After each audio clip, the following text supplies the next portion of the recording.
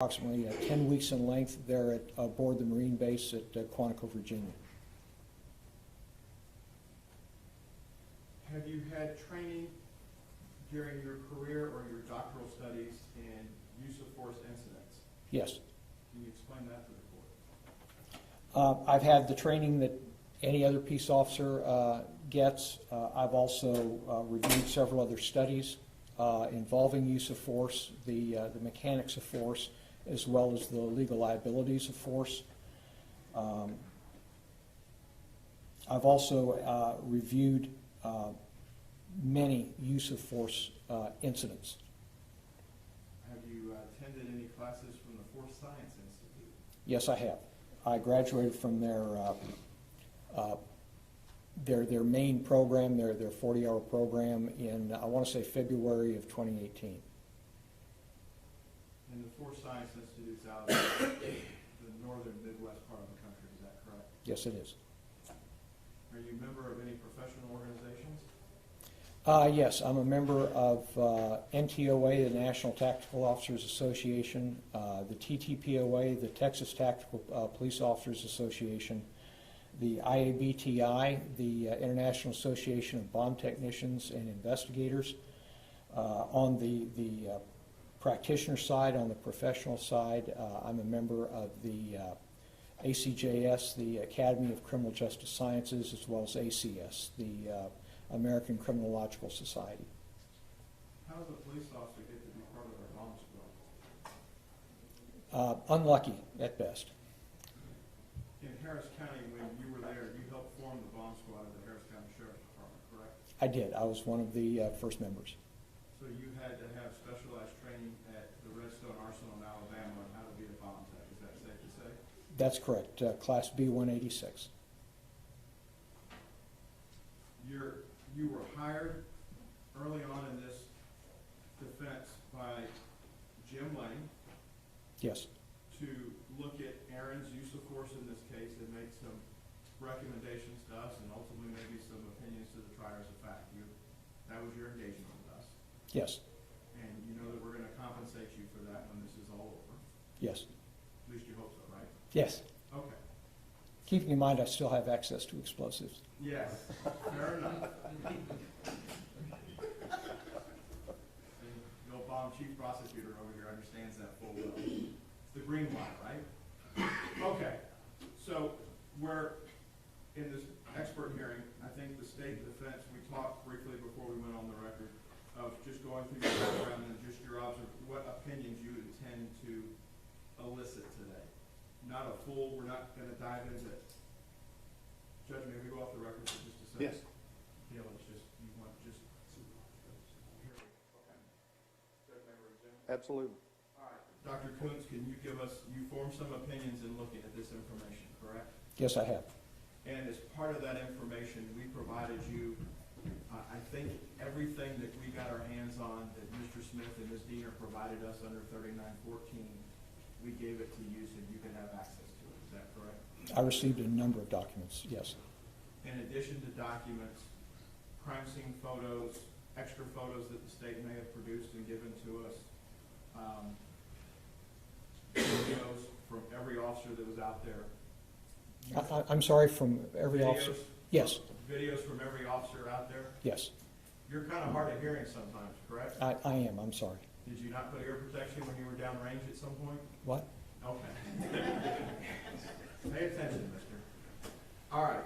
So what opinions are you here to give to the jury? Can you give us a high-level overview of what your thoughts are on looking at this use of force incident? There are two incidents. The first, obviously, is the use of force itself. Was that proper police work? Was it justifiable under Texas law? And as well as the police procedures that were used by Officer Dean and Officer Darch in handling this call. So if we were to maybe break it down into three chunks, there's before they get to the gate, and then there's a couple incidents inside the gate. Is that a safe way to look at this? Yes. Can you take us what your opinions are before they got to the gate? In general or in detail? In general.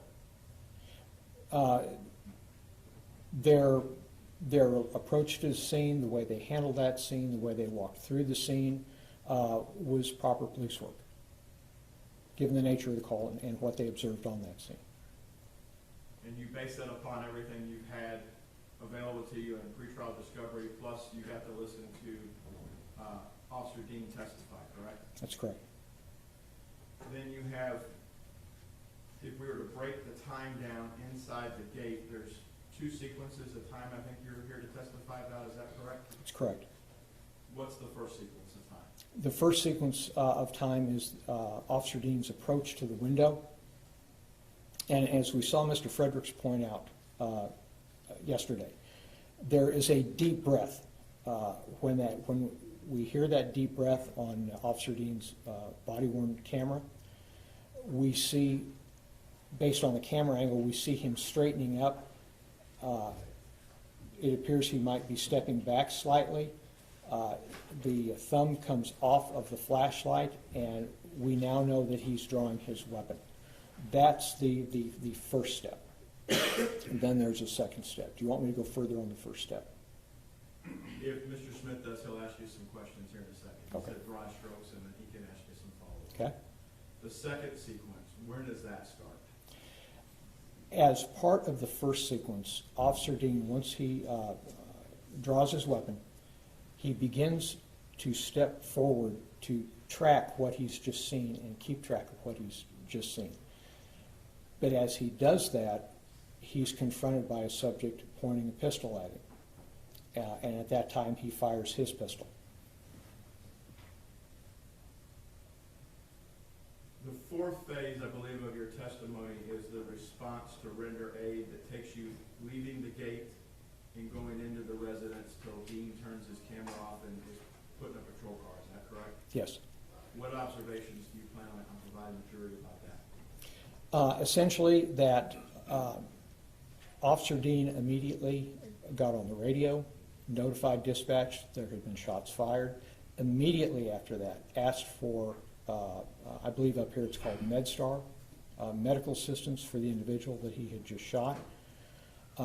As they are backtracking out and going to the front door, he's asking Officer Darch if she has her TACMed bag, which is basically a small first aid type of kit to render aid.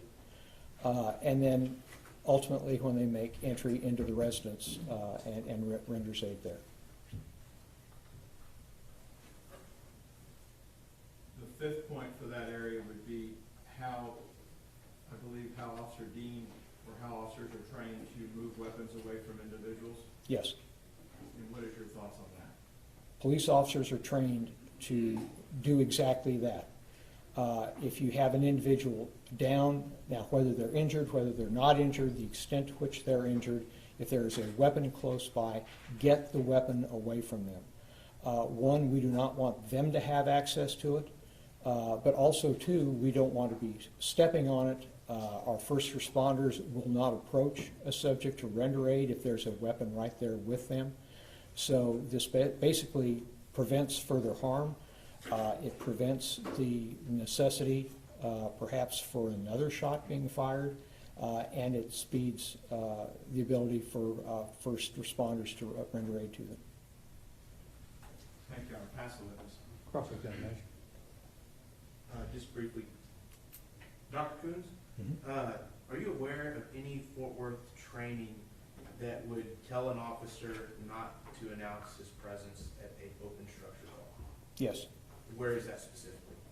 I don't know it specifically, but it is common practice. It is common, and it's in Fort Worth policy, that caution is to be used when approaching possible crime scenes. But where specifically, in any training, did you review all the training documents for Officer Dean?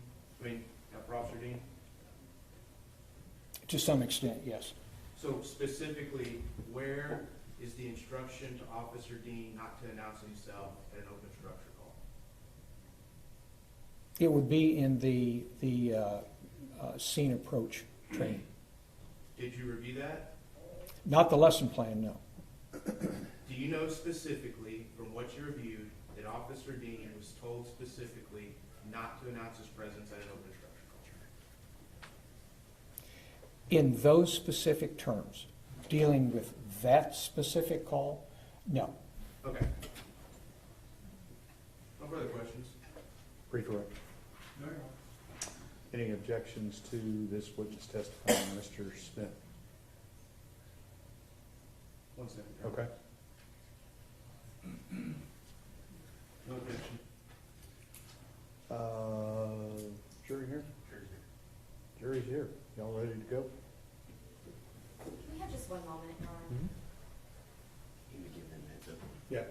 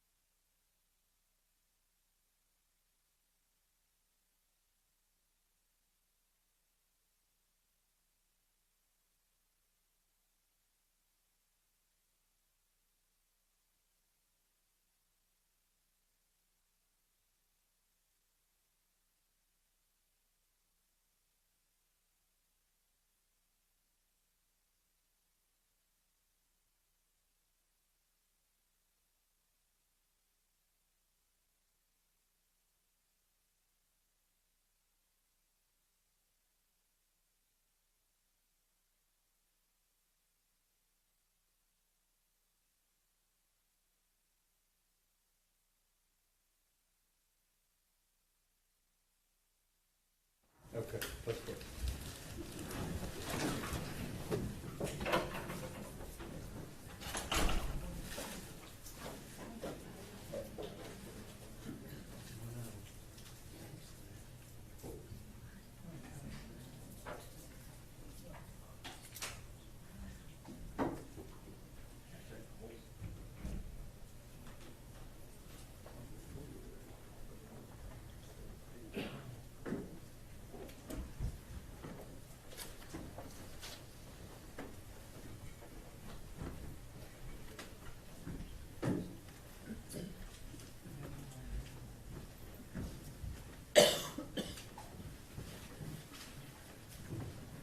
Everyone may be seated. We're waiting on one juror.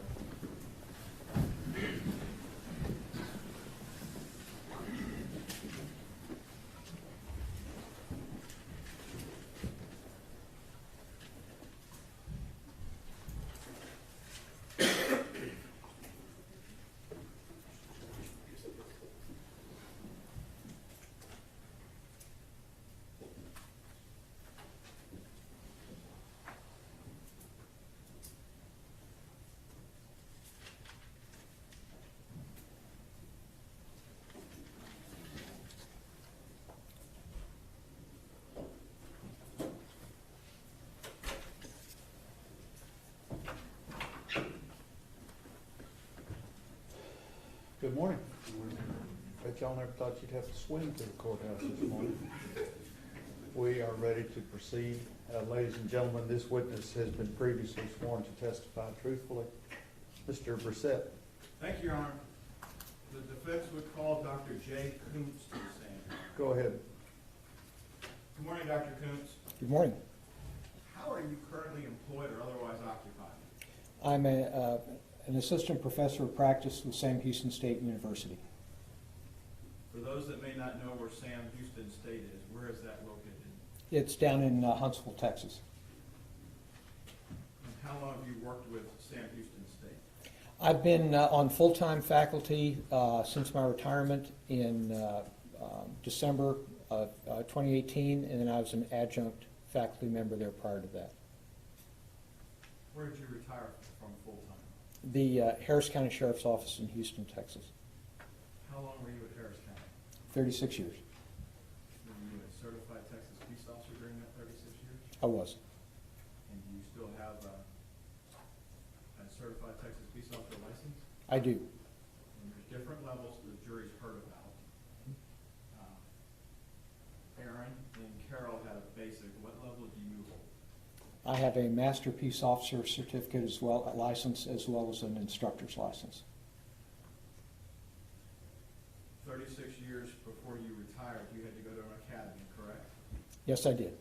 And where did you go to an academy to begin with? The Harris County Sheriff's Academy, and they're in Houston. You've had a chance to listen to some of the testimony here this week and review the materials in this case. 36 years ago, they still teach the basics that they do today in the police academies? The basics, yes. In addition to going to a police academy, what other type of training have you had that prepared you to come to court today? I've had a number, literally thousands of hours of in-service training throughout my time with the Harris County Sheriff's Office. I've also attended the FBI Hazardous Devices School in Redstone Arsenal, Alabama, where I was certified as a bomb technician. I have attended the FBI National Academy in Quantico, Virginia, which is a leadership and management school for police administrators throughout the United States and throughout many parts of the world. Dr. Koontz, to be called doctor, what type of formal education do you have as well? Well, I completed my doctoral studies in 2004 there at Sam Houston. Prior to that, I completed a master's degree in '98, and then my bachelor's degree in 1980. Yes, 1980. Your doctoral's in criminal justice? It is. And what is criminal justice from an educational perspective? What are you teaching? What I teach in our Master of Science program, which is geared toward mid-career practitioners. So we're talking sergeants, lieutenants, captains in law enforcement agencies throughout Texas. In our online program throughout the United States, we've even got some students with the Chinese National Police. And we basically bring them up to speed on several aspects in criminal justice. I teach management and administration, administration and leadership, as well as ethics, and then human resources. Why ethics to mid-range police officers? Ethics is critical to policing in the United States.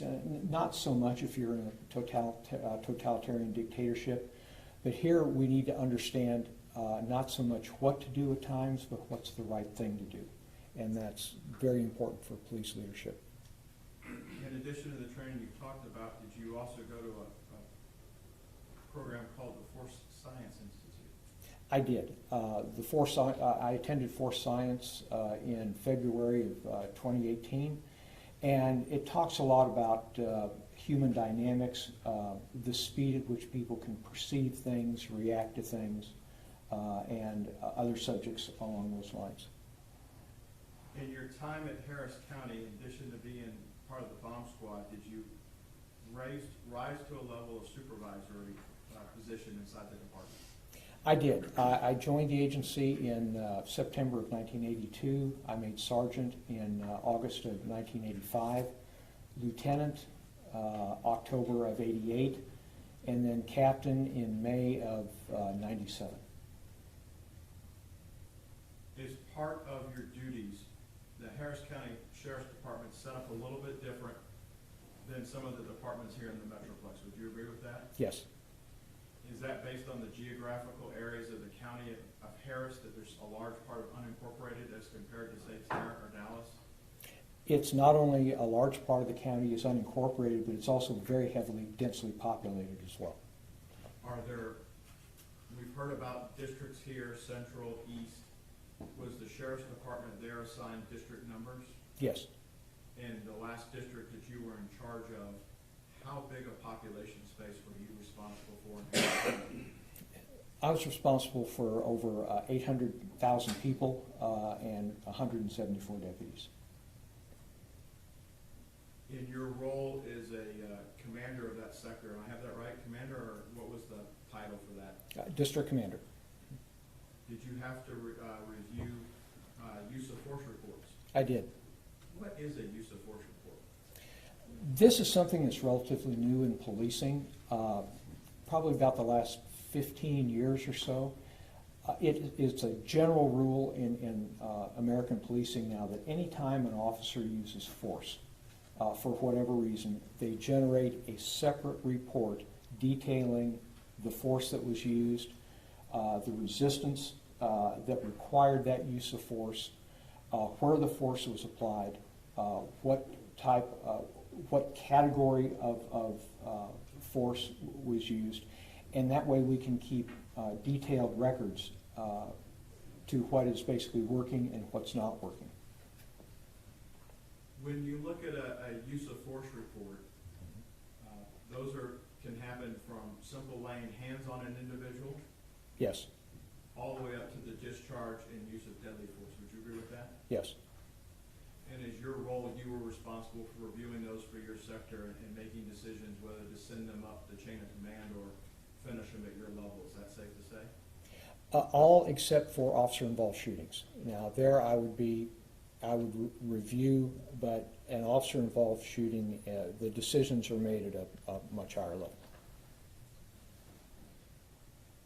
Whether it's a simple use of force with hands or an officer-involved shooting, it's important to walk through the process and evaluate this from the eyes of the officer at the time, knowing what they knew. Is that a safe statement?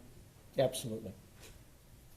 You've had a chance to review a bunch of materials when Mr. Lane retained you to be part of the defense team. Is that safe to say? Yes, it is. You've had a chance to look at State's Exhibit 1 and then the work that Mr. Fredericks did on the video, breaking it down frame by frame and showing you what you could discard from the image and what you could pay special attention to, correct? Yes. Are you prepared to walk the members of the jury through how you would grade and walk through this use of force situation here today? I am. In addition, there's been a lot of talk, and you've been here this week. Expert row is right here on the front row behind us. A lot of discussion about general orders. Yes. You're aware that Fort Worth has general orders. Yes. Is it safe to say every department in the country has general orders? I would hope so. Department of Justice for their agents has an overarching set of general orders for their agents as well. Yes.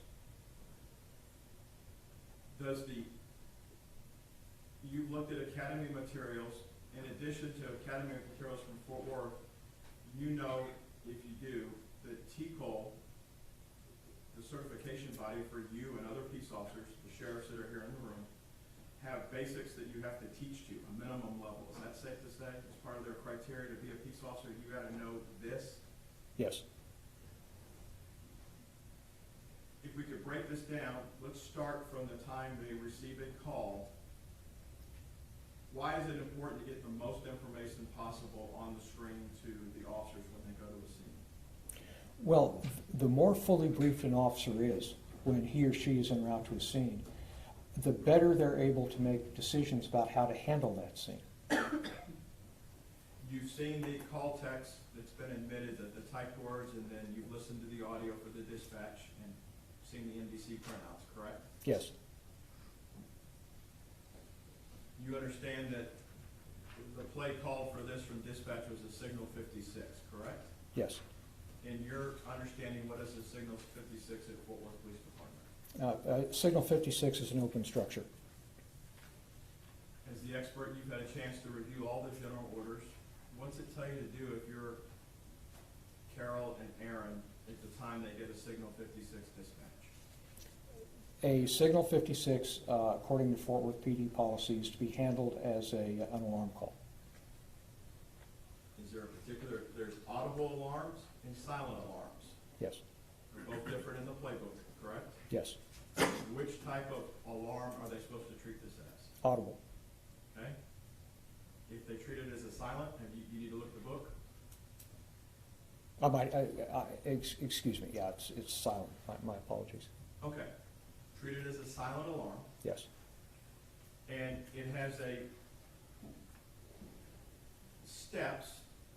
They don't say you have to go in order, but there's a checklist that you have to accomplish, correct? yes, The deputies under your command during your 3 decades at the Harris County Sheriff's Office, would you expect that your deputies would know each step for every one of the things in a general orders book that's 3 inches thick?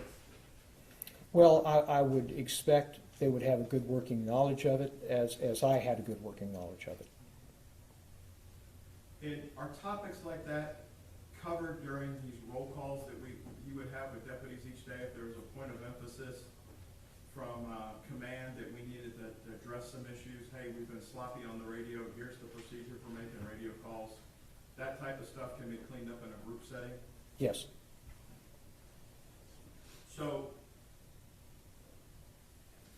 you've read the general orders for Fort Worth. Do they require Aaron and Carol that night to have a general understanding of all the orders? yes, they do. General understanding, and they have to be able to function and adapt the orders to the scene that they're faced with. Is that safe to say? Yes. Why is that important when you're looking at stuff? Well,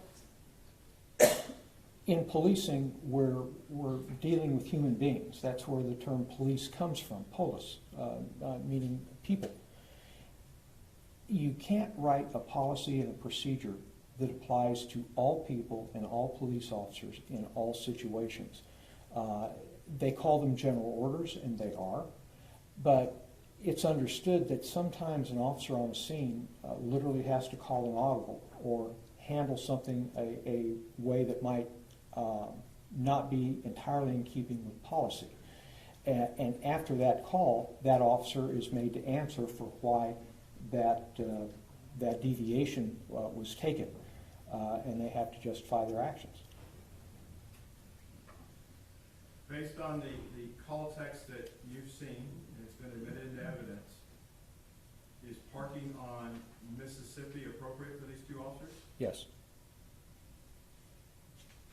What are your thoughts on how they ultimately walked up to the house in question? Well, there's,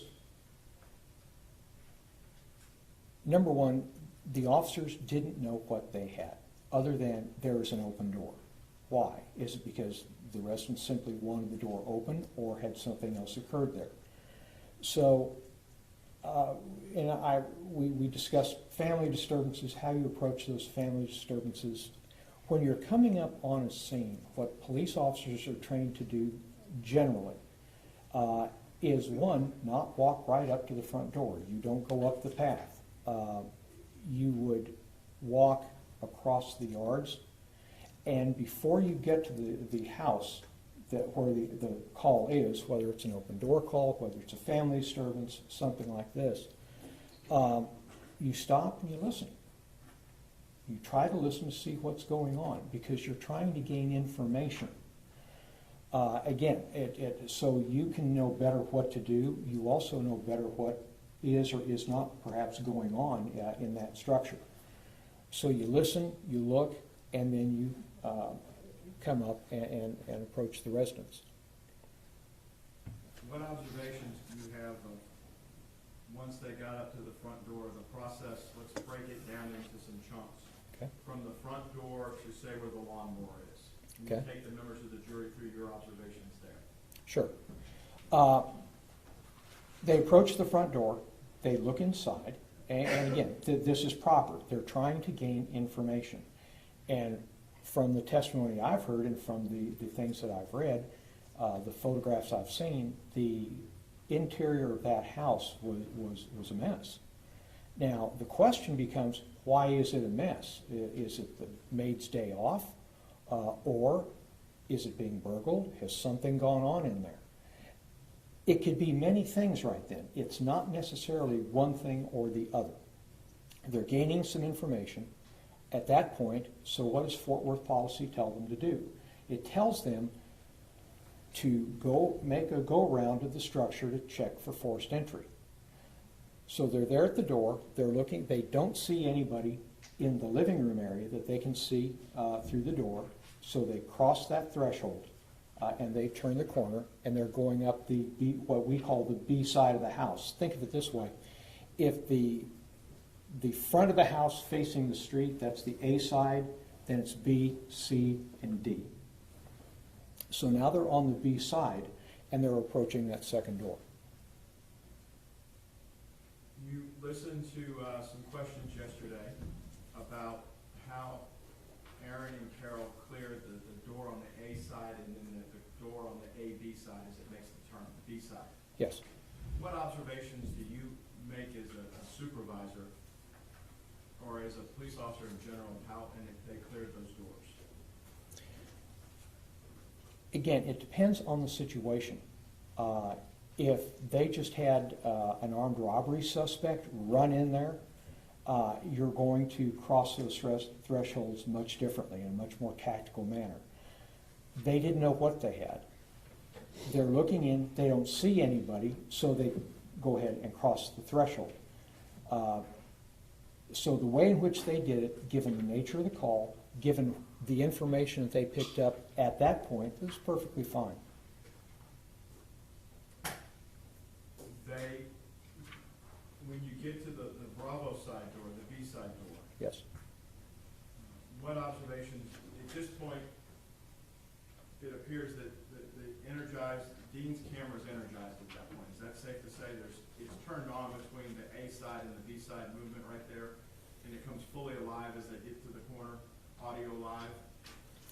I think it comes on when they're at the front entrance, and then shortly thereafter the audio comes on with the two beeps as they're moving. What observations do you make of how they handle crossing the B door? Again, they're looking, they're listening, they're talking with each other. They still don't see anything, although they're seeing more. Now they're seeing cabinets open, they're seeing drawers opened. This is concerning. Again, it could be just the fact that whoever lives there doesn't really close their cabinets. But it's also a sign of a burglary. But the problem of it is they don't really know. There's nothing definitive right now to tell them what they've actually got. They look in the area, they don't see a threat, so they cross that threshold.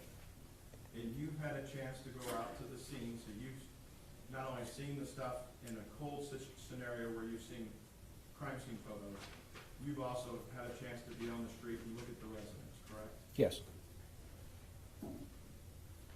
Once you clear the Bravo window, the B door, are there any windows past the lawnmower till we get to the backyard? I don't believe so, no. You were here yesterday and there was questions about how to clear the two cars, correct? Yes. What are your observations about how these two rookies cleared those cars? Again, they were talking and they cleared the cars. There are officers that won't. They'll forget them, and that's not good police work. They took the extra time to clear those vehicles to make sure either A, there was not a suspect, or there was not a victim inside those vehicles. They did just a fine job.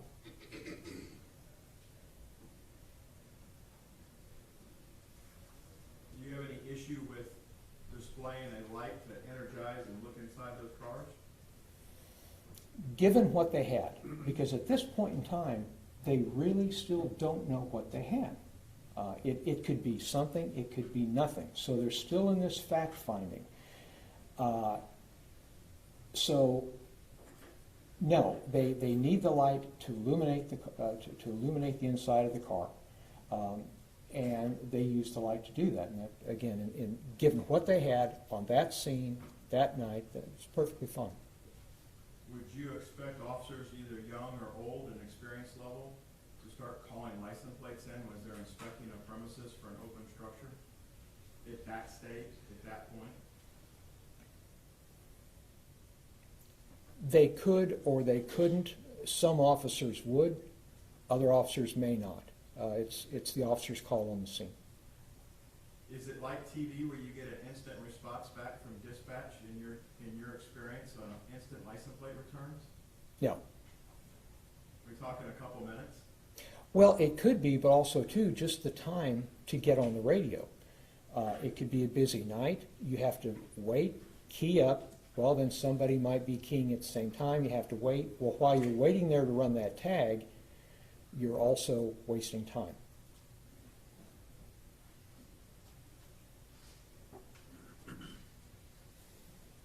Having visualized the scene in person and then looked at the photos, the time that Aaron takes as he goes on the B side of the structure, down the right-hand side of the vehicles to the detached garage, what are your thoughts on how observing that human door and then the roll-up door were done by Dean at that point?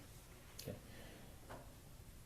What I'm seeing here is both officers are being very methodical. This isn't a rush in, a run to get to the backyard or wherever. This also isn't something that they're taking in a cavalier manner. In other words, this call's no big deal. We're wasting our time here. They're taking it step by step. They're proceeding slowly and methodically. As Dean made the corner at the car, he's checking the garage door for forced entry. He's also checking the walk-in door for forced entry. Again, given what they had, was this a detailed, down on his hands and knees inspection of the door? No, but that wasn't really necessary at that time. A quick look, a quick sweep to see if there's any obvious signs of forced entry on both of those doors. As part of your preparation for this case, you and Mr. Fredericks had a discussion, several discussions, regarding his observations, both visually and the audio that he recognized and discerned and prepared an exhibit that was admitted yesterday, correct? Yes. And are you able to, having looked at the timeline, may I approach your arm? Yes.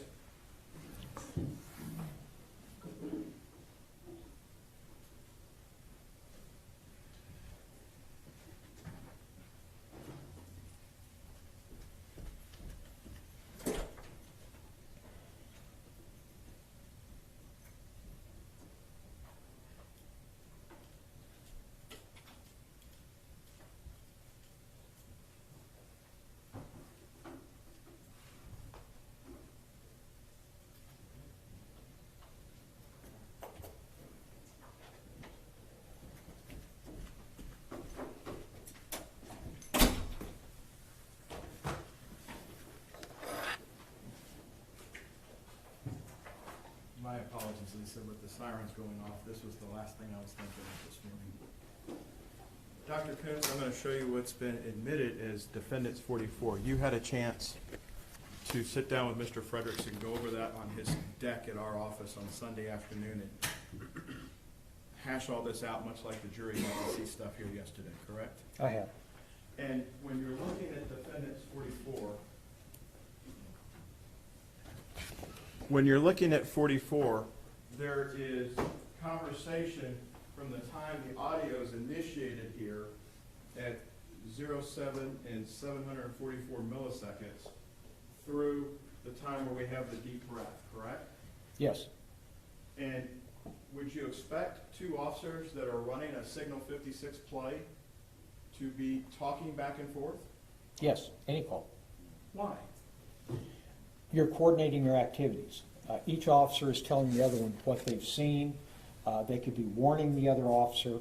But again, this is, right now, we're trying to gain information. And by talking with each other, they're coordinating their activities and they're giving each other information.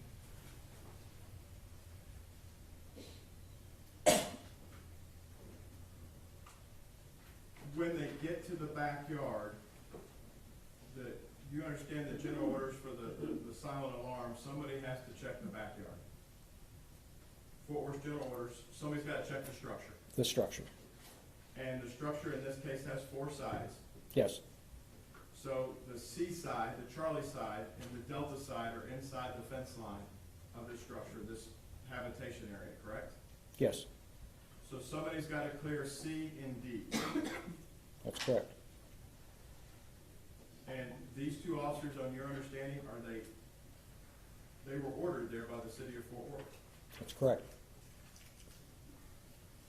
Their crossover move that Officer Dean talked about yesterday, do you have any concerns or anything with how they entered the gate, entered the backyard to cross over, given that they had to go in there? No, that was the way that it's taught. What do you mean by that? Well, think of it this way. You have two officers at both sides of a door, a gate, whatever. If they come in and go like this, well, they're having to stop their motion one way, turn, and then go the other way. It's very inefficient. It also slows them down. What you don't want to do, you want to spend as little time as possible there in that doorway. As we heard yesterday, it's called a fatal funnel. So you want to speed your way through there. And by crossing, it gets you through there very efficiently and very quickly.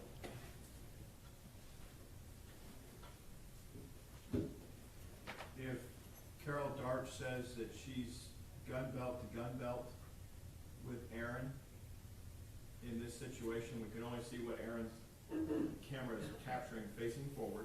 Yes. Safe to say? If Carol Darch says she's gun belt to gun belt with Aaron, where do you place her in that scene at that time, after they've crossed over? I would place her immediately to his left rear.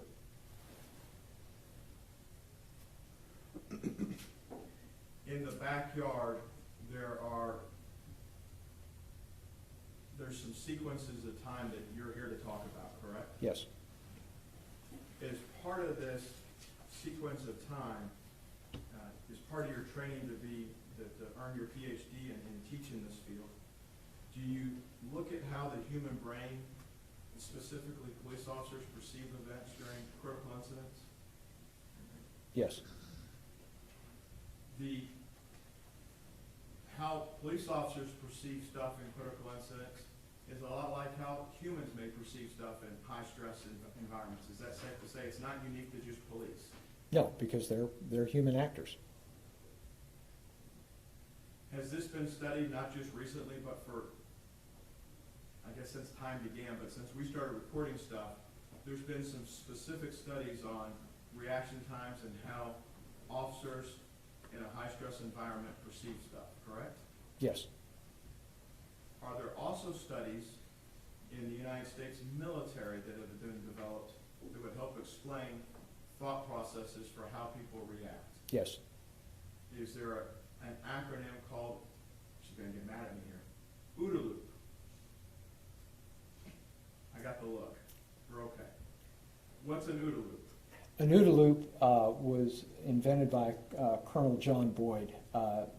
Colonel Boyd was a fighter pilot during the 50s and before, but he would fly from base to base, and at the O Club, he would make his fellow fighter pilots a bet. And he would say, I can start off up in the air in a position of disadvantage, and within 40 seconds, I can be in a position of advantage over you. And he'd make him a $100 bet. He never lost that bet, according to what I've read. And he developed what he called the OODA loop. That was his methodology of doing that. The first step is called observe. First, you literally have to see. You have to observe something, whatever that may or may not be. The second step is you have to orientate yourself. What is that? And you react on your training, your experience, a number of things to figure out what that is.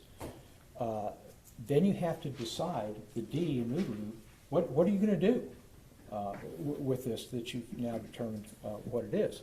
And then last, the A, you have to act on it. So those are the 4 steps of the OODA loop. Did you prepare a poster board for us to help explain that to the jury? I did. May I approach now? Yes, sir.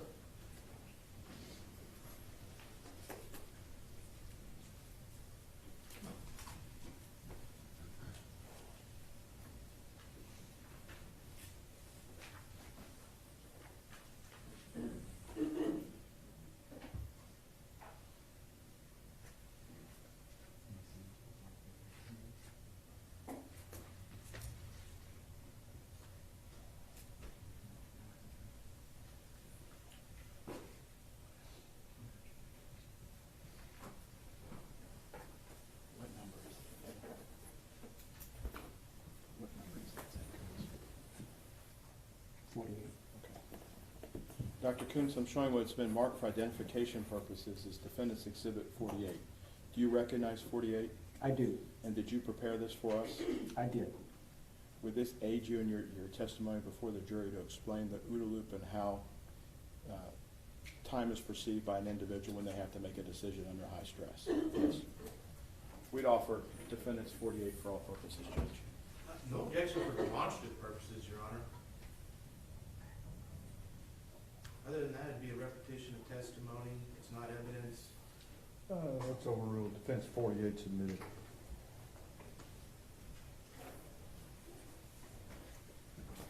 May it be published as well, Your Honor? Yes. Dr. Koontz, if we could start, will you step down, Your Honor? Yes. Dr. Koontz, we got 14 in the box, so let's break it 7 and 7. Let's start down here and take us through, and then we'll go down there where the other side can see, okay? Okay. Can you, on the exhibit, can you take us through the decision process you talked about here? Sure. First, we begin with an observation. And that includes both outside information, in other words, this is something new that's just coming in. When you came in this morning, you saw me on the witness stand. You've not seen me there before. It can also be an observation from a changing circumstance. You're looking at something, you're first observing it, but then all of a sudden something changes. So those are your observations.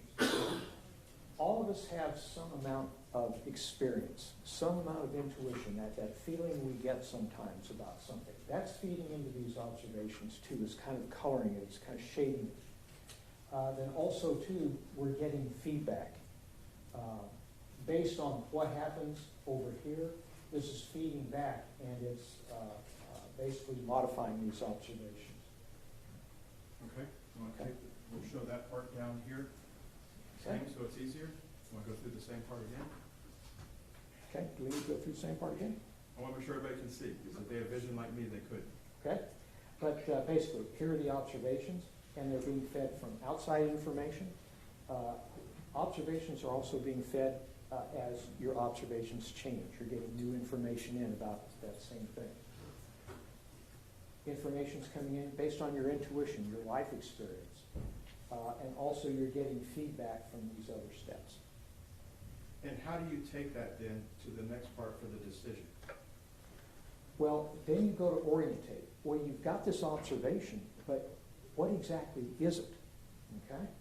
Well, it's going to depend a lot on your cultural traditions, what your thinking is about it, also any new information. What do we have now on our belts? We've got our phones. We have a question about something, first thing comes out to Google, and we find out new information. Let's move that down here so Okay. everybody can see. So same area, so you're orientating. What are we showing here? Basically, what you're doing is you're taking an observation in the abstract and you're making sense out of it. What does it mean to you? And once you orientate, you have to make a decision as part of this process, correct? Yes. And how does that boil down? Basically, based on your observation, what you're making out of it, well, now you've got to make some sort of decision, what you're going to do next. And is the decision the same as acting? No, not at all. How so? Well, every year along about this time, I make the decision to watch my diet in the new year and lose some weight. I don't act on it, unfortunately. So decisions and actions are two different things. We can make a decision that doesn't necessarily result in an action. Thank you,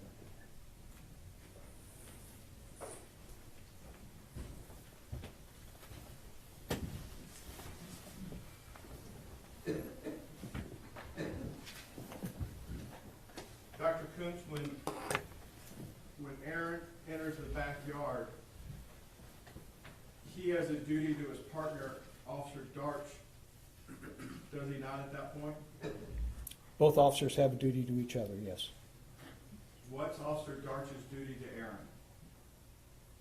Aaron? To safeguard him, to protect him as best you can. And would that be Aaron's duty to Officer Darch? Yes, it is. Darch has cover over the backyard, on the seaside, going back past the garage down the right, and the rest of the backyard that's visible at that point, correct? Yes. Aaron's cover is a little bit different because there's a window as soon as they cross it. Can you explain how you expect and what you observe here in that area? The physical layout of the area? Physical layout of the area. Once you go through the gate, to the immediate left is a fence line. And this fence line continues right to the edge of the window. So there's no room on the left side of the window as you're looking at it.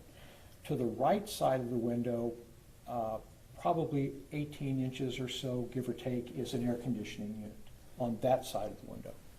And we don't have the exact measurements, but you've got it based on the crime scene photos and dimensions of what we do know about window trims and stuff. We can make a rough estimate as to where stuff is. Yes. It's safe to say the AC unit out there is not 1 feet 9 inches wide. I wouldn't think so, no. Okay. This OODA loop, does Aaron go through more than one OODA loop, in your opinion, at the window? Yes. Can you break that down for the jury and give the jury the first OODA loop? Okay. The first OODA loop is the approach to the window. Just like when they approach the property, check the A side, check the B side, check the garage, went through the gate. They're gaining information. They're making observations. They're orientating to those observations. They're making decisions, and then they're acting. They're moving forward. They're going through this the entire time that they're making the approach. When he's coming up to the window, all of a sudden he sees a figure, and it startles him. You can see that here in Mr. Frederick's audio analysis right here, where it says the deep breath. When he takes this deep breath, you can see his thumb goes off the momentary switch on the flashlight, and he straightens his body up. At this time, it looks as though he's moving slightly backward and he's drawing his weapon. So this is one OODA loop. He's made an observation. It's a figure in a window. What's that figure doing? It's bent over at the waist and it's reaching for something. He's wondering what that is. He doesn't know. So he makes a decision. It could be a burglar. I need to arm myself. What would a reasonable police officer do in those same or similar circumstances? A reasonable officer at that point in time is going to draw their weapon if they haven't drawn their weapon already. Then he steps forward to keep engaged and to keep watching what that individual is doing, to keep sight of that individual. That's the first OODA loop. In that OODA loop, and looking at Mr. Frederick's visualization of the audio, you have the deep breath, and if you overlay that back on the video, you have a frame that's completely black out there. Is that the time frame we're talking about of the deep breath? Yes. You heard from Aaron's testimony yesterday about the training at the academy and training in the line of duty training with this holster with a light on it. They're taught to turn the light on with their offhand. Yes. And to you, the offhand's the hand that's not holding the firearm. Is that safe to say? It's called the support hand, yes. He wasn't able, you were able to visualize and make some observations. Was he able to turn the light on the frame rail with his offhand? No.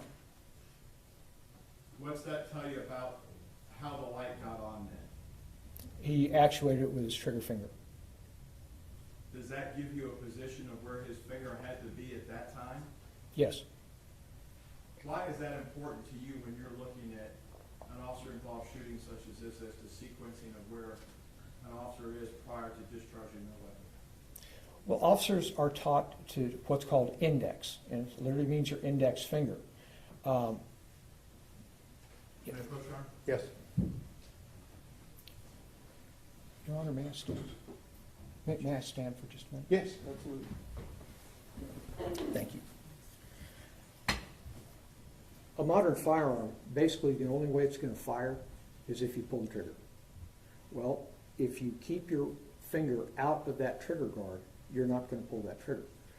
So what we've been teaching probably for the last 15, maybe 20 years is to do what's called indexing. When you're holding the weapon, you keep your index finger here.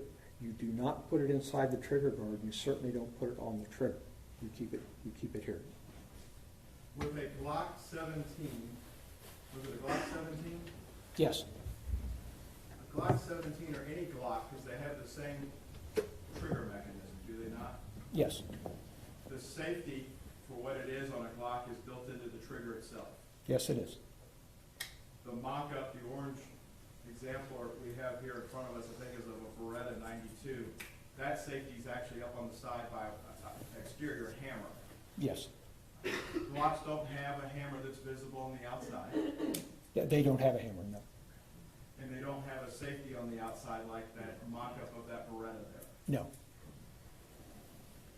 So the training, this wasn't an accidental round or reckless. This, if the finger's here for the light, to turn the light on, we know at some point Aaron's finger's not in the area where the trigger is. Is that correct? That's correct.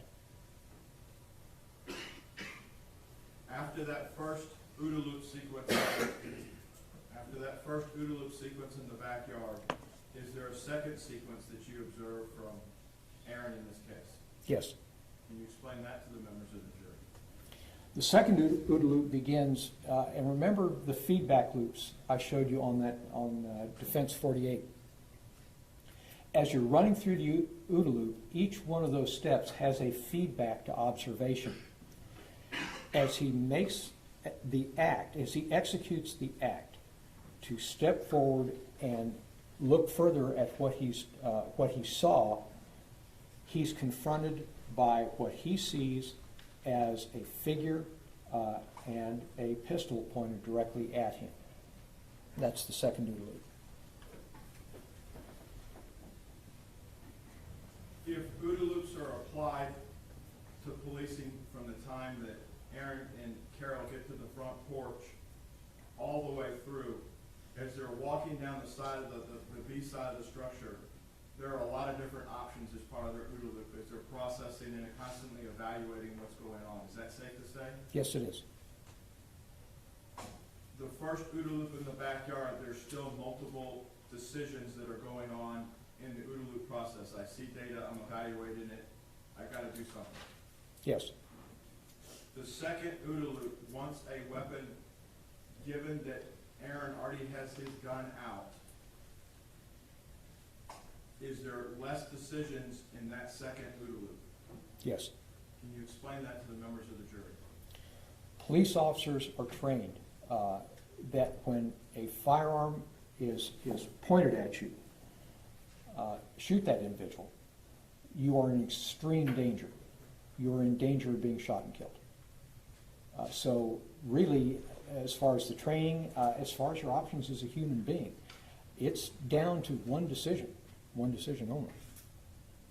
Have there been studies as part of your education that you reviewed and understand that illustrate this? Yes, And is there a study known as the Blair study? yes, there is. Can you explain to the members of the jury what the Blair study was about? Blair and his colleagues at Texas State University had a question. What do you do if a suspect is standing, Your Honor, may I stand for just a minute? What does a police officer do if a suspect is standing with a weapon down at his side like this? Do you shoot him? Do you not shoot him? What do you do? What is the reasonable thing to do? So what they did is they conducted an experiment where they had a Confederate stand just like that. And they brought in actual police officers. Both the Confederate and the officer had these very fancy research glocks. They've got all sorts of computer stuff wired up to them. So they can literally time when your finger touches the trigger, when the trigger's depressed. It's amazing what they do, and it feeds right into a computer. So what they told the officers is, okay, you're going to go in here and you're going to confront a suspect. The suspect is going to have a weapon down at their side. You're going to tell them, drop the gun. And they're either going to comply and drop the gun, or they're going to bring the gun up to you. If they start to bring the gun up, you shoot them. Got that? Got it. What they found was that the suspect, standing like this, can bring this weapon from here up to here in 0.38 seconds, less than half a second. The officers were told to stand like this in a ready-to-shoot position, okay? And if he drops the weapon, well, fine. But if he brings it up to you, all the officer has to do is fire. The officer took 0.39 seconds on average to fire his weapon.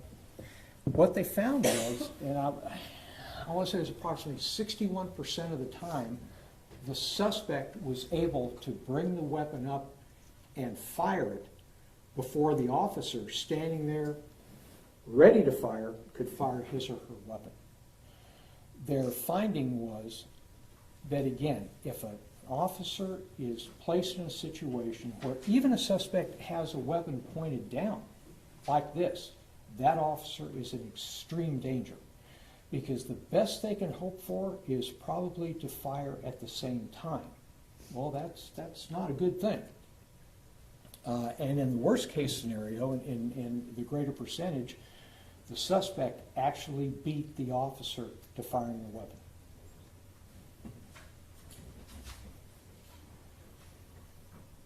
That study came out and was published, subject to peer review, back around 2011, as I recall. That's correct. Aaron went to the academy after 2011, based on your understanding, yes? Yes. Would an example that both Aaron and Officer Darts have talked about, where the target is bladed toward them and then it pivots to shoot, would that help simulate that in a different world of reaction time to get the officer's muscle memory to get to a point where they're able to discharge their weapon in a rapid fashion when they perceive a threat? Yes, that's the entire purpose.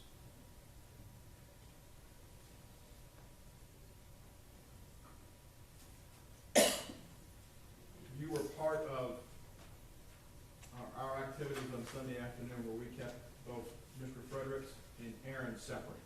Yes.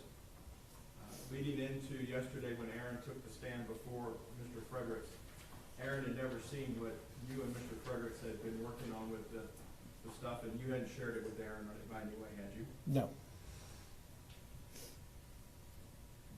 There was discussion as you sat here yesterday when Aaron was on the stand about Aaron seeing the barrel of the gun and it was rather large. Yes.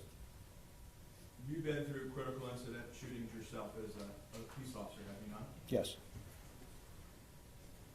You've researched this area and worked in this area extensively. Is that safe to say? Yes. What happens with an officer when they're faced with a weapon where you hear, I don't see their hands, all I see is the barrel? What are we looking at there? Well, there are three things that can happen, and happen in a very high percentage of officer-involved shootings. If you remember, Grant Fredericks told us that human vision is about 180 degrees, a little more than 180 degrees. He said you could waggle your fingers like this. That 180 degrees decreases to about 2 to 3 degrees. It's like you're looking down a toilet paper tube, and it's called tunnel vision. I experienced this myself on the last critical incident I was involved in. I gave testimony to the grand jury that it was a struggle between myself and a person trying to disarm me. And they kept asking me about the third guy trying to reach in and grab the gun. And I kept saying, there's no third guy there. Yes, there was, back and forth. Come to find out, there was a third guy there. But I was so fixated on retaining control of my weapon, I didn't even see this guy standing right here reaching in to grab the gun when the shot was fired. That's tunnel vision. Second is auditory exclusion. Many times in the post-shooting investigations, officers will say the shots sounded muffled, or someone could be shouting at them right next to them. They don't even hear them. And last is time dilation. Time dilation, the officer can either perceive events as happening faster than they actually are or slower than they actually are. And again, these three perceptory phenomenon are common in most high-stress situations. And of course, an officer-involved shooting is a very high-stress situation. Actually, being faced with a deadly weapon is more high stress than just being a peace officer in general. Is that safe to say? Absolutely. The three things you just talked about, is that part of what we would generalize as the lizard brain of our body? The reactions that take place? Yes. Under stress, you revert to your training. What is the lizard brain in the studies in the vernacular? Well, it's you're losing your ability for logical, reasoned thought. You're going into survival mode. And you understand, as part of Aaron's training at the academy, they have a whole week on officer survival. Yes. And additional training where they try to put the officers, and when you went to the academy, let's just say it's a while ago, right? Wow. They didn't have survival cities built back when you went to the academy after you left the Marine Corps to simulate what we're seeing now in today's society, urban conflicts, domestic violence. That scenario setup really wasn't there in that capacity as it is now, both in the military and in police departments. Would you agree with that? I would. And maybe we took that from the military as they've been overseas for 20 plus years of building whole cities here to replicate what they see overseas. Departments, officers that have come back to serve as peace officers have brought that type of training in realistic venues for police officers. Is that safe to say? Jen Jar's leading and compound question. Sustain. I'll rephrase. You understand there was a city in Fort Worth in the academy for them to do realistic training. Is that safe to say? Yes. And you understand as part of Aaron's training in your review that he got to, they can't recreate all the stress that an officer faces when there's a loaded gun pointed out. I'm sorry, say this again. Can you simulate, Dr. Coons, what you experienced in your critical incidents or what Aaron experienced in training in an academy?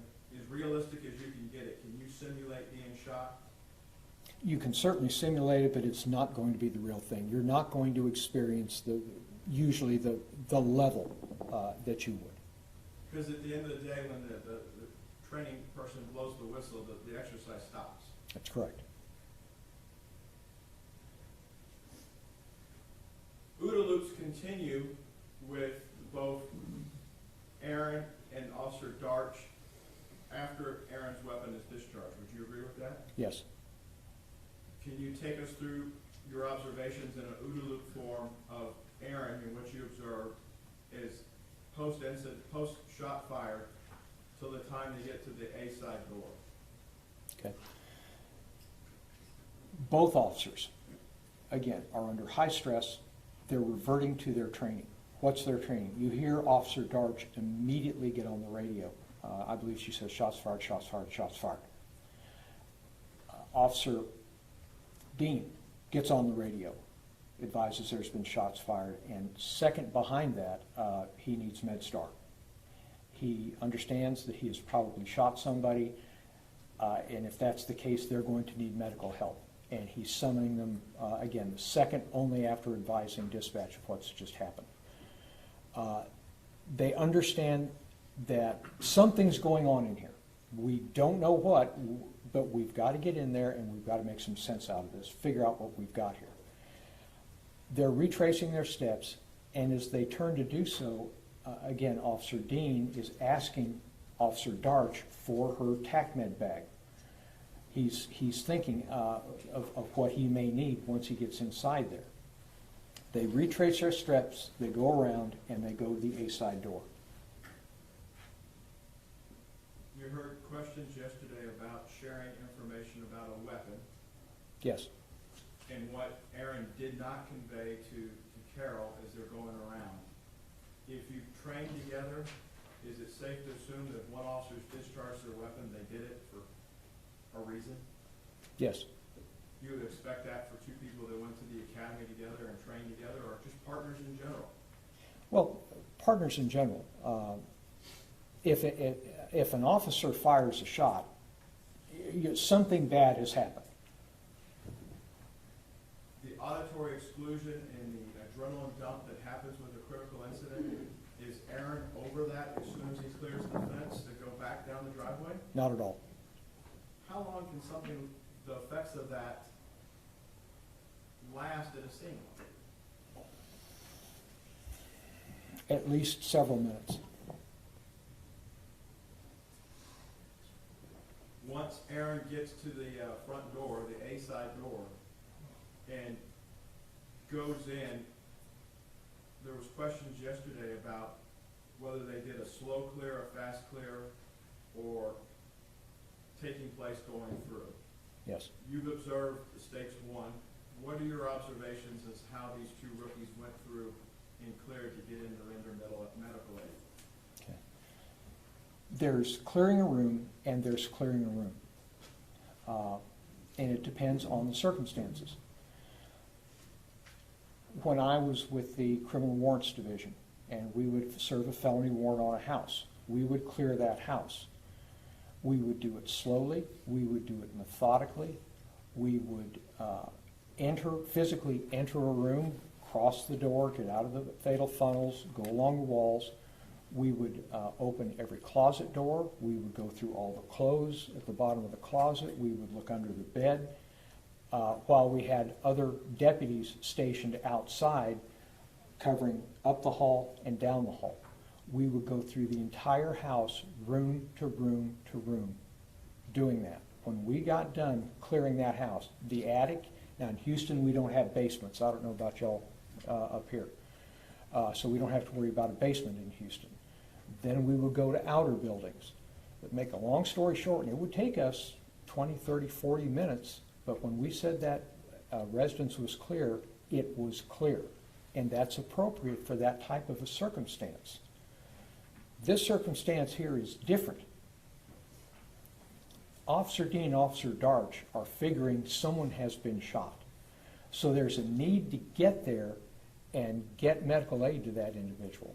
On the other hand, they still don't know what's actually going on in that house. There could be dangers in that house. So what they're doing is what Officer Dean described incorrectly as a fast clear. What they're not doing is just running from the front door straight to the back bedroom, or somebody might step out of a room and shoot them in the back. They are making observations as they're moving quickly. They're looking into each room, making sure there's not someone right there. They're proceeding forward. So what they're doing is they're balancing their priorities on the given situation with the understanding there's somebody down there that might need medical help. So that's a different type of clear. That's a fast clear, and it's appropriate for that type of circumstance. Would you agree with me that every decision an officer makes, there's a calculated risk to it for their own safety? Yes, just putting on the uniform.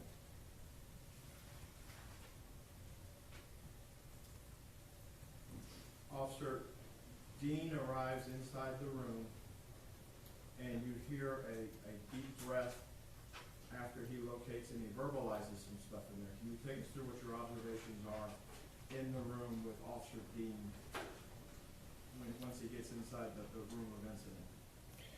Well, Officer Dean locates, he approaches Ms. Jefferson, he locates the weapon. You can hear Officer Darch approaching Zion, talking with him, telling him he's not going to be arrested and removing him from the room. And then Officer Dean takes custody of the weapon and relocates the weapon.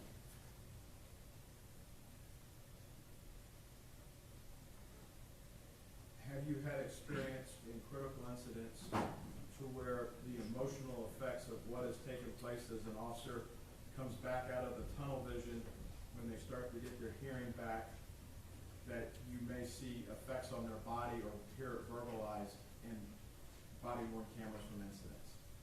Yes. Anything that you observed in watching and listening to the video of Aaron's in that room that's inconsistent with what you would expect an officer that's just been involved in a shooting to exhibit? No. You mentioned earlier about time can either expand or compress. What did you mean by that with relation? There was questions yesterday by the state about the time to render aid. Do you have an opinion in that area about how time can compress or stand still for officers that have just discharged their weapon and been in a high-stress event? Well, even though he was under an extreme amount of stress, one of the first actions in the immediate aftermath of this event was Officer Dean considering medical help for Ms. Jefferson. He verbalized it on the radio after notifying dispatch, and then in asking for Officer Darch's TACMED bag. So concern for her welfare, concern for getting her medical treatment is on his mind. The issue of time, for the time to do something in the room after the weapon has been moved, is trained to move the weapon. Yes.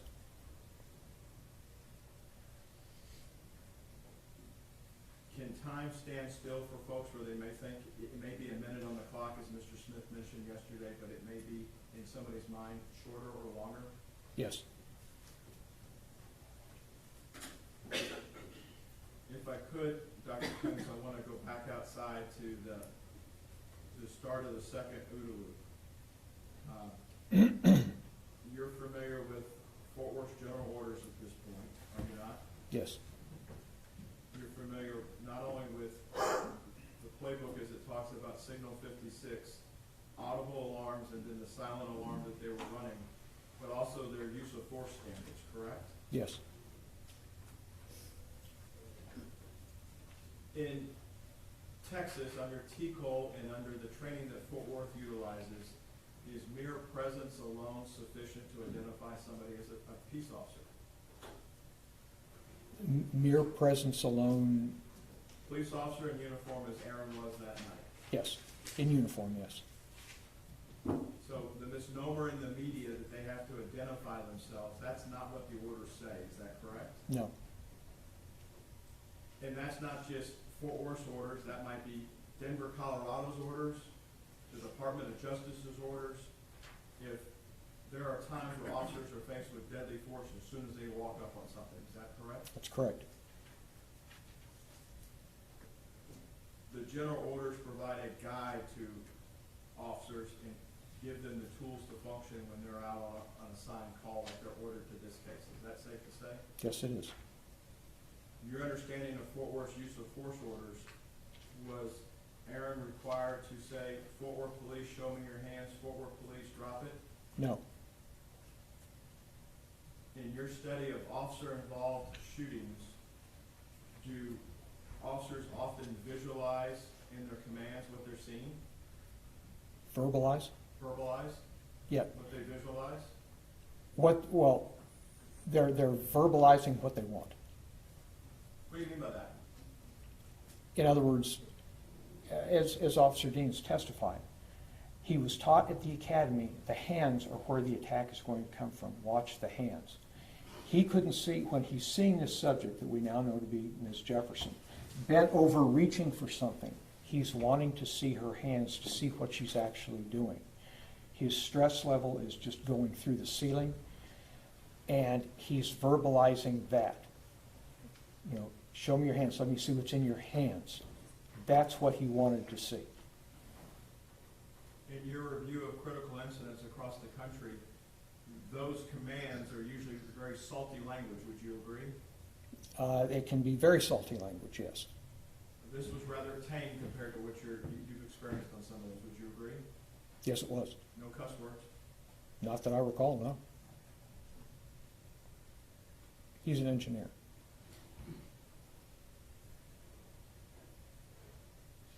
There's a lot of questions yesterday about grading papers. Yes, You were here. yes. Your understanding of how you apply use of force standards in making a grading system, you have to take their experience level into play, correct?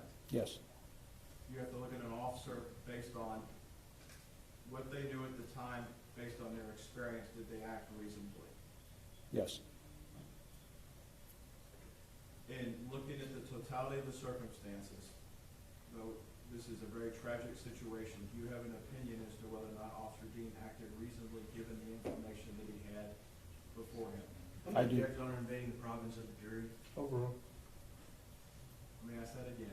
Based on, in calculating reasonableness for this, yes, you have to take the two rookies as they are. Darch isn't on trial, so you have to take Dean as a rookie. Do you consider him a rookie at that point? absolutely. He only had a year on the street. You have to take the rookie officer as he is, given what he's given from the call taker to dispatch to start with, correct? Yes, And you have to add up all the other data points as you go along till you get to the decision in the second who to the fire. Is that correct? yes, And is that where the decision stops? Is you judge what you knew at the time? that's correct. Do you have an opinion as to whether or not Officer Dean's actions that night on October the 12th, 2019 were reasonable based on your understanding of the use of force standards and the ability to defend himself against a deadly weapon? Officer Dean's actions that night, and yes, this is a terrible event. There's nothing good about this. But his actions as a police officer were reasonable in what he was doing. Thank you, Your Honor. Pass the witness. Let's take our morning break before we do cross-examination. We'll start up at 10:30, okay? See you then.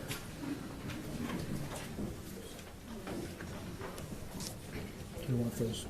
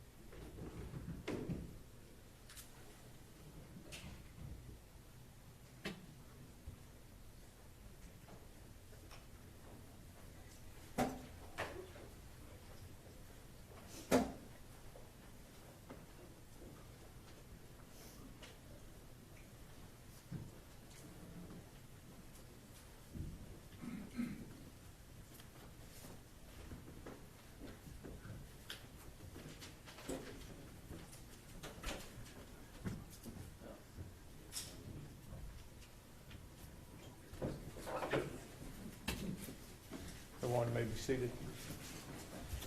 Mr. Smith, cross-examination. Yes, thank you, Your Honor. Dr. Coons, do you have a copy of the general orders up there, specifically 327.01 dealing with the silent alarm? No, sir. Do you remember those general orders? Not every one verbatim, no.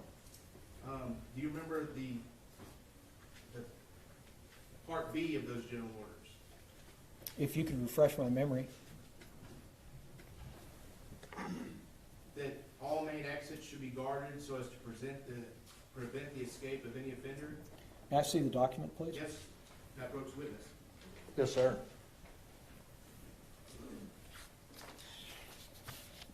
You're reading B. B. Yes, sir. Okay? So that's number 2, right? That's B. That's the second part of the general orders under silent alarm, isn't that correct? It is. That all main exits should be guarded so as to prevent the escape of any offender, isn't that correct? That's correct. And that makes sense as part of the general order for a silent alarm, which refers back to open structure, because the police wouldn't want anyone to escape while they are investigating that open structure, is that correct? Not necessarily. And notice it says should, not shall. What I'm asking is, why is that order there? Well, again, it's a general order. It gives general instruction to their officers on how to approach that type of call. And that's why it says should and not shall. But why is it there? It's to prevent people that are in that structure from fleeing, correct? It is there to give general guidance to their officers. But what is the general order? What message is it giving to the officer that's studying it, reading it, and acting out on it? It's giving them information on how they should handle the call. And that information is to guard the exits so that people cannot flee from the structure. Isn't that correct? That's one thing for the officers to consider. Yes. But isn't that the general message of the second part of the general order dealing with silent alarms? That's the message, and that's why it says should and not shall. So that way the officers can just have it out to act however they want? Is that it? Oh, absolutely not. But they can just pick and choose, should, shall, whatever. I mean, it doesn't matter as long as they get the general gist of it. You're going to grade those papers and give these officers a passing grade. Isn't that correct? Well, this isn't a test in the abstract. This is real life. It is real life, and somebody lost their life. Isn't that correct? It's correct. And somebody lost their life because of the decisions this defendant made in the early morning hours of October 12, 2019. Isn't that correct? The decisions made by the defendant and the decisions made by Ms. Jefferson. We'll get to that here in a minute. Okay, so now I'm going to get back to this OODA loop. Is that okay? Yes, sir. How long, when you discuss the OODA loop and someone is observing, and someone is orienting, and then someone makes a decision, it doesn't just automatically happen that they act on it immediately. Is that correct? Yes, sir. That's correct.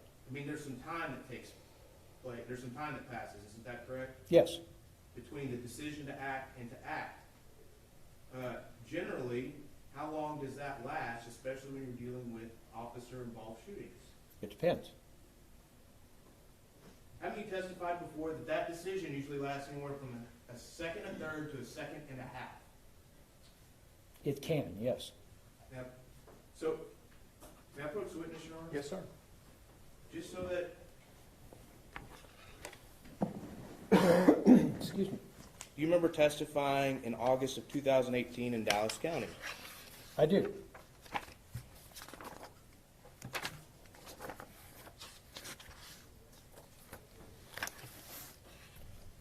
And in that testimony, sworn testimony, right? Sworn to tell the truth. Isn't it true that you said that according to the OODA loop and the research that you have, whenever the officer is orienting, then makes the decision, then it's anywhere from a second and a third to a second and a half for that officer to stop It depends. or act? It depends on the situation. It's situational. Now, if you're talking about this event is entirely different than this event here. So you're saying that the event itself can rewrite the neurological aspects of the human brain and the human nervous system that delay reaction times when a person intakes information and then decides to act. Are you saying that? Can you put that in a little simpler terms, please? Sure. The act that the person's going through doesn't change the hardwiring of the person's brain, does it? It doesn't change the hardwiring of the brain. What it does, what changes is the person's ability to react to it. In other words, a simple stimulus will elicit a faster response. Now, more complex the decision is, the longer it's going to take. Now, this area of research started out probably in the late 40s and 50s with the traffic crashes. Basically, how long did it take people to take their foot off the throttle and put it onto the brake? What they found is that if the driver knew it was coming, it took them a lot less time to take the foot off the throttle, put it on the brake. If it was a surprise to the driver, it took them longer. Okay, so now let's get back to officer-involved shootings. I mean, you testified previously that in your OODA loop, that an officer in an officer-involved shooting, from the minute they take in the information, from the instance that they take in the information and decide to act, that action to follow through with it can take anywhere from a second, a third, and a second and a half. Isn't that true? Well, again, it's not my OODA loop, it's Colonel Boyd's OODA loop. I'm utilizing it. And again, the scenario is the same, the hardwiring of the brain is the same. However, that timing is going to vary based on the incident. Are you a neurological scientist? Oh, no. So let's get back to this. You've testified previously. Isn't it true that you've testified previously that the instant that the decision is made in the brain, for that action to be followed through, it takes a second, a third, and a second and a half? Isn't that true that you testified previously to that information? In that particular case, given the circumstances of that case, based on the research that I have reviewed, in that case, yes, it took that time. It took a second, a third, and a second and a half for that officer to decide to stop shooting and then get that message to his hand. Is that right? And then to stop shooting. In that event, yes. So someone is shooting, pulling the trigger over and over again, and to decide to stop from, and you talk about ping pong balls and all this other stuff, but it takes a second, a third, and a second and a half, according to your sworn testimony in 2018, for that message to get to the hand and for the hand to then do what the brain is telling it. Isn't that correct? Given that situation, that's entirely different from this situation, yes. Are you saying that Officer Dean's brain and nervous system and muscle reactions react any differently than the person you testified for in 2018?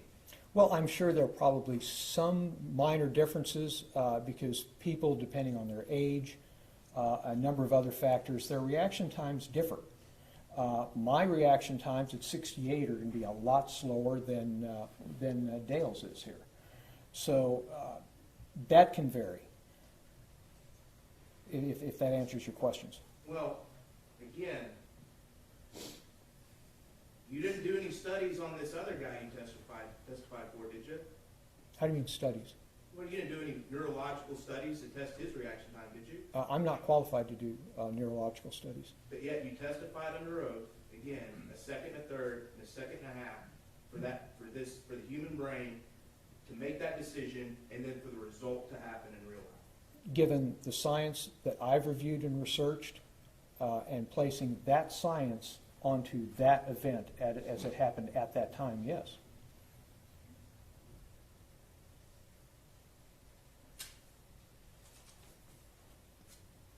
So,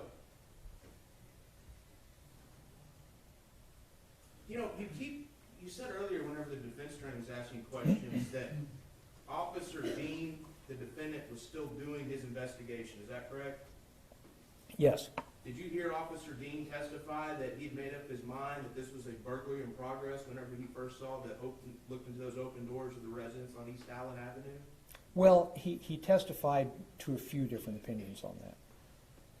Did you hear him say yesterday morning that he looked into those open doors on East Allen Avenue and decided that this was a burglary in progress? I also heard him say that it could have been a burglary in progress. Did you hear him say yesterday morning/afternoon when he testified under oath that when he looked in those doors, he thought that it was a burglary in progress, that he'd already made up his mind? Among other responses, yes. But he did say, you did hear him say that? I believe so. Okay. All right, so that would mean that the investigation's over, isn't that correct? No, it wouldn't, because as I testified, he testified that there were several other responses there too. It could have been other things. He testified that he didn't know what he had at that time. I'm not talking about what you believe is reasonable after looking at everything after it happened. I'm talking about what the defendant testified to under oath yesterday. I mean, are you calling the defendant a liar? What I'm saying is, he testified to many things. Are you calling the defendant a liar? No, not at all. Okay, so if the jury remembered what he said about when he made up his mind, that would be what they need to remember. Is that correct? Well, they would need to remember all his testimony, all the testimony that occurs here. But if he said he made up his mind, should they ignore what he said? Oh, I didn't say that. Okay, so that's important too, right? And he also said other things. Okay. So, again, you testified, I mean, him parking down the street, whatever, officer guards pull up to the wrong house, that's fine, but is it great police work if you're trying to conceal your approach to a home to walk straight across diagonally an intersection? Well, again, conceal probably is not the good term here. It's to be less conspicuous, because again, this isn't a SEAL operation. This isn't Army Rangers here. They're trying to keep a lower profile in approaching this scene where they don't know quite what's going on. Would you agree with me that walking straight diagonally across that intersection is the most non-conspicuous way across that intersection? Can you pull that picture up for just a minute, that aerial? Sure.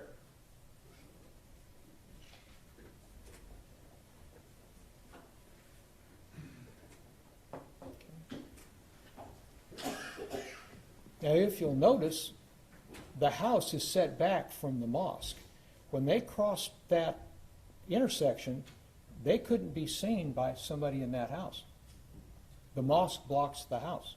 I understand that you're giving them the excuse for that now, but at the scene, when we're talking about what the officers reasonably knew at the time, that wasn't the best way to cross that intersection, was it? Your Honor, may I approach that? You can use this laser pointer. Oh, okay. Thank you, Your Honor. Okay. We're talking at night. If I remember correctly, they were, parked here or here? The south side of the street, which would be the So- lower part of the intersection, right here. close to the bottom of the picture. Well, again, they're going to have to get there somehow. Now, as you can see, if you're drawing a line here, a lot of that is excluded from view of the house. So basically, when they're here, they're not going to be able to see the house. If they can't see the house can't see them. They're going to have to get across there. The marked unit is already here. So it's basically just a non-starter. Did they walk this way? Did they walk this way, then this way? Did they walk this way and across here? Basically, they got across the intersection, and that was just fine. I mean, you've been talking about, silent alarms have been talking about all week, open structure. Have you testified before that walking down the middle of the street for an officer is not the best idea if that officer is attempting to conceal his presence? if the officer is attempting to conceal his presence, walking down the middle of the street is the best thing, Is not the best thing. is not the best thing. I would say so, Okay, so concede that part. in that case. All right, so now, as the officers approached the house, were you aware that, you heard us yesterday, were you aware that 4 adults were across the street? That's what I heard. Would it have been reasonable to expect an officer to notice 4 grown adults sitting across the street from a house that they're going to approach? It depends on a number of things. It depends on lighting conditions. It depends on how much moonlight there is. It depends on what's going on there. Their attention is probably on this structure. Now, by the way, which house are we talking about? The closest one? This one right here. So they're coming up from this direction. If there are people here, is it possible that they saw them? Yes. But there are a number of factors which may make them more able or less able to observe those individuals. Would you want any police officer you train to be as observant as possible? Yes. And would you want any police officer you train, if they're coming up on an open structure call after 2 in the morning, to notice any other people that may be in the neighborhood? What I'd want them to do is have a good 360 view. And in that 360 view, wouldn't you want them to know if there are other people standing around in the neighborhood? I would certainly want them to make that effort, yes. Okay. So now we get up to the front door of the home on East Allen, Yolanda's house, and you're perfectly fine with them standing in front of that front door. They didn't stand in front of the front door. You're perfectly fine with their presence for however short it was in front of that front door. Well, it's as I explained to the jury, the way in which they scanned the interior, given the nature of that call, they had to cross that threshold to get to the other side to go around to the B side. The way they did it, again, giving what they had, was just fine. And wouldn't you agree with me? I mean, you've investigated a lot of burglary calls, is that correct? Yes, I mean, and, you know, in the olden days, TVs used to be one of the heaviest items of furniture in the house, isn't that correct? absolutely. But TVs aren't that way anymore, are they? Depends on the TV. I mean, did you see the flat screen TV in Tatiana Jefferson's home? I didn't see it in her home, no. You didn't see it sitting there in the living room? I haven't been inside the residence. Have you seen the crime scene photos? Yes, Have you see the crime scene photos? I did. And it was still right there on the stand where it would have been if someone was watching TV on the couch, isn't that correct? Yes. And wouldn't you expect an officer to notice that if they think there's a burglary going on, that the electronics have not been taken?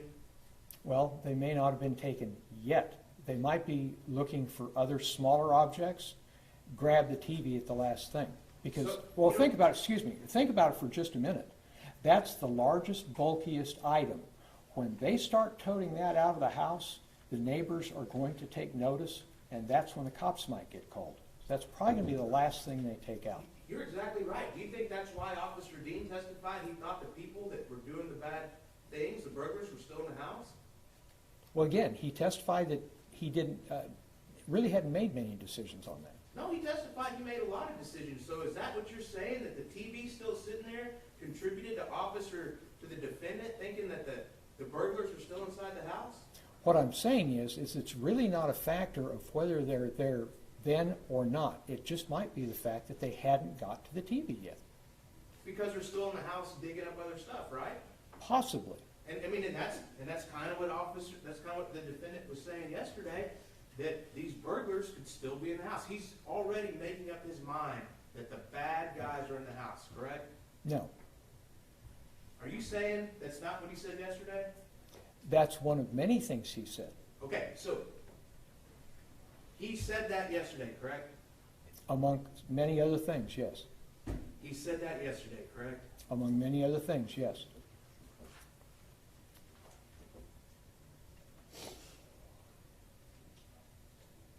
Okay. So we get to the second door, and you're fine with the way they fast clear that second door, correct? Well, they didn't, that's not a fast clear. What you're doing is you're moving across a fatal funnel, and they did it just fine. They looked inside, they didn't see a threat, because again, at this point in time, they still don't know what they have. It could be something, it could be nothing. So the way in which they did it, given those circumstances, is just fine.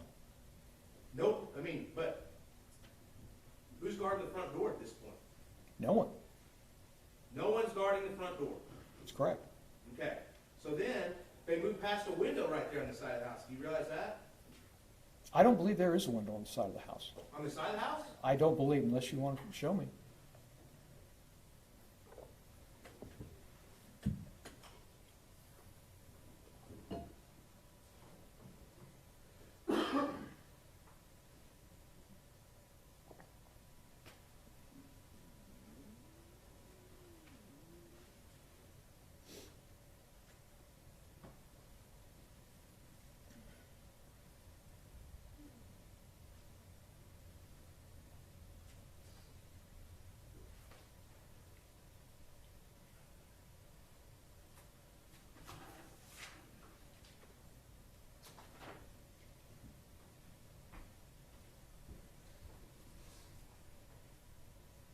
Can I approach witness, Ron? Yes. Oh, right there, State's Exhibit 52.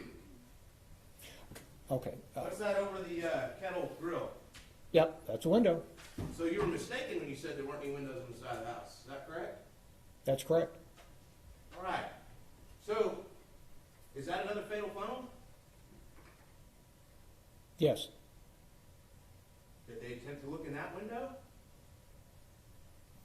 Don't believe that they did.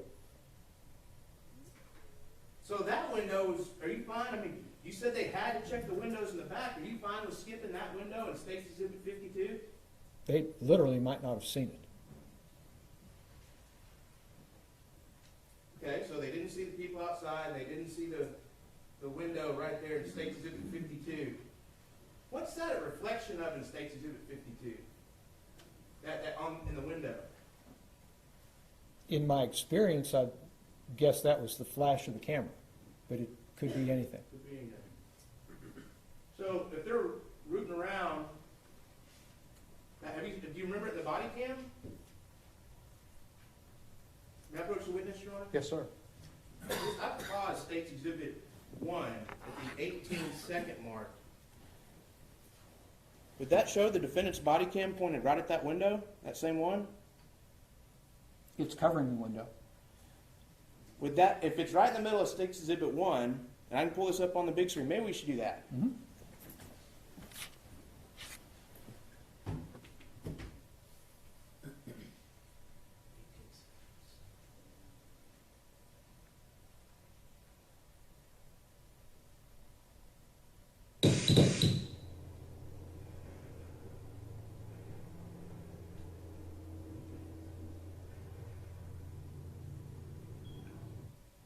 So you saw the body cam come around the corner of State's Exhibit 1, and what was right in front of the body cam when the defendant came around the corner? Looks as though there's a window, and it looks like there's a blind covering the window. I understand that, but are you going to say that maybe they missed that window, they didn't see that window?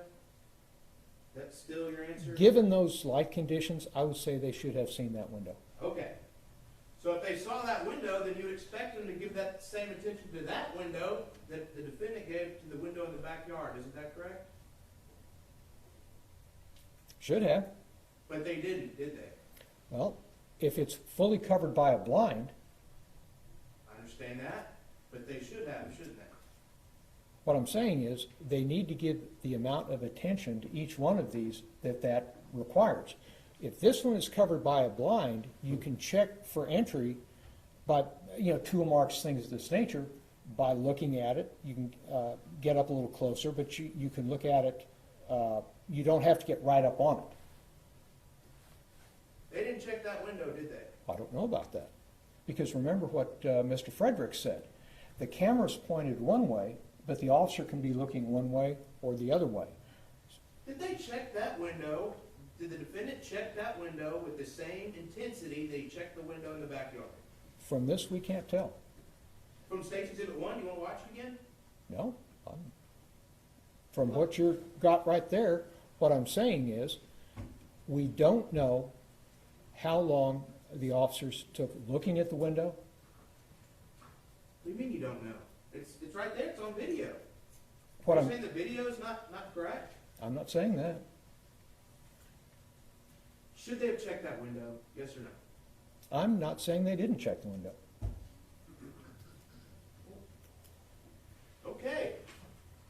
you think they might have checked the window, but you don't know for sure? It's possible that they did. It's possible they didn't. You don't know, even by watching the video, whether they did or didn't. Well, let's watch the video Okay. again.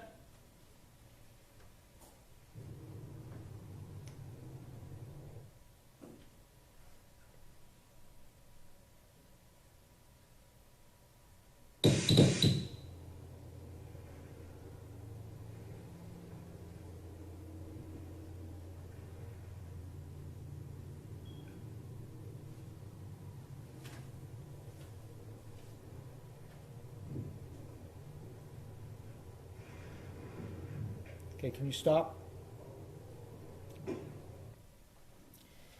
If you'll notice, when he walked by the window, the camera moved slightly to the left. That could very well indicate that he looked at the window. He was within what appeared to be a couple of feet of it. As Mr. Fredericks testified, it could look closer than it actually is. Be nearer than it actually is. Actually, So- aren't they farther away? No, it's closer, Objects are closer than they appear? yes. Yeah, okay. So it's That's what I'm entirely, saying, they're farther away, yeah. it's entirely possible that that camera movement that we just saw was Officer Dean looking at the window, seeing it was covered with a blind, so he's not going to gain much by going over there and trying to look into it. But he can look at tool marks, things of this nature, and they moved on. They had an entire structure to cover. You're saying he probably checked that window for tool marks? From what I see from that video, it's entirely possible. And if one of your trainees did this down at Harris County, you would have gave them a passing grade for checking that window for tool marks, if you Well- saw this video? Again, I'm not grading my folks. This is real life. And this is real life good police work that you've seen so far? So far, this has been good police work, yes. Can you tell me exactly, I mean, you reviewed the defendant's training manuals, haven't you? How do you mean training manuals? What he was taught in the police academy, isn't that correct? The course descriptions, yes. And what all have you reviewed for this case? A number of things. Certainly the video, the investigative reports, investigative photos, pretty much everything, again, that I received. Is there anything specific in what you reviewed that where Fort Worth PD instructs the officers not to verbally announce their presence on open structure calls? Is it in writing? No. Is there anything that you reviewed in writing, any handbook, any general order, any instructions that where Fort Worth PD tells its officers not to verbally identify themselves at an open structure call?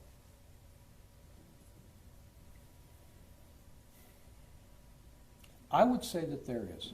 Where is it? It's in the general approach to crime scenes. Where did you find that? It's scattered throughout Fort Worth PD policy. They're basically stating, and you can check several of them, that when you're approaching a possible crime scene, use caution. Use caution, Yes. but it doesn't say not to announce yourself. Well, when you're announcing yourself, you're not using caution.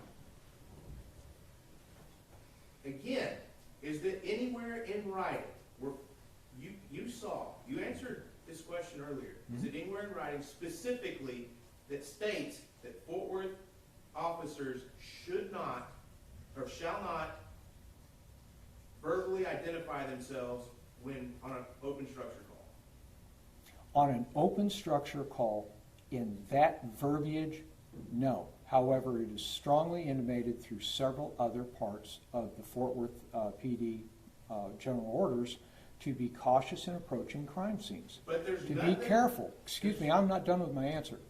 Wait. I'll decide that, Thank you, Your Honor. Mr. Smith.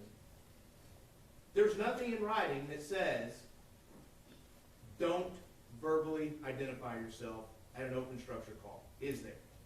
But it's strongly suggested in other parts of the manual.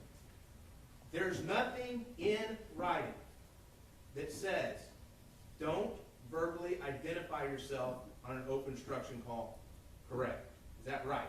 In those words for that particular call, no. Okay. So, after you say that they have sufficiently investigated this window, where did the officers go next?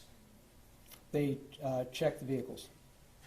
And you said they did a great job checking those vehicles. Given those circumstances, yes, it was adequate.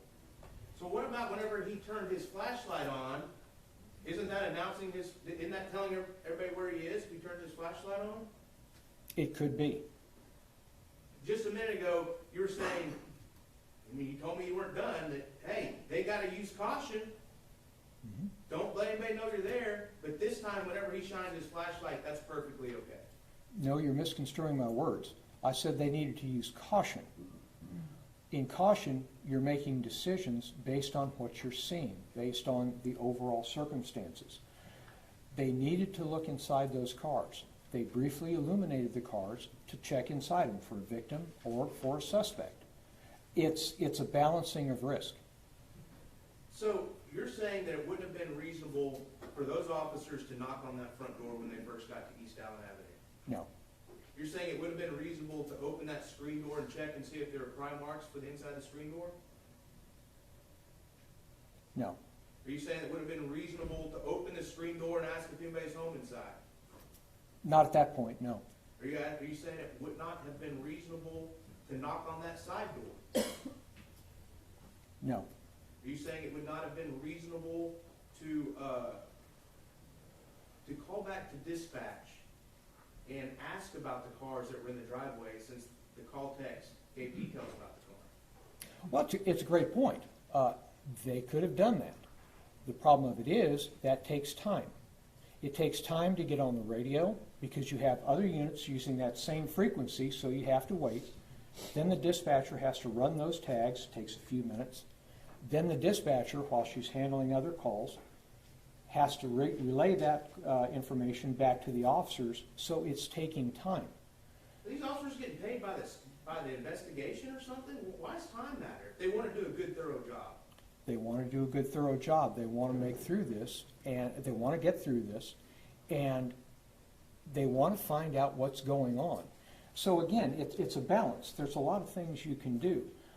What is the importance at that point in time of running the license plates when you've already checked to make sure that there isn't a victim, there isn't a suspect inside those vehicles? Now you move on with the Fort Worth policy of checking the exterior of the structure. The same Fort Worth policy that says, we've already gone over, the same one that also says, all main exit ways should be guarded so as to prevent the escape of any offender. Should. Should. All main exit ways should be. So that's not that important to you. Oh, I didn't say that. I mean, when they went over these cars, is the front door wide open? Is it under guard? Not to my knowledge, no. Is the side door under guard? They're in that vicinity. Okay. But it would have been reasonable if they decided to call dispatch to ask about the cars. In my experience, I'd say it's a lower priority. Okay. Would it have been reasonable to call dispatch to ask to get more information from the caller? For what purpose? To find out more information. Are these in fact the cars? Do you know, the caller had said, do you know, the owner is usually home at this time. Do you know if the owner is actually home at this time? Would that have been good information to have? At that point in time, they're already on the scene, so it would have been better that they turn their attention to actually checking that structure, as Fort Worth policy states. Was the house going to get up and run away? No, but somebody inside it could have. What door were they going to run out of? Don't have to run out of a door. So, you're saying they're still building their investigation, but you're also saying they have to work quickly because the bad guy can still be in the house. Is that right? What I'm saying is they don't know quite what they have, and they're trying to run it to ground. They're trying to gain information.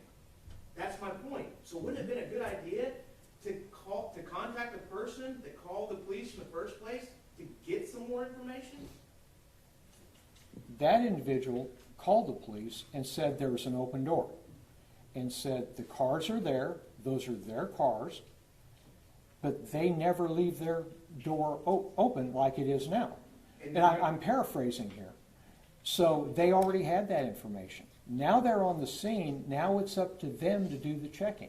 And also, the caller had stated, and they had information, that the owner is usually home at that time. Isn't that correct? I believe so, yes. So inspecting the home and getting all that information is fine, but talking to the neighbor that called the police, we don't have time, these officers didn't have time to do that. Is that your testimony today? No, it's not. So it would have been reasonable for them to have dispatch reach out to that caller? Well, you use the term reasonable, and that's not the proper term here. The thing about it is how best to go about answering this call and checking that residence. What I'm saying is if you're going to prioritize all their options, calling the reportee back at that point in time with the officers on the scene would have been a lower priority. Now let's take an example of let's say a robbery in progress. Somebody calls in and says, I'm watching, this guy's got a gun on this cashier. You keep that individual on the line, and then you keep relaying to the responding units what that individual is seeing. We didn't have that here. So, because this isn't just an important enough call, right? I didn't say that. I mean, you're kind of going back and forth. No. So,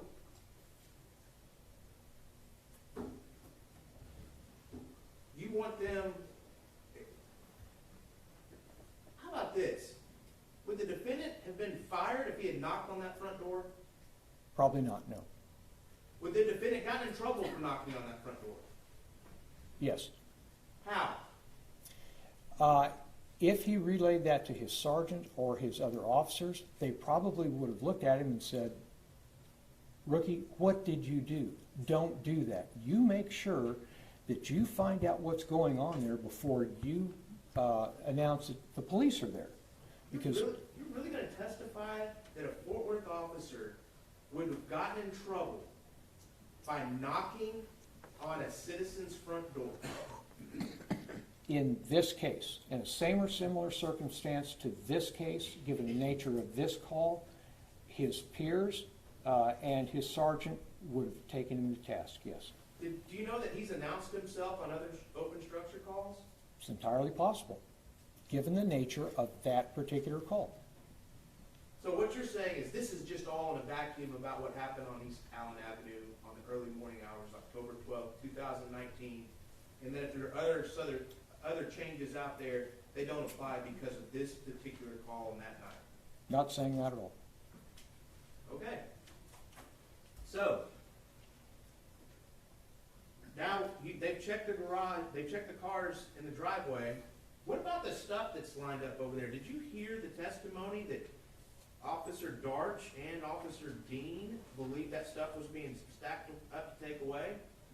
Well, I didn't hear the testimony of Officer Darch, but I did hear the testimony of Officer Dean, and it is possible. Burglars do that. They'll go through someplace, they'll take the valuables, take whatever they're there for, and they'll stack them in one spot. That way, when they're done with the burglary, they bring up the vehicle. It's a lot quicker to load all the stuff into the car and get away. You ever heard of confirmation bias? Yes. What is that? Confirmation bias is when you have a pre-existing thought and you find some fact or something that supports that. You're basically rather than a neutral analysis of what you actually have, you're wanting to confirm what you already think something is. So you've already said that you heard Officer Dean testify that just after looking in those two front doors, he thought it was a burglary in progress. That's correct. You testified to that, haven't you? That's one of the things he said it could be, yes. And then, so now he sees this, he and Darch both say they see this lawn furniture in the driveway, and that also contributes to their thinking that this is a burglary in progress, isn't that? Didn't you hear that testimony as well? Was it lawn furniture, or was it a weed whacker and a mower? I'm sorry, lawn equipment. Okay. Didn't you hear that testimony as well? I did. So isn't that a little confirmation bias there? He's made his decision that this is a burglary in progress, and then now he's seeing this lawn equipment, and he's thinking, well, the bad guys are stacking stuff up. What it is he's getting more information. The problem of it is the information he's getting, it could be one thing, it could be another thing. But if he told you that's what he thought, we should listen to what he said. Isn't that correct? Well, again, he testified a little all over the board on that. But he said that he thought that stuff was stacked up by the bad guys committing the burglary in progress. You heard that, didn't you? He said it could have been, yes.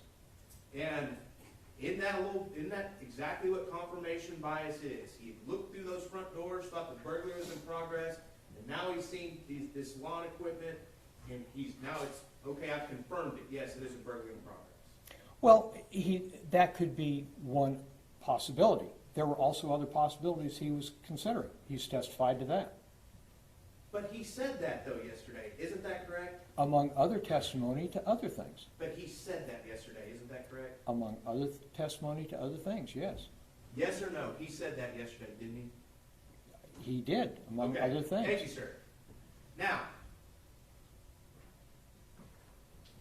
if you're thinking that the lawn equipment is being stacked up to take, would you agree with me that people don't keep lawnmowers in their homes?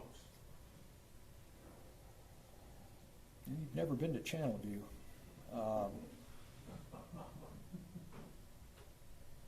I haven't seen it myself. You haven't seen it yourself. So you would agree with me that people don't normally keep lawnmowers in their homes? Normally, no. People don't normally keep weed whackers in their homes? Not normally, no. Where do people normally keep a lawnmower? Can be in the garage, side of the house, Okay. Where do people normally keep a weed eater? garage, side of the house, shed. Okay, so if you're thinking that the burglars are stacking this stuff up to take, should your next logical step be check out the garage? If at that point in time, that is your final determination, that you have enough information to go, this is a burglary in progress, then as the order states, you call backup units, you call for a canine, you lock the place down. But he hadn't reached that conclusion, because it could have been that, or it could have been somebody that just doesn't really take good care of their equipment. I want you to go back to that. What do the general orders say about a burglary in progress? What should the officers do? Call for backup, call for canine. The minute they think a burglary in progress is happening? The minute they come to that conclusion, he hadn't come to that conclusion yet. If he testified he came to that conclusion, should the jury believe that testimony? They should take into account all of his testimony, not just one factoid. If he believed there's a burglary in progress, the minute he made that decision, what did the general orders say he should do? He hadn't made that decision. If he made the decision that this was a burglary in progress, what do the Fort Worth Police Department general orders say he should do? Okay, are you giving me a hypothet? Sure, hypothetical. Okay, hypothetically, if Officer Dean would have come to the conclusion that I have a burglary in progress here, and it's highly likely there's a burglar still in there, then it's Fort Worth policy that they lock the scene down, they call for backup, they call for a canine.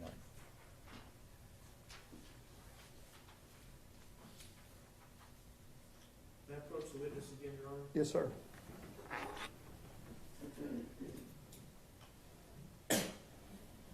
Again, I'm looking at 327 of the general orders, Part D. Mm-hmm. You recognize that? I do. And it says, if the officers have any reason to believe that a burglar may be still inside the building, they shall keep the exits and under surveillance and call for assistance. Isn't that correct? That's correct.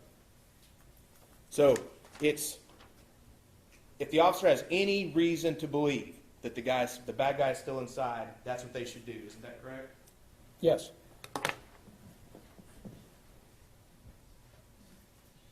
And that's a shall keep those exits under surveillance, correct? If you reach that conclusion. But look at the sentence just above it. If officers find signs of forced entry or have any reason to believe. Mhm. Did you hear him say that he thought that the screen yesterday on that side door had signs of a forced entry? It could have been forced entry. So, if he believed that was forced entry, then what he should have done, he shall keep all exits under surveillance. Isn't that correct? If that's his final conclusion. That wasn't his final conclusion. Did you hear him yesterday that he thought that there were signs of forced entry on that screen door on what you've already called the B side of the building? That was one of his many responses, yes. And then you, again, would agree with me that the general orders say that you shall, if you believe that you shall keep all exits under surveillance. If that's your final determination on scene, yes. Okay. Let's get back to the garage then.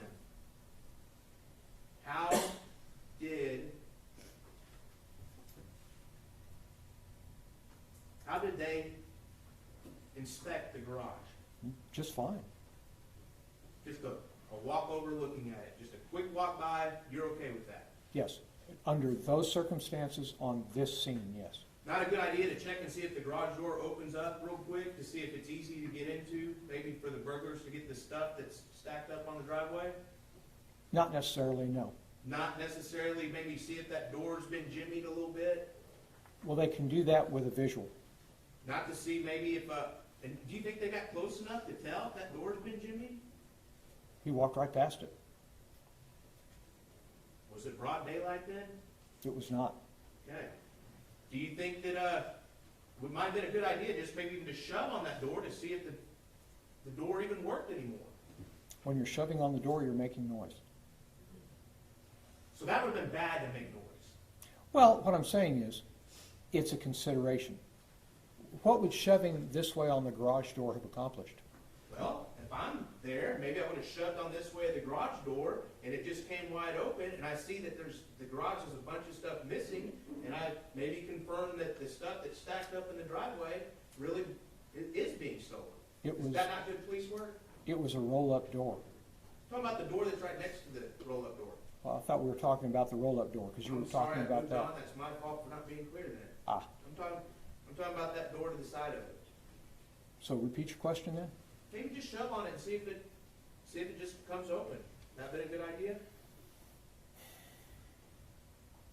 They're checking for signs of forced entry. And to me, that's a little bit more important than seeing whether or not they bothered to lock or latch the door. Have you ever seen someone kick in a door and then push it, it's like it's still closed? Yes. And it looks closed if you're just walking by it, isn't that correct?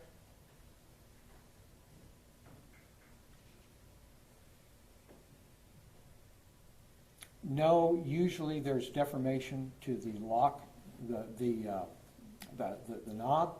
There could be deformation to the strike plate. Could be. Yes. In my experience, there is. And did you ever just kind of shove on that door to see if it just came open? Or did you just look at all that and decide it being kicked open? Again, it depends on the call. I mean, are you talking about my experience? Sure, yeah, your experience. Yeah, I really can't recall.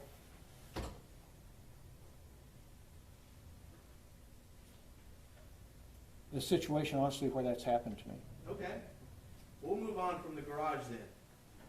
Have you looked at that area that's in front of the gate and how it's configured with the house on one side and the garage on the other? Yes, You heard me talk about that yesterday, isn't that correct? I did. Once they're both at that gate, is there anyone covering those two front doors? Nope, No one's covering the two main exits that they've seen. no, No one knows if people are coming in and out of that house at that point. not at that point, no. And no one knows if anyone's coming to that house that may be armed, is that correct? That's what now? That's armed. What about being armed armed? with weapons. I didn't hear the first part. I don't hear well, I'm sorry. That's okay. No one knows, they didn't know if somebody could have been coming out of that house with a weapon in hand, isn't that correct? Not if they were exiting the front, no. Is that a good place for officers to be in that particular situation? Given the circumstances of this call, everything, the totality surrounding this call, yes, that was a good call. Good police work, that they're back there with their six totally uncovered, with a house possibly full of bad guys, with no one on the front door. That's your testimony. Well, but that's not what we've seen here. One, they've already checked the living room area. That's not full of bad guys. Also, you say their six wasn't covered. Yes, it was. They're covering both their sixes. Are you telling me somebody couldn't just sneak around that corner if they were both up there at that gate? Well, their heads can be on a swivel, and you're constantly looking around you. Can't you disagree with me? It would have been a good idea to put eyes on those front two doors. In this case, given two officers, they had a choice to make. I believe that they made the right choice. They stayed together. They had another choice, didn't they? What was that? Call for backup? Not on that type of call, no. You want to look at the general orders again? Sure. Is there anything, are you going to say there's something in the general orders under silent alarm that they're not allowed to call for backup? Oh, I didn't say that. As a matter of fact, that part we just discussed, now go to witness again. Yes, sir. Section D says, if you find signs of forced entry or of reason to believe, then they shall keep all exits under surveillance and call for assistance. Isn't Yes. that correct? That's correct. There's nothing in the general orders about saying you are not allowed to ask for assistance or backup on an open structure. No, not at all. Okay. So, you're saying that they had to get in that backyard and check that window, is that correct? Or check what's in that backyard for the structure? Well, they had to check what's in the backyard so they could continue checking the structure for forced entry. They had an ultimate right to get in that backyard? Are you telling that jury that? When you say they had a right, what do you mean? I mean that, can Fort Worth PD go wherever they want on a citizen's property? Based on their whim? Based on anything, you tell me. Well, if they have a warrant, absolutely. If What they if have, they don't have a warrant? if they have exigent circumstances, yes, they can. Okay. What are exigent circumstances? When there might be, and if I stray too far here, please tell me. Fourth Amendment requires that officers have a warrant before they conduct a search. But there are 7 exemptions police officers are taught to the warrant requirement. One of them is what's called exigent circumstances. In other words, if I answer a call of a man screaming in his apartment, I get there, your door's locked, but I can hear you, and you're saying, help me, help me, help me. I don't need to go get a warrant in order to forcibly enter your apartment because I'm there not as an evidentiary search, but to help you out, to get you medical aid. What's the phrase reasonable expectation of privacy mean to you? As a layperson, not being a lawyer, it basically means that we have a reasonable expectation. We do not expect the government to inject itself into our affairs without probable cause. So, do people have a reasonable expectation of privacy inside their homes? Yes, What about in a fenced-in backyard? yes.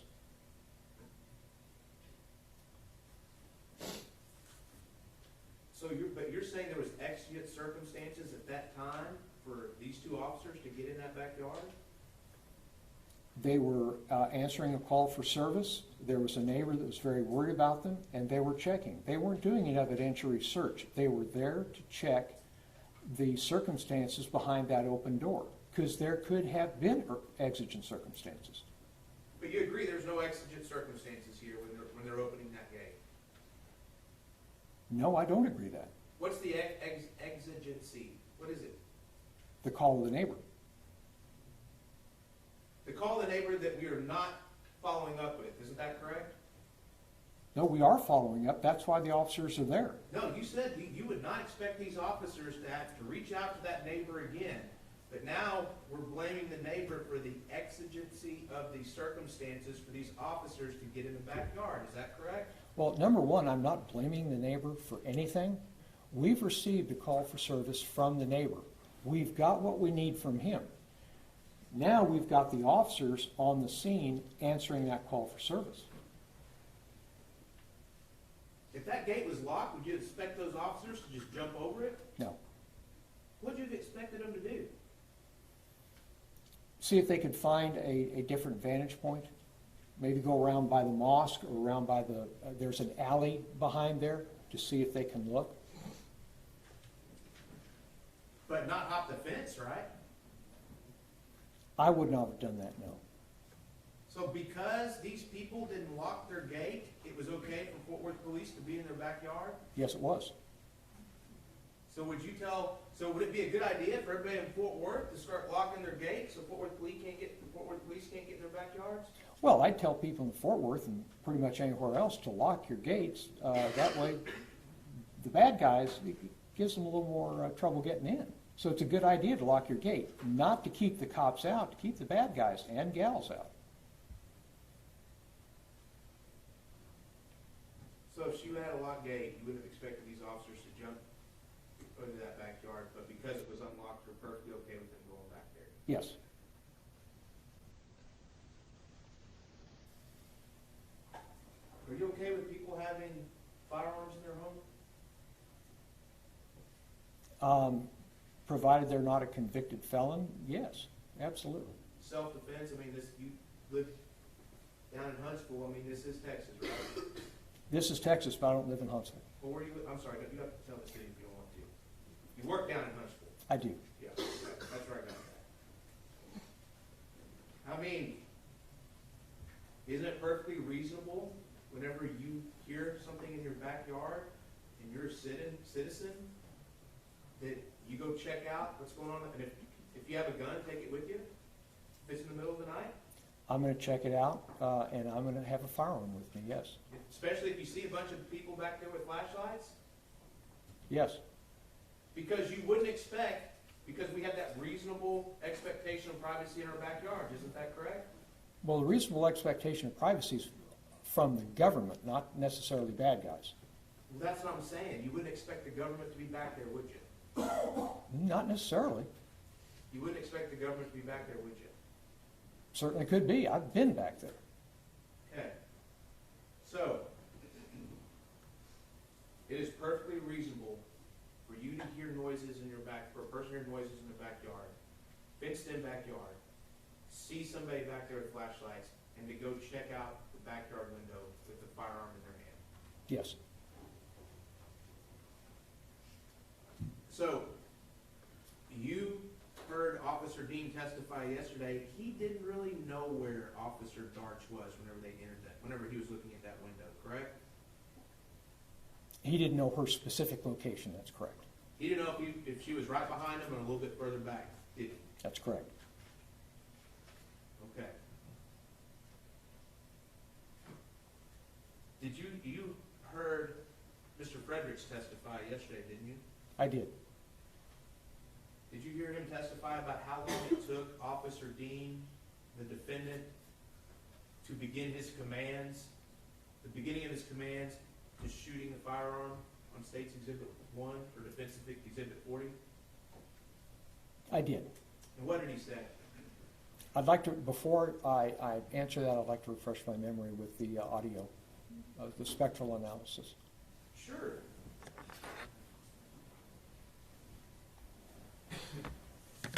That is Defendant's Exhibit 44. I'll bring it to you. Thank you. I'm sorry, Your Honor. I should ask to approach. You're fine.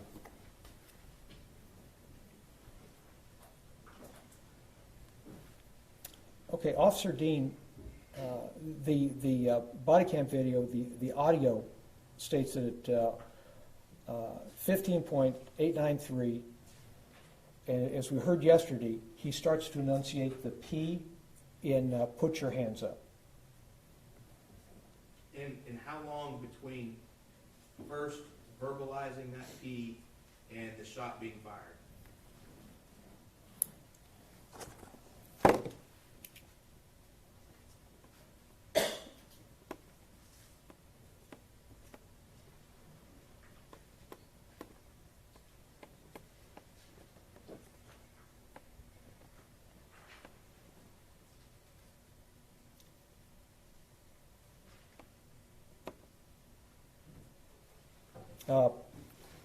Just over half a second. 0.6 of a second? No, just over half a second. Just over half. So if we were to use your other sworn testimony that says that it takes a second, a third, and a second and a half for the person to make a decision and then to act on it, Mhm. the defendant had already decided to fire before he verbalized those commands, isn't that correct? That would be incorrect. If we were to use your prior testimony that it takes a second and a third to a second and a half to make the decision and then act on it for that to happen, and that would mean that he had made that decision a second and a third to a second and a half before he pulled the trigger, isn't that correct? If we're using your sworn testimony from the other case, would you say it doesn't apply? Isn't that correct? Well, again, that's for the fact circumstances in that case. This is a different fact circumstance. Wouldn't you agree with me that if we take your sworn testimony from that other case, that it takes a second and a third to a second and a half for the brain to make the decision and the finger to pull the trigger, that's a lot longer than the over half a second that you just calculated. Isn't that correct? That's correct, but that's for that scenario. This is a different scenario. That was for that officer who was pulling the trigger. Is that correct? In that fact circumstance. Not for this officer pulling the trigger. In this fact circumstance, that's correct. So the laws of physics have changed. No, not at all. The facts surrounding the event have changed. It's as I discussed in the Blair study. It took the officers with the weapon out pointed at the research Confederate. It took the officer approximately I want to say it was 0.36 seconds, 0.39 seconds to fire when they first saw the suspect coming up with a weapon. You were testifying about this other officer and why he kept shooting. And you said that officer kept shooting because it took a second and a third to a second and a half from making the decision for his finger to stop moving. Isn't that correct? In that case, yes. Okay. And then here we have Officer Dean. So a second and a third to a second and a half before he pulls the trigger would be before the defendant made any verbal commands. Isn't that correct? No. When did you said it was less than half, it was just over half a second before he pulled the trigger that he started the verbal commands. Isn't that correct? Yes. So, a second and a third, we'll go with the minimum, is more than just over half a second. Isn't that right? Well, a second and a third is more than a half a second. That's Okay. correct. Second and third is more than half of a second.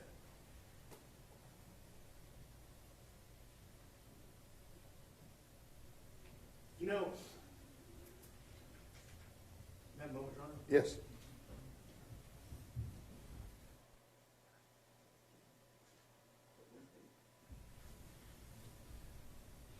How long were you a detective, Dr. Coons? I was never a detective. How long were you an investigator? I was never an investigator. How long were you an officer? Are you talking, how long was I a deputy Deputy. with the Harris County Sheriff's Office? Yes, sir. I held the deputy rank for 3 years. 3 years. And what after that? I was a sergeant for slightly less than 3 years. Did you ever investigate any crimes down there in Harris County? Yes. Did you ever testify for the prosecutors down there in Harris County to try and convict any of these criminals that you investigated? No, I testified as to the facts as I believed them to be. That's what I'm saying. You tested, the state called you, Harris County DA's office, right? Yes. And then you talked about your investigation or what you did as an officer, isn't that right? I answered the questions I was asked, yes. And all those times, did you ever, I mean, it's important, isn't it, whenever, as an officer and investigator, to collect a lot of facts, isn't that correct? Yes, Is it also important that we also look at what a defendant or suspect does right after committing an offense, isn't that correct? it can be. I mean, hiding a gun, if a guy commits a murder and then immediately hides the gun, that would be important evidence, isn't that correct? It's another fact in the case, yes. If the person runs off right after they shoot somebody, that could be important information, isn't that correct? Could be, yes. Did you ever go testify for any of those defendants about any of these studies that would give them an excuse for their behavior after their crimes? Well, one, I'm not sure a crime has been committed here, so I don't understand the question. That's fine, Your Honor. You pass the witness. Read the record. Your Honor, I object to the last statement of counsel as a sidebar. Let's move on.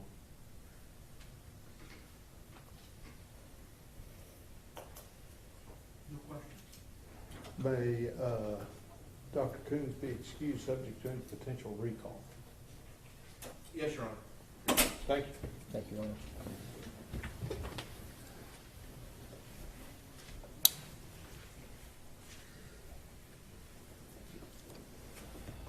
Yeah. Oh, okay, hang on. Go ahead, you step down.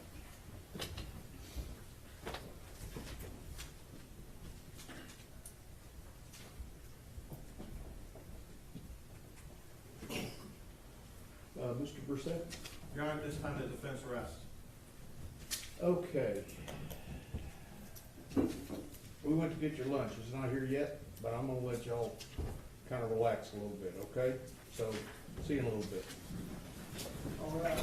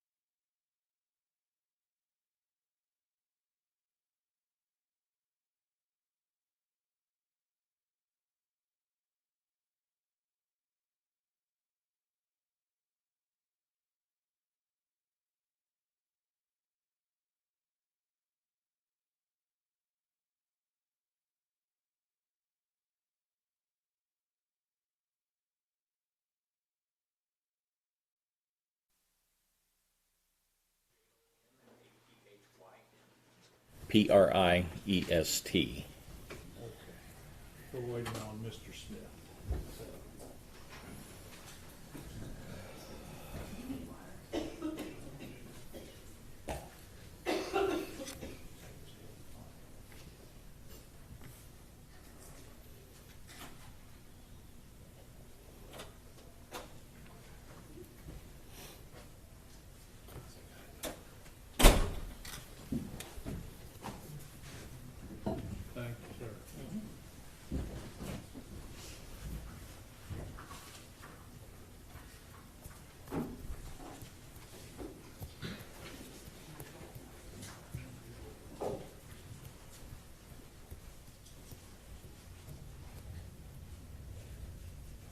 So it's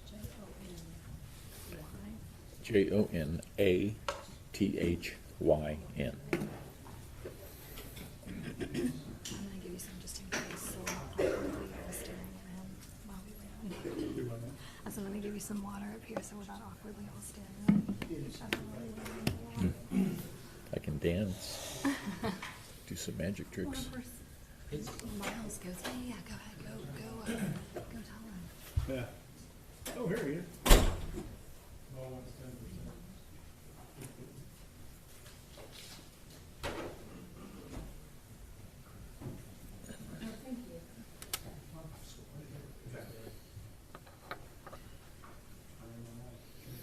Can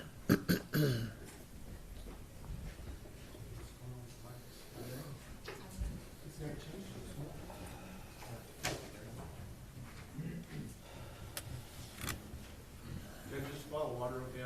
Absolutely, yeah. All right, outside the presence of the jury, we're doing this pursuant to Rule 705. Is the state ready to proceed? State's ready. And defense is ready? Yes, Your Honor. Mr. Smith, go ahead. Would you introduce yourself to the court reporter, please, sir? Sure, it's Jonathan Priest, Jonathyn, Priest. And Mr. Priest, how are you currently employed? I'm a forensic analyst and instructor with Bevel Gardner and Associates, which is a group of like individuals. We teach a number of forensic courses nationally and internationally. And so what does that mean to teach? Who do you teach classes to? Well, we teach classes to those people in criminal justice system, law enforcement, attorneys, college students, and again, both on a national level and international level. Do you provide any consultation work there as well? We do, again, both nationally and internationally. Primarily, my focus is primarily the United States, dealing with a number of different disciplines. And what do you personally provide? In what areas do you personally provide consultation services? Death investigations, officer-involved shooting investigations, use of force investigations, procedures, policies, blood stain pattern analysis, shooting incident reconstruction, interview and interrogation, and just a little side of underwater evidence collection and documentation. So, what did you do before you got a job with this firm? I was with the Denver Police Department. I was there 32 years. 27 of those 32 years, I was in the homicide unit. And what other responsibilities do you have at the Denver Police Department? Well, I began as a police officer, patrol duties and things of that nature. Moved from there into the Vice and Narcotics Bureau, where I spent time doing that type of investigation. Moved from there to the Complex Vehicle Crimes Unit, where we did complex vehicle theft, cut shop investigations, and then into the Crimes Against Persons Bureau, which is where I began working in the homicide unit. I was promoted to sergeant, spent a brief time back on the street. Per agency policy, moved to the Internal Affairs Bureau, doing internal affairs investigations, moved back to the homicide unit as a supervisor, stayed there until 2000 when I was promoted to lieutenant, and became the commander of the Major Crimes Section, which included the homicide unit, the sex crimes unit, robbery unit, child abuse unit, bomb squad, and our night shift, and I did that until I retired in 2011. And what's your educational history? I've got some college background. I've probably got enough hours for a degree. I just never had a formal degree. Thousands of hours in forensic disciplines, death investigations, interview and interrogation, blood stain pattern analysis, crime scene reconstruction, shooting incident reconstruction. So, have you testified as an expert in officer-involved shootings before? Many times. And how many states? 32. And have you done it in Texas? I have. And have you done it in Tarrant County, Texas? I have. And just this year, is that correct? Yes. What kind of training have you received to make you an expert in officer-involved shootings? Well, again, as a police officer, my time in the homicide unit, one of our responsibilities was investigating critical use of force incidents, which included officer-involved shooting incidents. I was part of a group of individuals, myself and 2 deputy district attorneys, who created the investigative protocols for the Denver Police Department, which were reviewed and accepted as best practices from the Police Executive Research Forum, PERF, in how to do officer-involved shooting investigations. Those policies were reviewed back in the 80s by a group known as the Erickson Commission, were reviewed in the 90s by a group as the Park Commission. And although difficulties and issues were discovered, those were worked on, and again, our policies and procedures were found as best practices nationally. Found by whom as for best practices? Erickson Commission, Park, and PERF, all 3 of those agencies. And have you testified according about those procedures that you came up with? Many times. And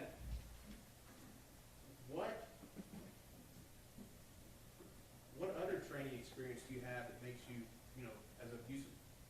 makes you a use of force expert or a police officer involved shooting expert? Well, police shootings, criminal incidents to begin with, and the basic crime scene investigative protocols that we get while we're in the academy. I've been through the Louisville homicide course. I've been through a number of FBI courses. I've been through crime scene courses all over the country in various stages. I've been through the force science course. I regularly teach in the area of officer-involved shooting and use of force investigations on a national and international level. I've got easily over 1,000 hours of training in areas of that. Now approach the witness, Your Honor.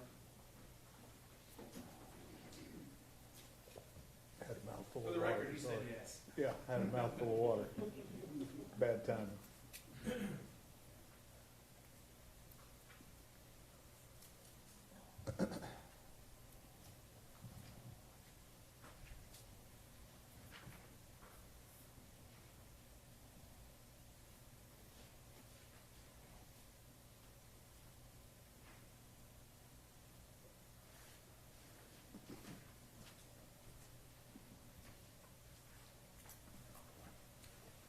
I'm showing you what's been marked State's Exhibit 121. Do you recognize that?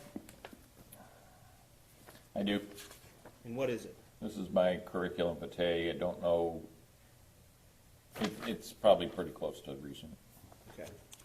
This time, Your Honor, State would offer State Exhibit 121 for purposes of the record in this hearing only.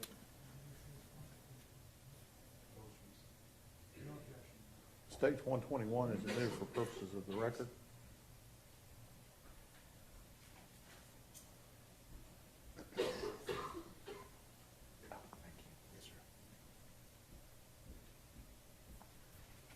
So whenever you go teach, discuss, or testify about police officer involved shootings and use of force, what type of fundamentals and principles are you discussing? Well, a number of areas. Certainly investigative areas, how to investigate those, how to look at the crime scene, what significant issues are related to the crime scene. Interviewing, how the interviews are done, the nature of the interviewing, the issues that may arise as a result of that. And then secondarily, from a tactical standpoint, how was the incident, how did it occur? Were best practices followed? How did they adhere to policy and procedure? What critiques may arise out of that? What issues may be of a concern for a particular policy change or an educational training change? Hiring practices and how we teach officers in the academy level when these types of incidents occur. Is this something that can be avoided in the future? Is this something where risk can be reduced in the future? So we would look at them from a number of levels in respect to that. Have a moment, Your Honor. Yes, sir.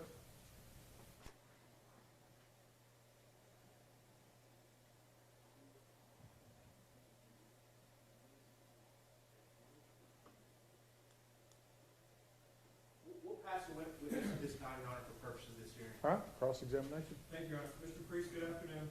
Hello. I assume you're here to offer some expert testimony. That's why you're up there. Yes, sir.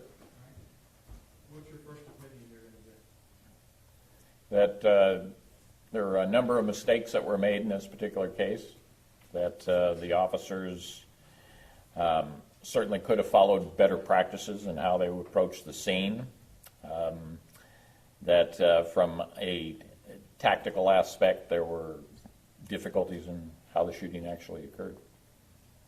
Okay. That's all one opinion? With respect to that, yes. What documents did you use to form that opinion or material? I had the case file with respect to, I don't believe I had the entire case file, but I had a number of photographs, a couple hundred photographs of video, policy documents, statements, investigative reports, autopsy photographs, an autopsy report. What learned treatise or other journals, scientific or otherwise, did you use to reference to form that opinion? Nothing off the top of my head, mostly based on my experience, background, and training. Did you use no special knowledge other than your experience, background, and training? I don't recall using any particular book to compare my analysis to. Again, 32 years of experience in dealing with this sort of thing. Would you agree that your CV that was admitted doesn't have any of your 32 years of testimony on it? Yes, that's just my CV. It's not my testimony record.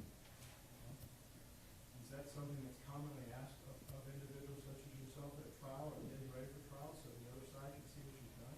When requested, I provide that. I wasn't requested in this particular case. I typically, for criminal cases, I'm not requested to provide that. Civil cases, yes, but I rarely am requested in criminal cases to provide that information.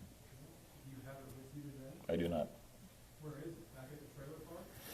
It's in my computer, which is not here. Okay. Is the computer back at the trailer? It is. Is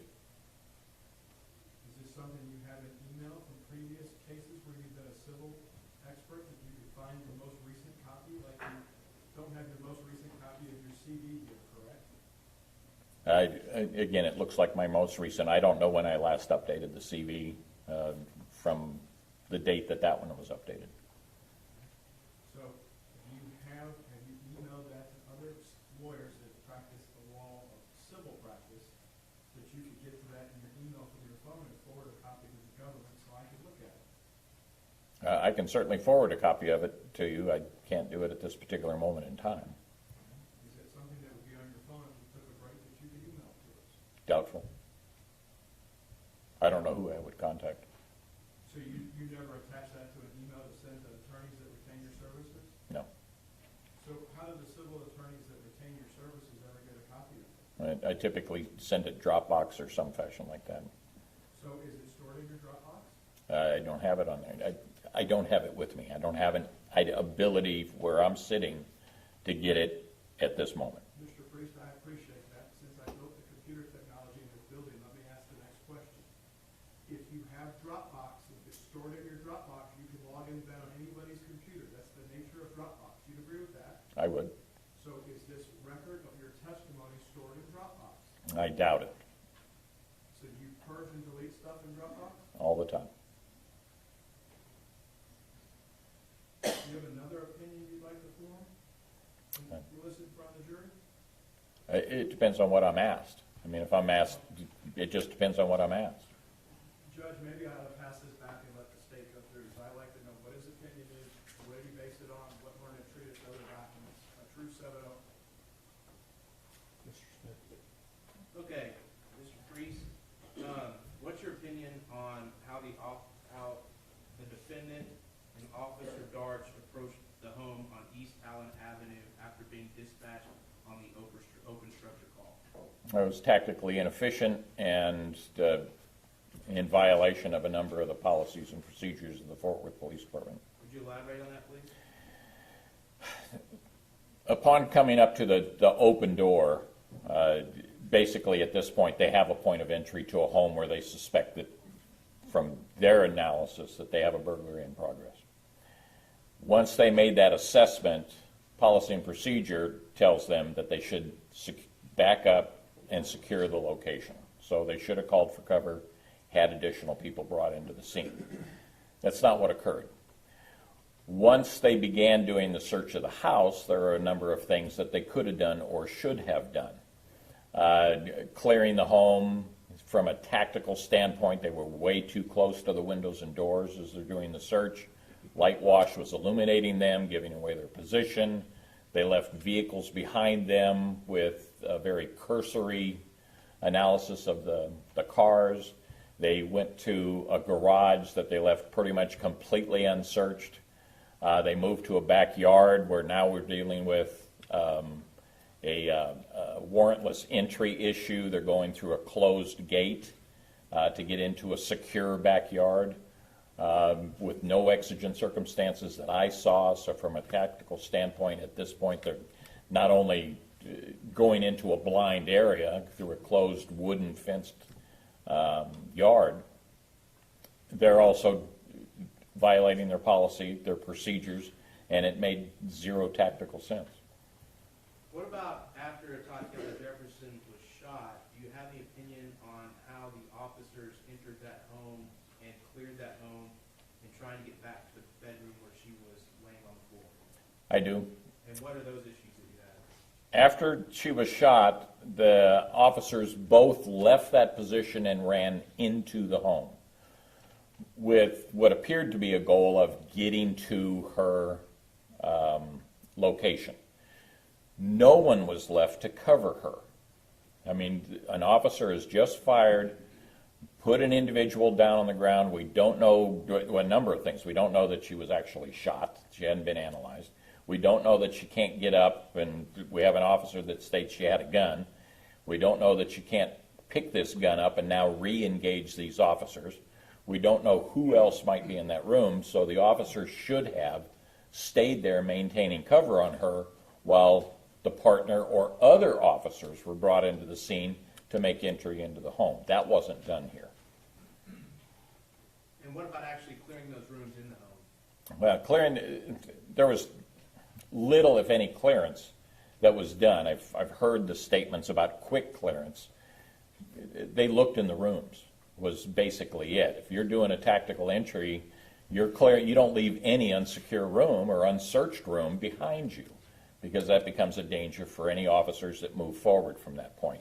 Each room, as they are going into the home, should be searched and cleared before they move to the next successive room. And what did you base these opinions on?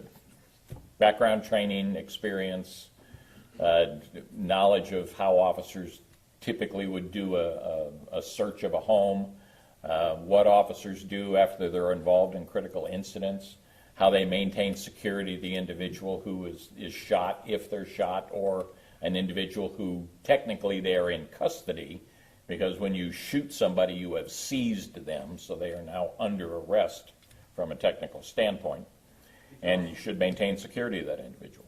Did you also base this on the Fort Worth General Orders, everything that you've talked about so far today? The Fort Worth General Orders certainly support many of the things that I've just discussed. And also your training experience. Have you testified to matters, these opinions, to similar opinions in other cases before? Yes? both in favor and against police officers? Yes? And the court allowed you to testify as an expert in those cases? Yes? And again, just a summary, what are you basing on what are you basing these opinions on? My training, background, and experience, and the policies and procedures of the Fort Worth Police Department. We'll pass the witness for the purposes of this hearing, Your Honor. Mr. Brissett? Based on what you just told Mr. Smith, did you use any learned treatise or other documents that are published to form those opinions? Other than the policy and procedure manual, no. Did you review any documents other than the policy and procedure manual in preparation for your testimony today before this court? Only the materials that were provided being by the district attorney's office, which I just mentioned. Do you recall what date you were retained, your services retained for this matter? Off the top of my head, I do not. Well, it wasn't last week, No. It was sometime this year. sometime in 2022. I believe so. Do you have your notes where I could review your notes in preparation that you've made in preparation for this case? I don't have any notes that I've maintained, no. So when you sat here in court this week, you haven't made any notes? Other than what I've heard other witnesses talk about. So those are some notes you made in preparation for your testimony today? Not in preparation for my testimony. They're notes that from analysis of the witnesses that provided testimony. You've made no notes in getting ready in discussions on how you're going to formulate your opinions in this case? That's correct. Typically, I would write a report. I didn't write a report in this matter. Were you asked not to write a report? No, Why did you choose not to write a report then? didn't write a report. So you mentioned no notes that you maintained. Did you destroy evidence and shred notes? I wrote no notes that I destroyed. I made no notes in relation to this. I reviewed the materials and provided my verbal opinion to the district attorney. Did you provide or make any notes when you made your scene visit? I haven't been to the scene. When did you arrive in town from Denver? Last Saturday. No, Monday. When you were here for the Arlington police officer case, you didn't go down to the scene and take a look at it then? I did. So I did. you did? For the Arlington police officer shooting, I did. You went to that scene, but this scene, you didn't make a site visit. That's correct. Do you, as part of your testimony, you relying off of any measurements given to you by the Fort Worth Police Department? I'm aware of measurements that were taken, but it doesn't have anything to do with the opinion that I'm going to be discussing today. Since we don't have any measurements to speak of, what measurements were you given? I have a document that shows measurements of where the defect was to the glass in the bedroom. Did you ever see what you and I would refer to as a crime scene diagram, either to scale or not scale, that was a CAD drawing? No.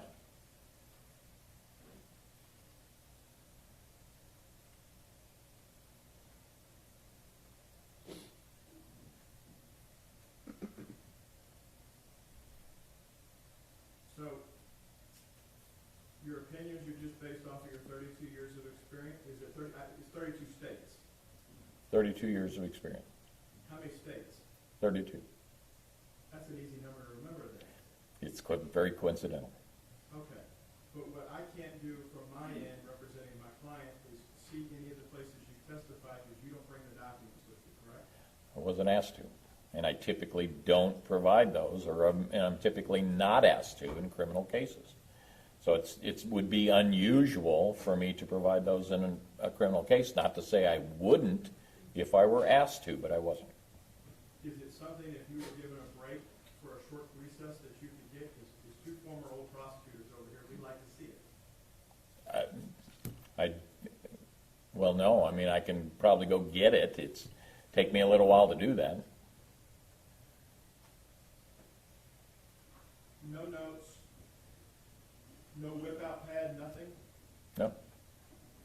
So when your final bill sent to the DA's office, it won't be for typing any notes or anything like that? Right. Just curious, what's your rate per hour? Bevel Gardner charges $295 an hour. I get 200 of that. Does Bevel Gardner have a set of standard operating procedures that your firm follows? We do.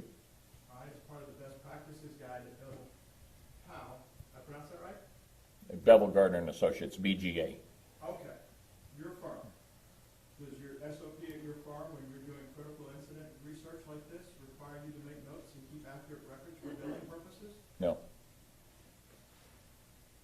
So your firm doesn't prepare reports, doesn't make accurate notes in all their cases? No, we typically make reports. I typically do not write down notes. I write a report. I didn't do that in this case.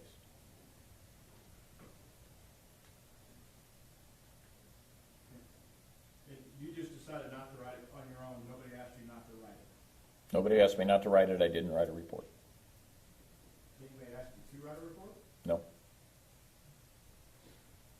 We'll pass the witness, Judge. Mr. Smith, Nothing further for the purposes of this hearing, Your Honor.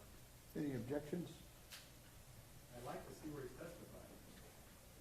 I don't want to stop the trial, though. I think there's some stuff in Dropbox, if you got creative on Mr. Smith's computer or mine, you could probably get to it. Stuff's in Dropbox, it's there. He's got a whole firm back in Denver that he works for, a big firm. They should have copies of his testimony. Let's do this. Let's take about 10 minutes. You two lawyers get with him, see if we can figure this out and go from there. May I put something on the record real quick? Yes, sir.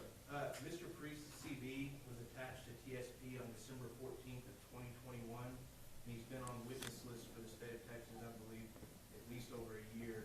And there's been no request formally or informally from the defense for any lists of prior testimony from the defendant, or from the expert witness in this case. Not assigning fault to anybody. Let's see if we can get over this hurdle. All right, we'll be in recess for 15 minutes.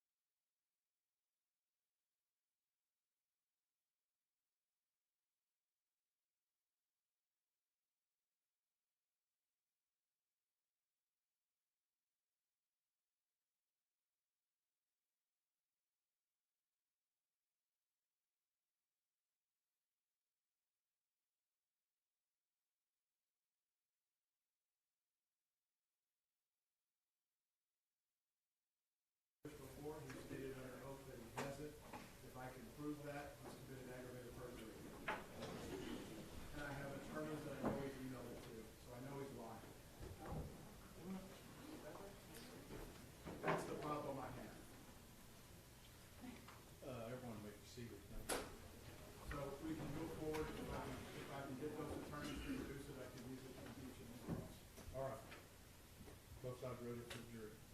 Stage ready? Defense? Yes.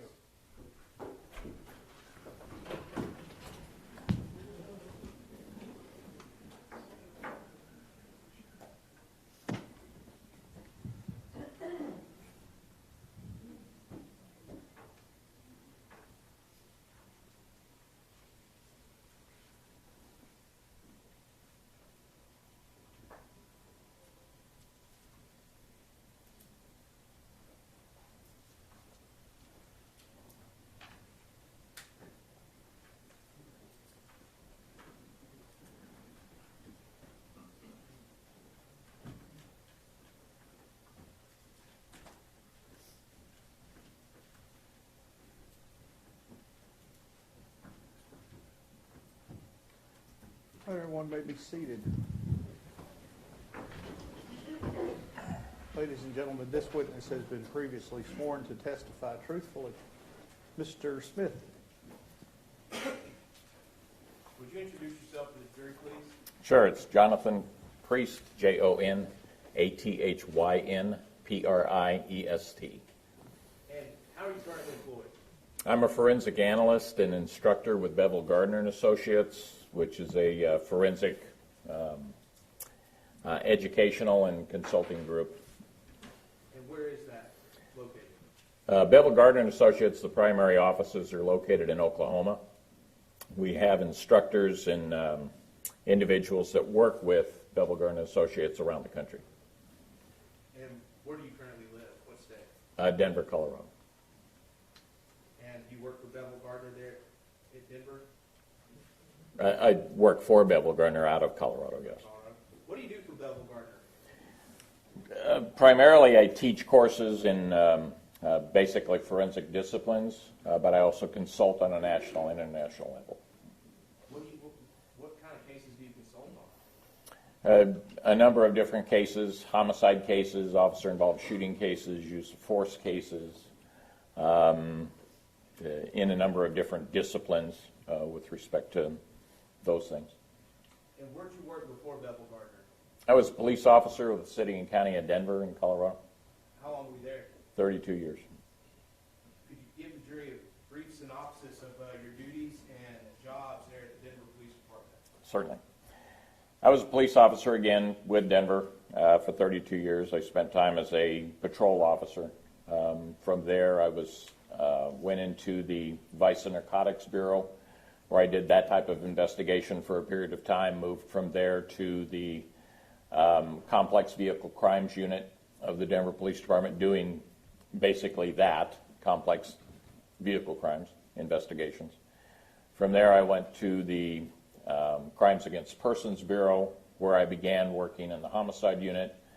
I did that as an investigator, as a detective for a number of years. Was promoted to sergeant. Briefly went back to patrol duties and then into our Internal Affairs Bureau, where I did internal affairs investigations. Moved back to the homicide unit as a supervisor. Stayed there until 2000, was promoted to lieutenant and became the commander of the Major Crimes Section, which included the homicide unit, the sex crimes unit, robbery unit, child abuse unit, our bomb squad, and our night shift. And I did that until I retired in 2011. So what makes you qualified to offer opinions on officer-involved shootings? During my time as a homicide investigator, one of our responsibilities was the investigation of officer-involved critical incidents, which included officer-involved shootings and in-custody death investigations. As a supervisor, I was responsible for the investigators' investigations of those incidents, and also responsible for many of the interviews of involved officers and the processing of the crime scenes related to that. Also, as a supervisor, I began working with our district attorney's office, where we created many of the policies and procedures for the Denver Police Department dealing with investigation of officer-involved critical incidents and officer-involved shooting investigations. That continued after I was promoted to lieutenant and became the commander of the major crime section, where now I have the responsibility over all the investigations related to officer-involved critical incidents, and did that again until I retired. And did you mention the policies and procedures that you created? Yes, I worked with the Denver District Attorney's Office. There was myself and 2 Denver DAs who basically created the investigative protocols for officer-involved shootings and officer-involved critical incidents, which included in-custody death situations and other uses of force that might result in critical injury or death.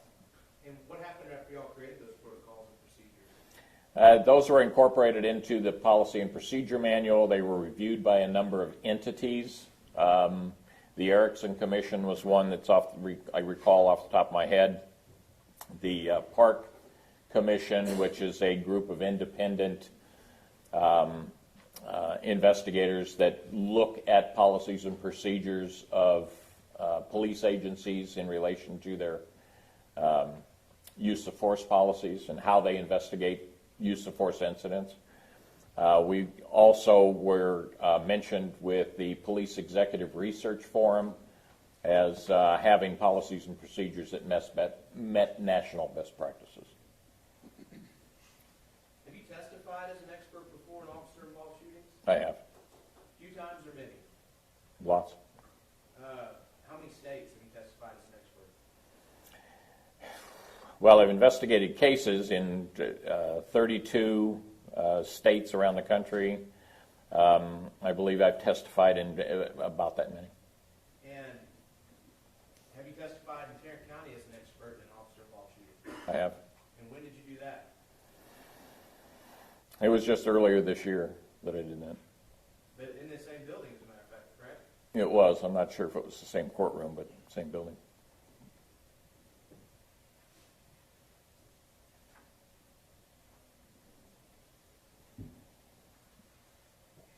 Are you a contributing author to any publications? A number. Could you tell the jury about a few of those publications? I'm a contributing author. I can't remember the titles off the top of my head. I have the worst memory for that sort of thing. A book on interview and interrogation dealing with video interviewing and identification of suspects, witness identification. Also a contributing author in a photo book or a photography book dealing with shooting incident reconstruction. What all did you review before testifying in this case? Number of photographs, policies and procedures for the Fort Worth Police Department, autopsy photographs, autopsy report, statements, investigative reports. Did you also take a look at Officer Darch's statements? I did. And were you present yesterday when the defendant testified? I was. In the courtroom and you watched it all? Yes. Were you present this morning when Dr. Coons testified as an expert for the defense? I was. So, do you have some differing opinions of from Dr. Coons of how Officer Darch and the defendant performed on the early morning hours of October 12th, 2019 at Tatiana's home on East Allen Avenue? Some. Let's just start at the beginning. How do you feel about the manner in which Officer Darch and the defendant approached the home on this open structure call? I think their approach wasn't terrible, but it likely could have been better. They didn't have an awareness of what was around the neighborhood. They didn't know what was across the street. They didn't know any movement of individuals that may be in or out of the house. They didn't pause to stop, look, and listen, although I know there were discussions about that. But anytime you're approaching a residence that you're unaware of what may or may not be going on, stopping, being quiet, looking, seeing what's around you and what areas of not only danger may exist, but what areas of egress do I have? Where can I go? What areas of cover might be available for me? and then listen. Are there any noises? Are there any sounds, any yelling, any talking, anything like that that's going on? I didn't hear any discussion about that's one of the steps they took. So that's certainly something that could have been done better if it wasn't done. Again, I didn't see anything that supports that it was done. What about when they got up to that front door? Well, when they get to the front door, the door is open. So at this point, they basically have a couple of choices. One is that they simply back away, maintain cover on the front of that house, call for additional cover to come in and assist them in securing the location so they can do a search. The second one is to basically knock and announce. So those are the two basic choices that they have. Neither one of them were chosen. They had an option of knocking and announcing. Is that true? Yes? Well, would you be, you reviewed the general orders, would you be surprised? Did you see Dr. Coons testify this morning? I did. What do you have a different opinion about how Dr. Coons feels that that these officers are cautioned about announcing themselves? Well, I heard the use of the word be cautious. Well, you can certainly be cautious while you're announcing your presence. I mean, you're there. You're wearing Fort Worth Police Department uniforms, so you're visible. You're standing in front of the door looking in. So if somebody is in there, secreted or not, there's a good possibility they're going to see you. So it's not like it's a big surprise that somebody's outside the door. But they're being cautious in that they're standing outside, they're maintaining quiet tones, they're not making a lot of noise at this particular point, and even knocking and announcing now, I can still be cautious while I do it because I can be aware of what's going on inside the house, I can see the house, and make decisions about where I'm going to go from there. In reviewing the general orders, did you see anything about an open structure call that's told officers specifically not to announce their presence at the call? No. So that option was there. To knock and announce, absolutely. And so after they didn't knock and announce, they moved to the second door. Well, do you have any more opinions or feelings about how they walked past the first door as it is a fatal funnel? Well, again, best practices, two choices. Knock and announce, back off, call for cover. So those are the two main things. Once they begin moving around the house, the problem I have with this is how close they are to the house. They're in the light wash of the light the ambient light that's coming out of the house. So they're easily seen at this point. If I'm going to walk around the house, I'm backing off into the shadows so that at least that I'm maintaining some level of security. If I want to search this place, I want to do it from a position of advantage and not hugging the walls and risk the possibility that something bad could happen there. So did they hug the house on the way to the second door? They were very close to the house. And the fact that they're in the light wash is one. Hugging walls is never a good idea when you're doing searching anyway. But you want to back away from that, at least give you a position of advantage. What do you mean by light wash? We have the ambient light that's in here. Any of this light that is shining out into a darkened area is going to reflect off of you. So it's going to basically give you illumination that you wouldn't necessarily have if you were back in the shadows. And why is that important for an officer to realize? Again, goes to that cautious, and it also gives you the ability to be, give you that time delay. That if the people can't see you, they can't react to your position. And what about when they get up to that second door? What's your opinion about how they investigated that second door on the side of the house? Well, again, when they move up to the door, they're right there. They notice that there's some damage to that door, which suggested to them, or at least what was being stated, is that there may be indications of forced entry. So not only have we found an open door, but now we found a door that may have evidence of forced entry. So at what point are we going to stop and secure this? By leaving that first door, I now have an entrance and egress point that is left unsecure. So if somebody is inside that house, they now have a way to get out. Not only get out and get away, but get out and get behind me. So there are some problems with leaving that front door unsecure. Coming up to the second one, they're now again hugging that area, making no indications that they're going to do any kind of knock and announce at this point. Well, whenever the defendant testified yesterday, you heard him talk obviously about the damage to the screen. Did you also hear him mention a screwdriver? I did. And why did he mention a screwdriver? I think as a means of causing the forced entry or attempting forced entry. And again, what did the general order say when an officer at an open structure call believes there's evidence of a forced entry? Call for cover and secure the location. That they shall do that, correct? Shall, which means do that. But did they do that after they encountered the second door? No. And what did they do next? Next, they moved over by the cars, stated that they shine lights inside the tinted window cars. The difficulty there is that even shining a light inside those cars is not going to give you an indication that there's no one in there. There are a number of areas in cars that people can lie on floorboards and can lie down in the footwells of cars. Certainly you can get into the area of the ridiculous, but there are a lot of areas that you can look at inside cars, and that brief cursory search, for me, and in my training, is not going to give me the indication that that car is clear and secure.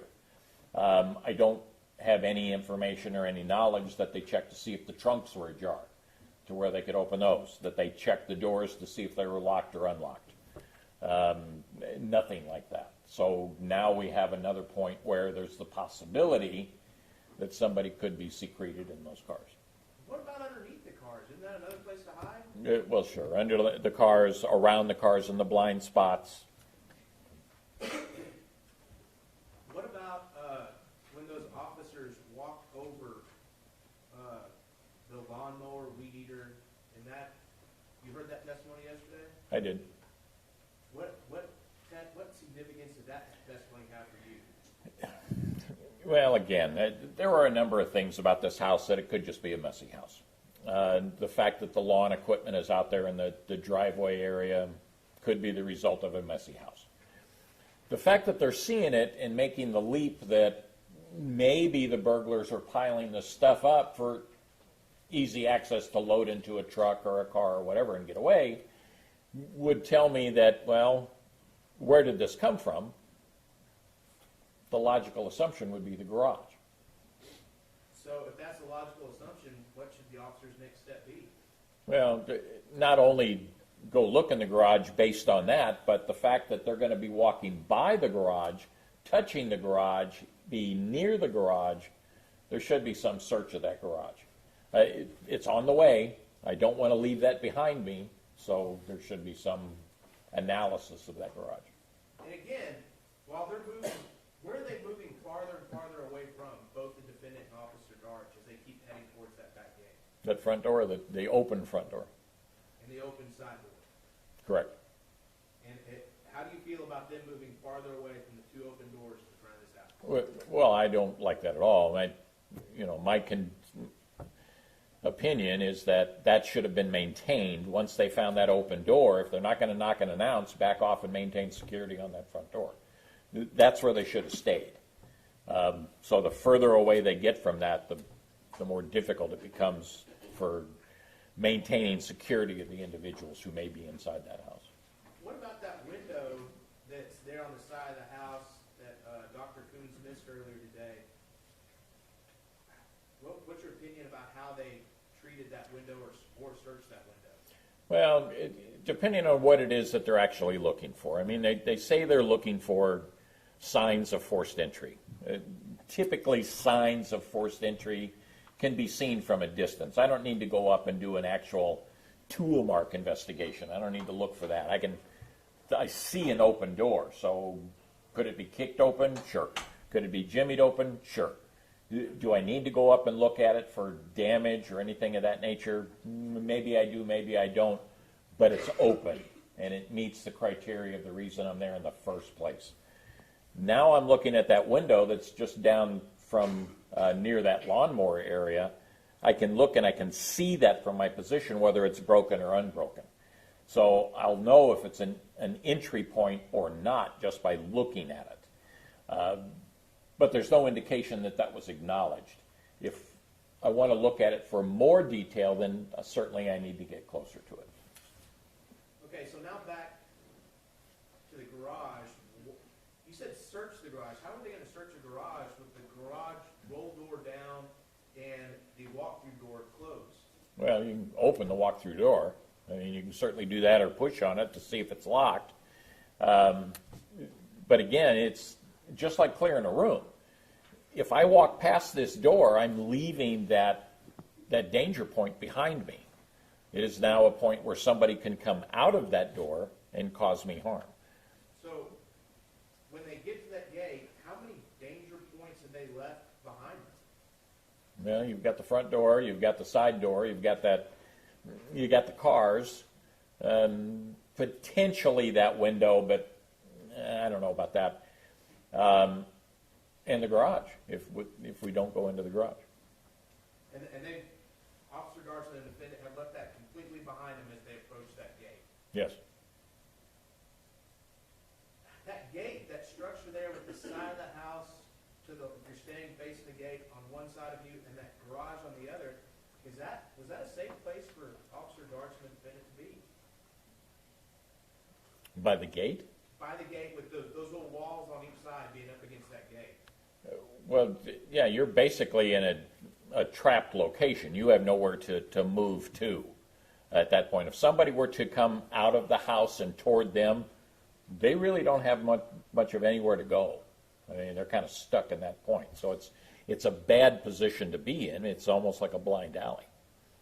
Well, what's your opinion on the defendant entering that closed gate at the home of Tatiana Jefferson?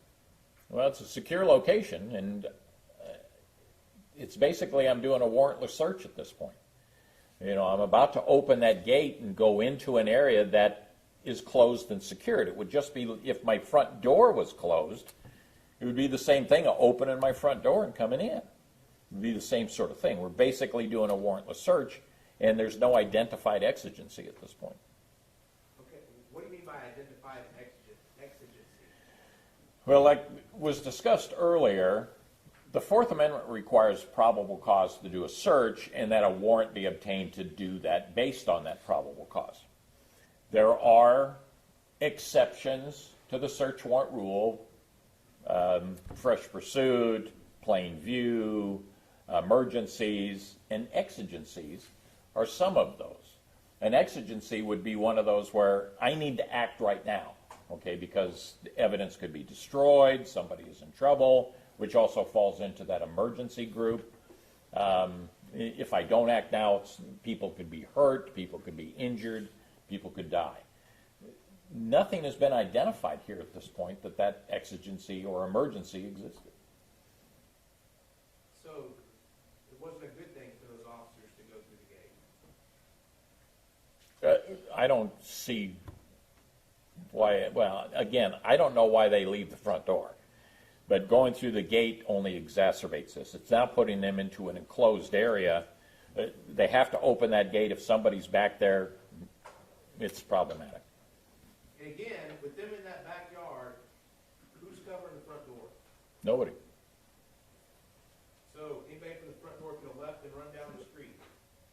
Yes. But they could also come back around to that back gate, couldn't they? Yes.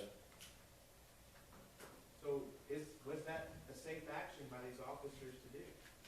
Yeah. Again, my opinion is they shouldn't have left the front door.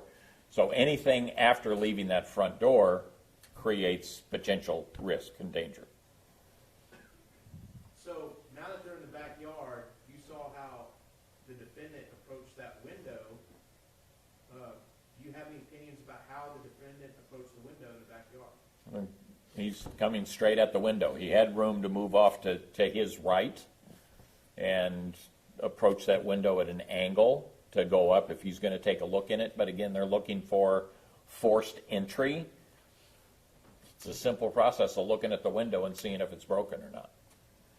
What's the problem with going straight towards that window? Well, I can't see what's inside there, and that's evident by the use of the flashlight. So I don't know what's in there. The person that's inside that darkened room is at a point of advantage. I'm outside, I'm shining my flashlight, I'm in a point of disadvantage because I'm letting everybody know where I am. So if somebody is inside that room, they're going to see me, I'm not going to see them. Well, you bring that up about the flashlights. Was it a good idea to use the flashlights to clear the cars in the driveway? You could shine the flashlight inside the car. There are ways to do that without bringing a lot of attention to yourself. Put the flashlight right up against the glass and turn it on, rather than shine it from the outside. Shining it away from the glass, you get that reflective glare, which can limit your ability to actually see into the car. Putting the flashlight right up against the glass and turning it on illuminates the interior. So I don't really give anybody outside or behind me or around me indications that I'm using it, and I can now see inside the car. Using the flashlight to look inside the car, I don't have a big problem with. The way that it was used, or at least the suggestion on how it was used, being away from the car, created difficulty actually seeing into the car itself, the same argument that I have for the way the bedroom window was looked into. I mean, if an officer is shining a flashlight in the dark, what's it telling to everybody around him? Well, exactly. That's why you have the intermittent button, because I can flash it if I need to, but every time I do that, I'm giving away my position. So if it's not completely necessary for some safety need, I shouldn't be illuminating that at all. And again, if safety was the primary concern, then it's your opinion they wouldn't have been in that backyard at all. Is that right? Agreed. So, do you have any opinions about how the officer, approached the window after he saw Tatiana Jefferson in it, according to his testimony? Well, once movement was perceived in there, he's describing it as a silhouette. Why we're not moving out of the line of fire? He maintain a position right in front of that window. Move off to a position of cover or concealment. Get into a position of greater safety and less risk for them to limit the ability of that person to see you or to identify your position. Would that have been a good time to also maybe alert the silhouette you just saw if you were Fort Worth police? Well, I would certainly be identifying myself as police officer at that point to let them know, because I don't know who this person is or if it's a person at this point. It's being described as a silhouette. I don't know if it's a human silhouette or not, I don't recall, but a silhouette. As I'm moving, I'm likely going to be producing my firearm and pointing it in that direction. I would agree with that tactic, but I'm also going to be announcing who I am and what my presence is. What about the moment that the defendant actually shot Tatiana Jefferson? Again, I'm not identifying the threat at this point. Looking at the video, I only have the video to look at. And video certainly is much different than what people are able to see. I don't know what the officer sees. I know what he says he sees, but I don't have the ability to support that conclusion.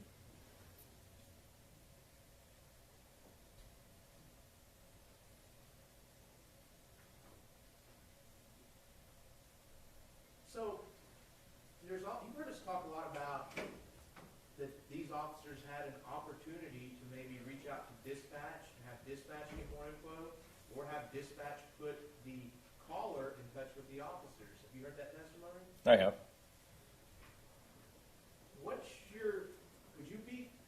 Are you concerned that would have taken up too much time? Well, no. Again, we don't have an exigency. We don't have an emergency. We're not in a rush. This isn't a race. We're not getting paid by the hour. I don't know why we need to rush through this, why we're not just taking our time. I go back to, and I keep harping on this, I don't really understand why they left that front door. Back off and call for some assistance, or knock and announce. Those are your two best choices at that point.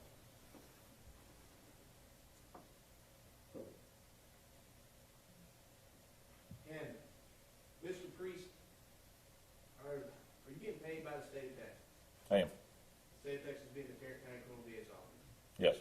And are we paying you as a consultant and as a testifying expert?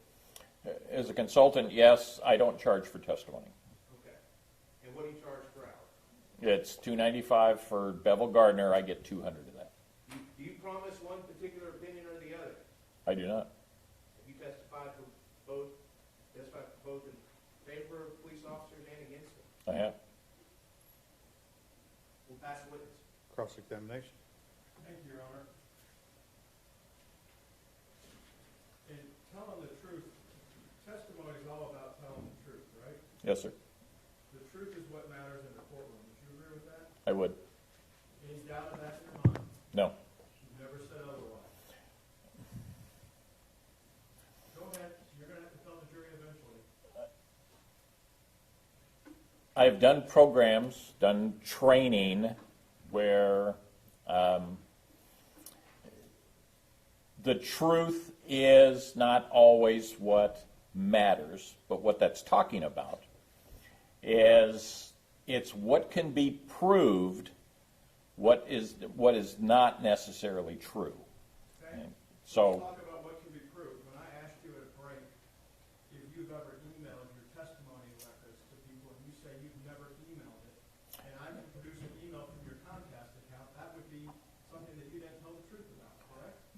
no, I don't have any email. I think the question was, do I have any emails with that document on it? I do not have any emails with that document on it. Sir, you said you always mail it, you never email it. You recall that? I don't. I know that I send things through Dropbox. The question, as I recall it, was, do I have any emails with that testimonial evidence in it? And I said I do not. Is police work dangerous? It is. Are police officers trained to make rapid observations and assessments?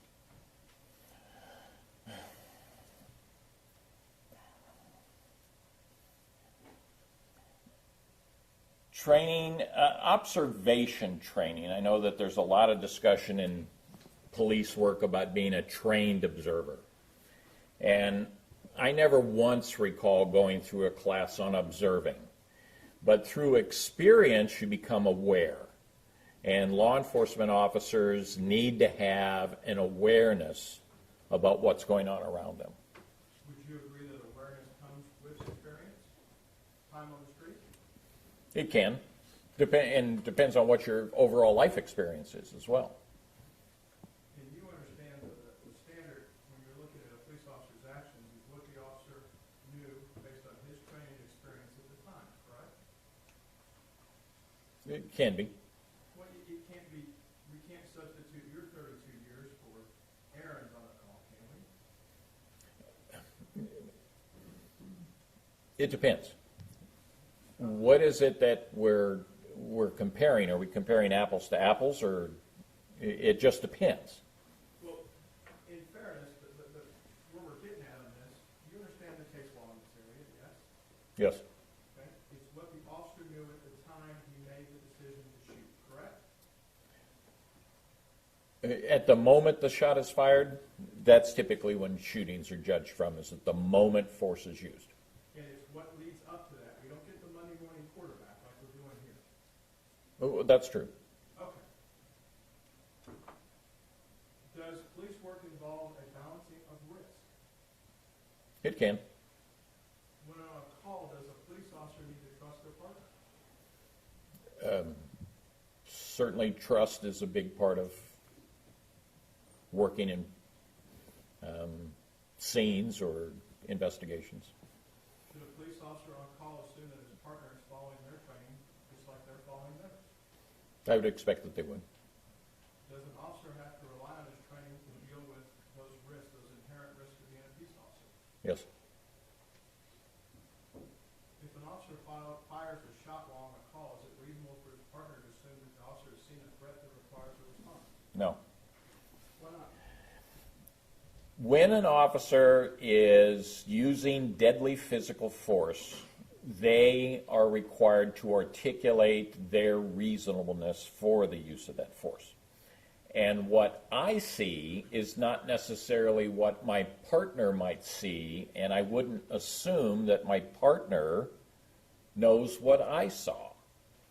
Meaning that if I discharge my firearm doesn't mean my partner is going to say, oh, well, they must have been reasonable in that use of force.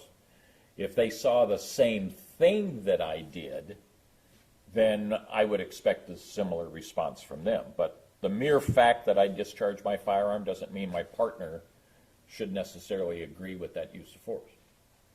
Let me ask my question again, maybe I got it wrong. If an officer fires a shot while on a call, is it reasonable for his partner to assume that the officer has seen a threat that requires that response? No, At the time? no. Okay. And I could go through case after case of where an officer discharges their firearm. There was no reasonableness for the discharge of the firearm. Why would my partner believe that they were reasonable in that use if they don't see that information? Do good officers sometimes deviate from the general orders? Yes, Can it be good police work to deviate from the general orders? can be. Is it generally good police work to evaluate the facts of a call before making decisions as how to proceed? Yes. Does a burglar, whether in this state or Colorado, have an expectation of privacy in a structure he's burglaring? No. Does a Texas peace officer have the authority to enter a private property to investigate an open structure call?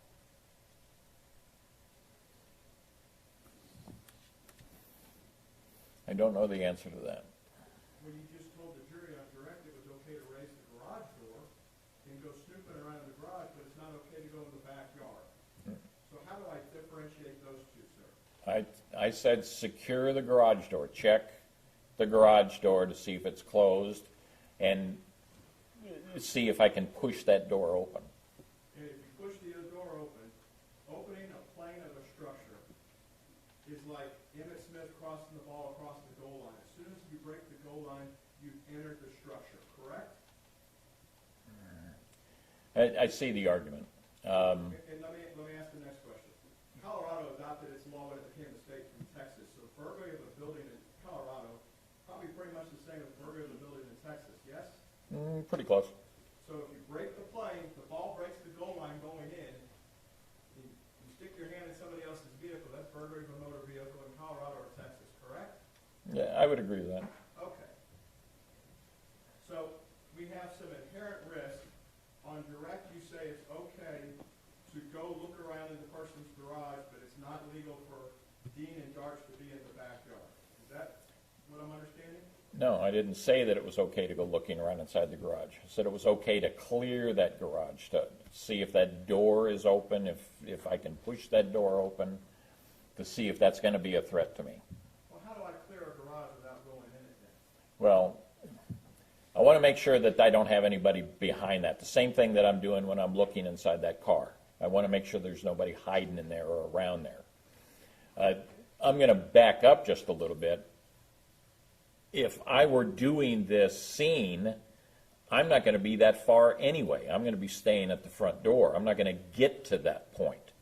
But if I'm going to be doing those areas and that garage door is now behind me, I'm going to make sure that I don't have a threat there. Okay. So if I understand your theory of Fort Worth police policy, if they see an open structure, a priority to call that's a two-person call should go to a 4 or 5-person call for every call? I'm saying that if I get to that location and I got an open door, then I have two choices. One is to back off, call for cover, and secure the location like the policy says, or I knock and announce.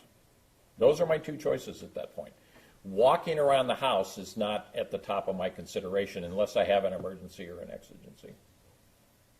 Would you agree with me that the alphabet still goes A, B, C, D? Yes. Okay. You keep harping on D, but you jumped over C in this little standard. The unit in charge shall call and inspect the structure to determine if there's any sign of forced entry. That's before backup and secure. Would you agree C becomes before D? That's not true. When you look at silent alarm, the number 2 thing is to back off and secure. And then the next one is to look for signs of forced entry.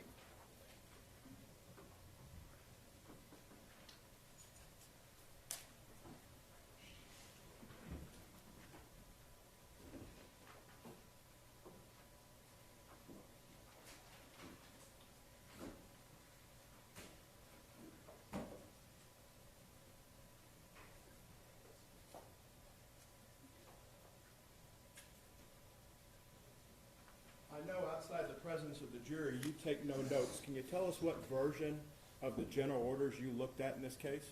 What rev version it is? I don't know. So It was the ones that were sent to me by the DA's office. So you don't know if you looked at a complete set of general orders? I can't tell you off the top of my head. Well, since you have no notes, what parts of the general orders did you look at? I looked at the ones dealing with silent alarm, burglary of a residence.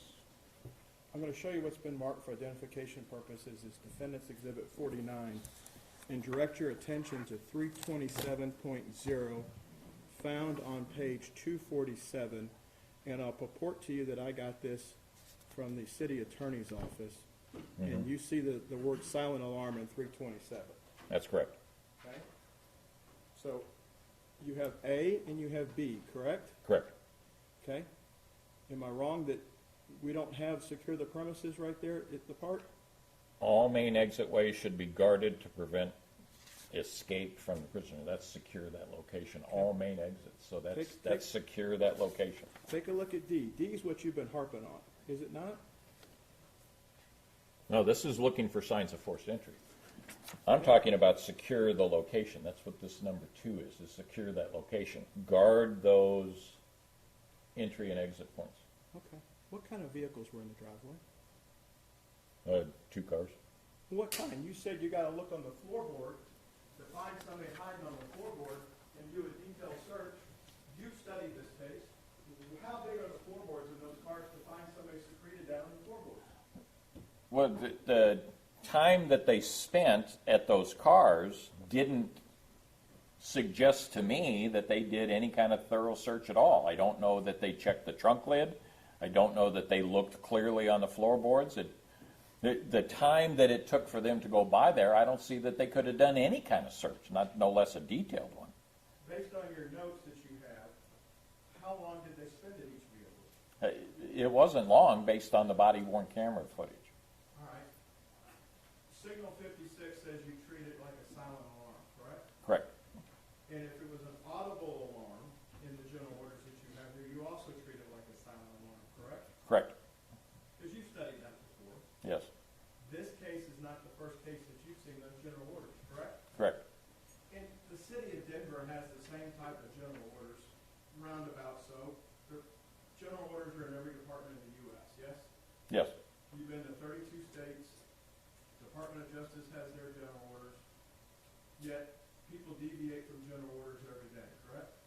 Of course. Denver's had general orders for a long period of time. Yeah. And when officers deviate from general orders, they do it and they have to stand for it and be able to answer and be accountable for their actions. You'd agree with that? I would. And even if they're doing stuff, I believe that the state has asked a lot of questions of folks that people should just go up and try the door. The front door to see if the door opens. You've been here long enough to hear those questions, haven't you? I have. Do you remember a patrolman by the name of Robert Eugene Sandoval? You do, don't you? Name sounds familiar. He was a Denver police officer who was shot by a homeowner and died years later of his injuries because the homeowner was startled when he grabbed the storm door during what they thought was a break-in when the officers showed up to check it, correct? Yes. So there's a reason, even from your own department of 32 years, that people don't touch those doors and make noise like that because they can get shot, correct? They can. You know, we talk about being inherently dangerous work as a police officer. You know, and she may have been in your academy class, patrolwoman Kathleen Garcia. I know Kathleen well.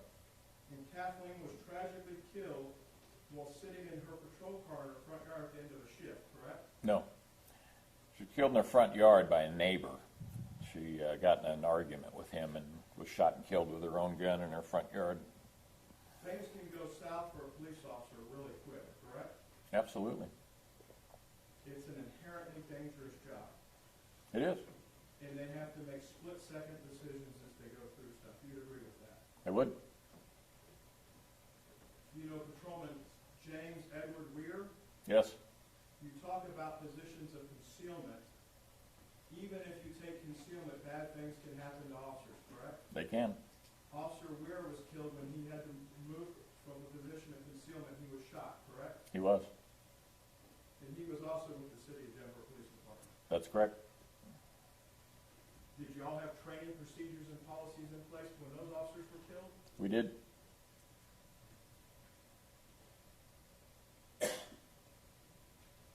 The window that's by the Bravo side door, the B side door, it has a Weber grill in front of it. Do you recall that? Yes. And the Weber grill looked like the lid was still on it. It looked like if you had to get to the window, you were going to have to go over a bunch of stuff to get there. Do you agree with that? I would. So a quick scan of that, you could probably rule that out just by looking at it. I think like you said on direct, you're at the B door, you look down there, out of the corner of your eye, there's a bunch of stuff in the way. If somebody's getting in and out of that window, that stuff's still intact. You could probably rule it out based on that. And I pretty much said that Okay. myself. Are officers always required to knock and announce? Always required? No. Well, it depends on the situation, but in every situation, no. In some situations, yes. What would be some situations where you think they'd have to knock and announce? Execution of a warrant? Okay. How about on a silent alarm or audible alarm? Not necessarily. How about on a signal 56? Not necessarily. I'd like to give you a hypothetical. Can I put some words in? Yes.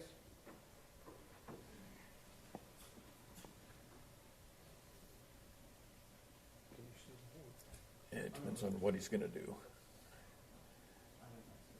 Okay.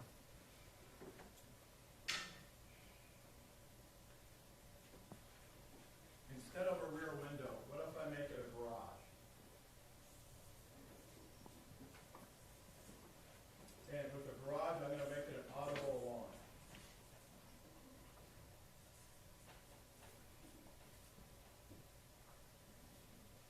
The garage is open, audible alarm, it's 1 a.m., and I got 2 rookies.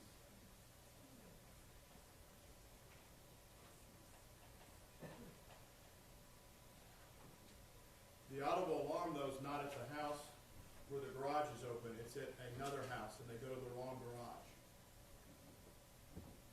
Okay? You with me so far? I'm going to try to be. Okay. The 2 rookies go to the wrong garage, wrong residence, and walk up on somebody in the garage. Okay? Okay. With me so far? They walk up on somebody, and that person comes out of the house with the gun. If the officers are dispatched on an audible alarm, an alarm call from Alarm Center, do the officers have a right to be there in that scenario?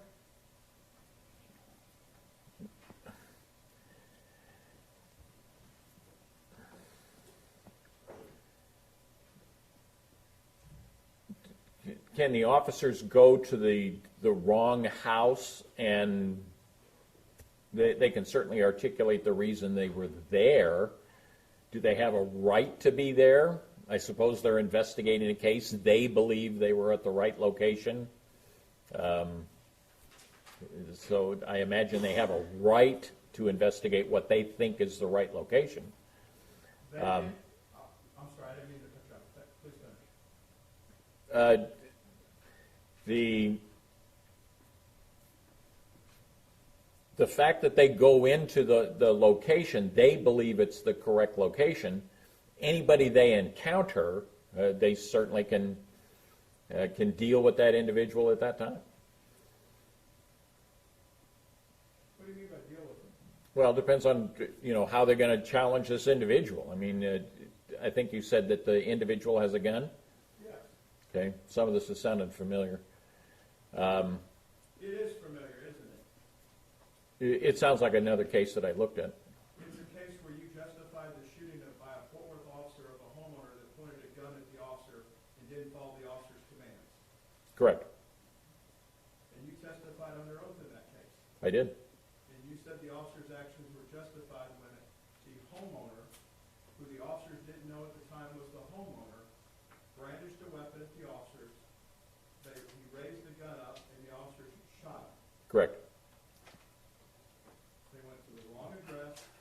They walked up on the property. They had separated at one point. One officer stayed up front, as you recall, yes? Yes. And one officer was in the back by himself. Yes. The second officer came running back to the back of the garage when he heard his other fellow officer giving commands. And they weren't Fort Worth police. They were show me your hands type stuff, right? Correct. Because officers usually visualize what they're seeing as the stimulant against them, the weapon. Correct. You've worked in 32 states and taught around the world on police shootings. The officers don't usually fall back to their full vocal training. It's usually some very bad words and what's in the hand or I want to see them, correct? And sometimes there's no sound. Sometimes I say nothing. Okay. Is there, the officers, each person you would agree reacts differently, yes? They can. In that scenario, the officers gave commands, the individual raised the weapon, and the individual was shot. Correct. The officers were at the wrong house, yes? Yes. The officers were inside the garage, Correct. and the homeowner was the one that was shot. Correct.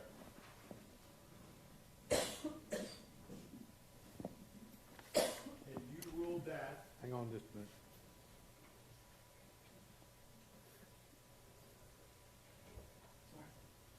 Mr. Brissett?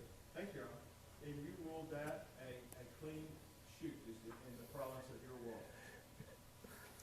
Well, full disclosure on that, my original assignment was that the argument was the individual was raising his hands at the time that he was shot and was not armed. And I was asked to look at it to determine what his position was based on the shooting reconstruction and the bullet wound location and the blood stains. And through that analysis, I was able to show that no, he was more likely in a position consistent with what the officer described, and that his shooting was reasonable considering that position. Do you recall giving a video deposition during the time of COVID, that was September 25th, 2020, for federal court in Angie Waller versus the city of Fort Worth? Yes. And in that, you recall when you were asked by Mr. Brender, who was one of the plaintiff's attorneys in the case, that experience teaches reasonable officers that burglars come in all shapes, sizes, and attire. Correct. You don't know, they could come out wearing a suit or a tux, and it doesn't make them any less a criminal. Somebody is wearing socks and no shirt when they come out of a house. Do you recall that? Yes. Because rightfully so, you were there to give a deposition of blood spatter, but when Mr. Brender waded off into this, you answered it. Yes. And you gave your professional opinion based on that 32 years of experience. Yes.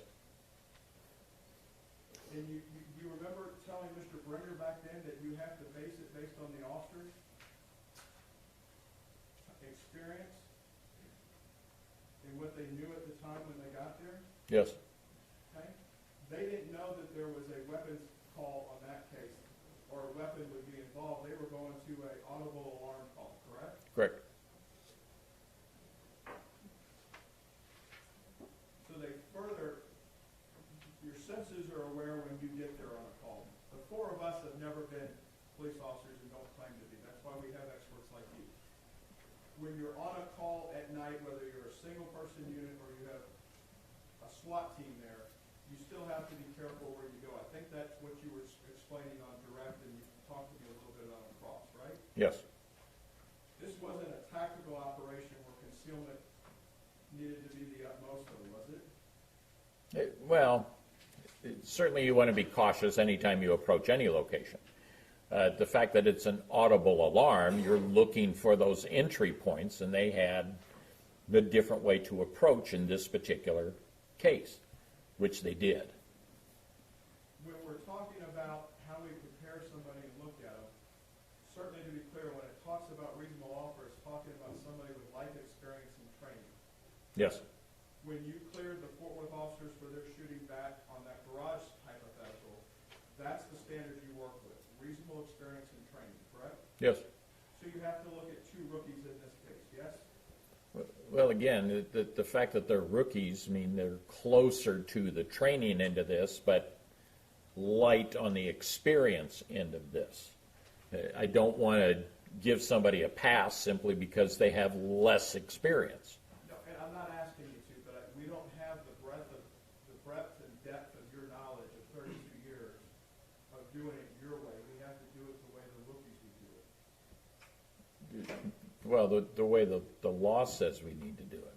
Well, the law says we look at it from their training and experience, correct? Correct. So the law says we look at it from the rookie's perspective. You'd agree with that? I think that's fair. Jack, Your Honor, the court will be giving the law to the jury, not this witness. I'll let him answer. I think that's fair. Certainly, you've looked at Darch and Dean's records. They weren't on the streets very long. No. And how Chief Fitzgerald, who designed the shift duty, put two rookies on the streets at night together, that's a debate for another court, not a criminal court. You'd agree with that? To a degree, yeah.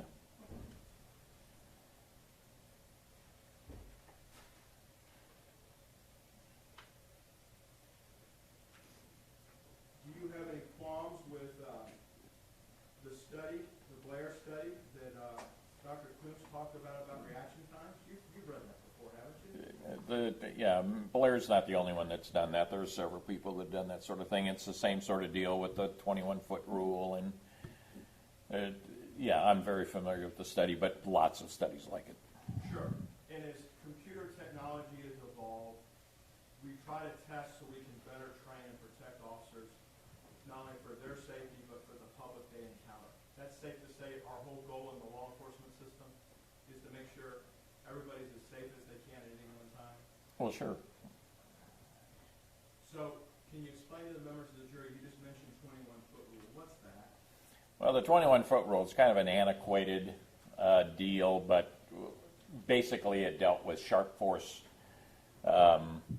weapon usage, but it can really deal with pretty much anything other than a firearm. I guess it could with a firearm too, but basically what it says is somebody armed with a knife can close the distance and severely injure or kill an individual who is armed with a gun if they are within 21 feet of their position at the time. And you say it's antiquated because the studies have shown that really needs to be pushed out a little bit further, correct? Yeah, probably about 35 feet. And the studies we talked a little bit before the jury came back in, the studies that you've reviewed on reaction time for officers, do you have any qualms with Dr. Koontz's reaction time?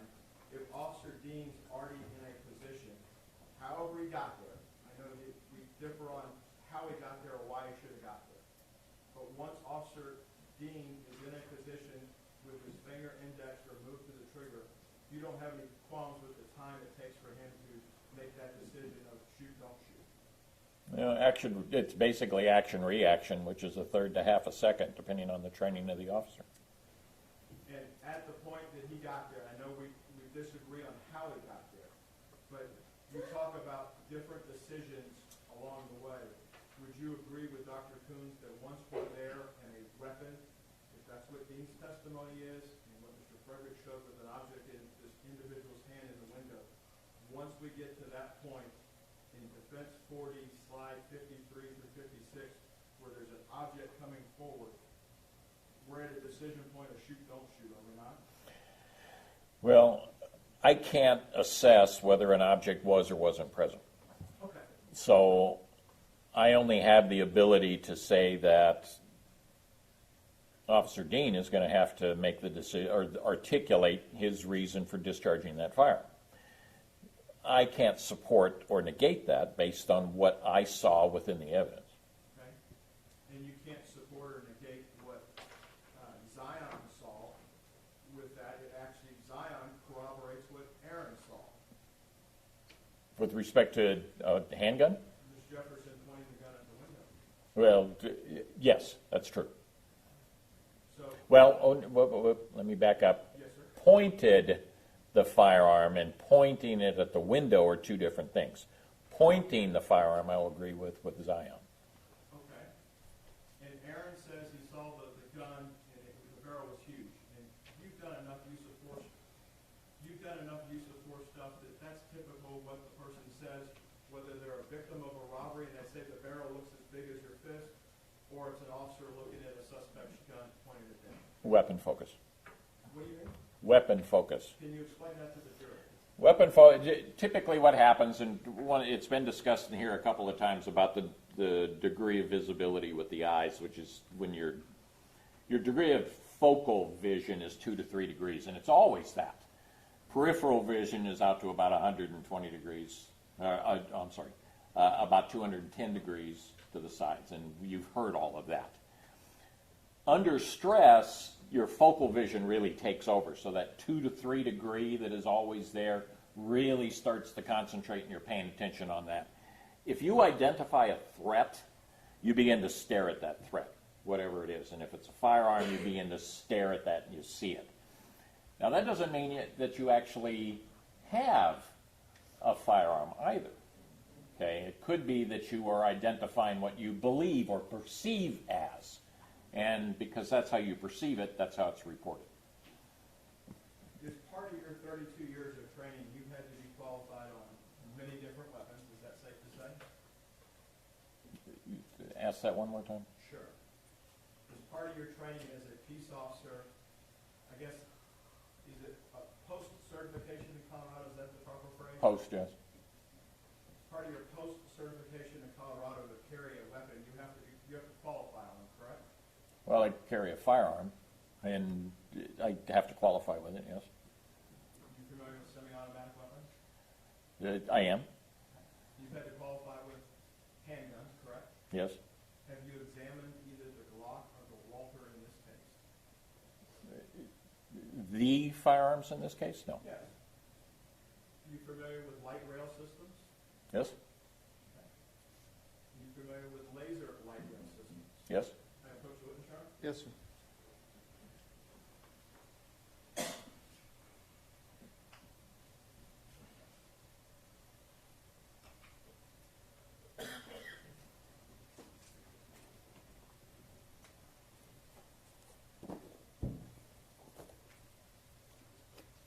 I'd ask you first, Lieutenant, to take a look at States 97 and make sure it is equipped to be rendered safe with a zip tie in it right now. Slide is locked back. There's a zip tie through the both ends of the barrel, which prohibit the firearm from accepting a live cartridge. And again, the slide is locked back. So you would agree, for demonstrative purposes, you and I can chat about this safely here in the room? Yeah, as long as I'm not pointing at anybody. Yes, sir. I won't be doing that. Understand completely.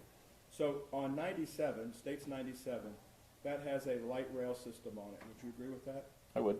And do you know how a laser such as that comes on? There are toggles right here. There's a button on either side that you can turn it on or off, so you can push it either way. Okay. And if the battery, it's been in the property room for 3 years, safe to say from the date of incident. If I have a fresh battery, do you know that we unscrew the front to put a fresh battery in it? I imagine it loads in somehow. Okay. Do you have one of these light rail systems? I do, but I don't carry my light on there. Okay. I've never seen the need for it. What is it used for? Targeting. What do you mean by targeting? It puts the dot where the round is going to go. And that's if it's adjusted properly. I don't know if it's been sighted properly, so I can't attest to that. Sure. And for everybody's benefit, there are adjustment screws on States 97's light rail system to, if you had this in a jig, the range, you could Do this. hone it in.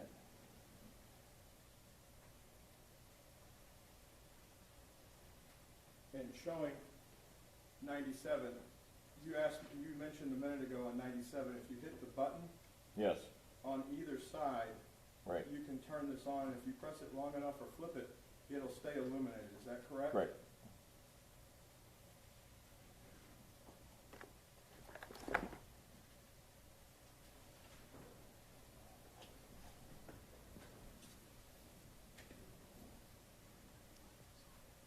I want to go back to some of your teachings on behalf of your firm. Do you still hold the position that you taught nationally that we have criminal jury system which is superior to any in the world, and its efficiency is only marred by the difficulty of finding 12 men every day who don't know anything and can't read? Yeah.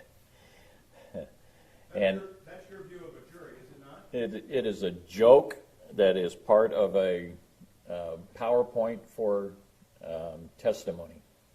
And it's to teach experts such as yourself how to testify in front of a jury, correct? No, it's to teach anybody that wants to talk about testimony, and it is a joke slide.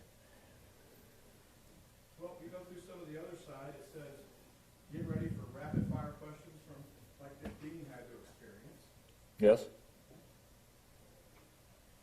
And get ready for questions that might be unfair in rapid fire. Correct. You think I've been fair with you today?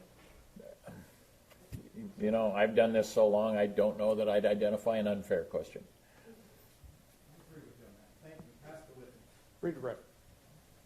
Now approach the evidence. Yes, sir.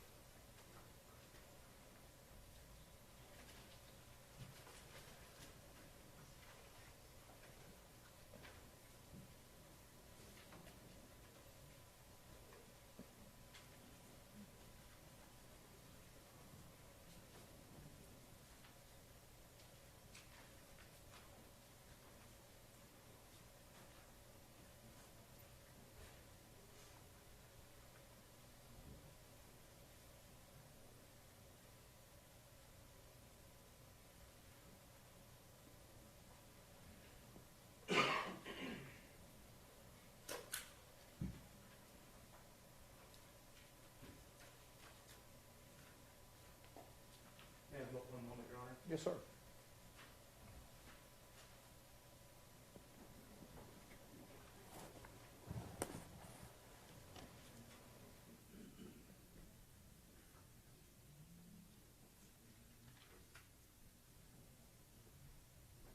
May I approach the witness, Your Honor? Yes, sir. Sir, I'm handing what's been marked State's Exhibit 122. Do you recognize it? I do. And is that the same general orders that the defense attorney had up here talking to you about silent alarms? Yes. Just the 327.01 of the general orders that deal with silent alarms. Correct. Thank you. At this time, Your Honor, State would offer State Exhibit 122 for all purposes. No objection. State's Exhibit 122 is admitted. May I talk to the defense attorney, please? Yes.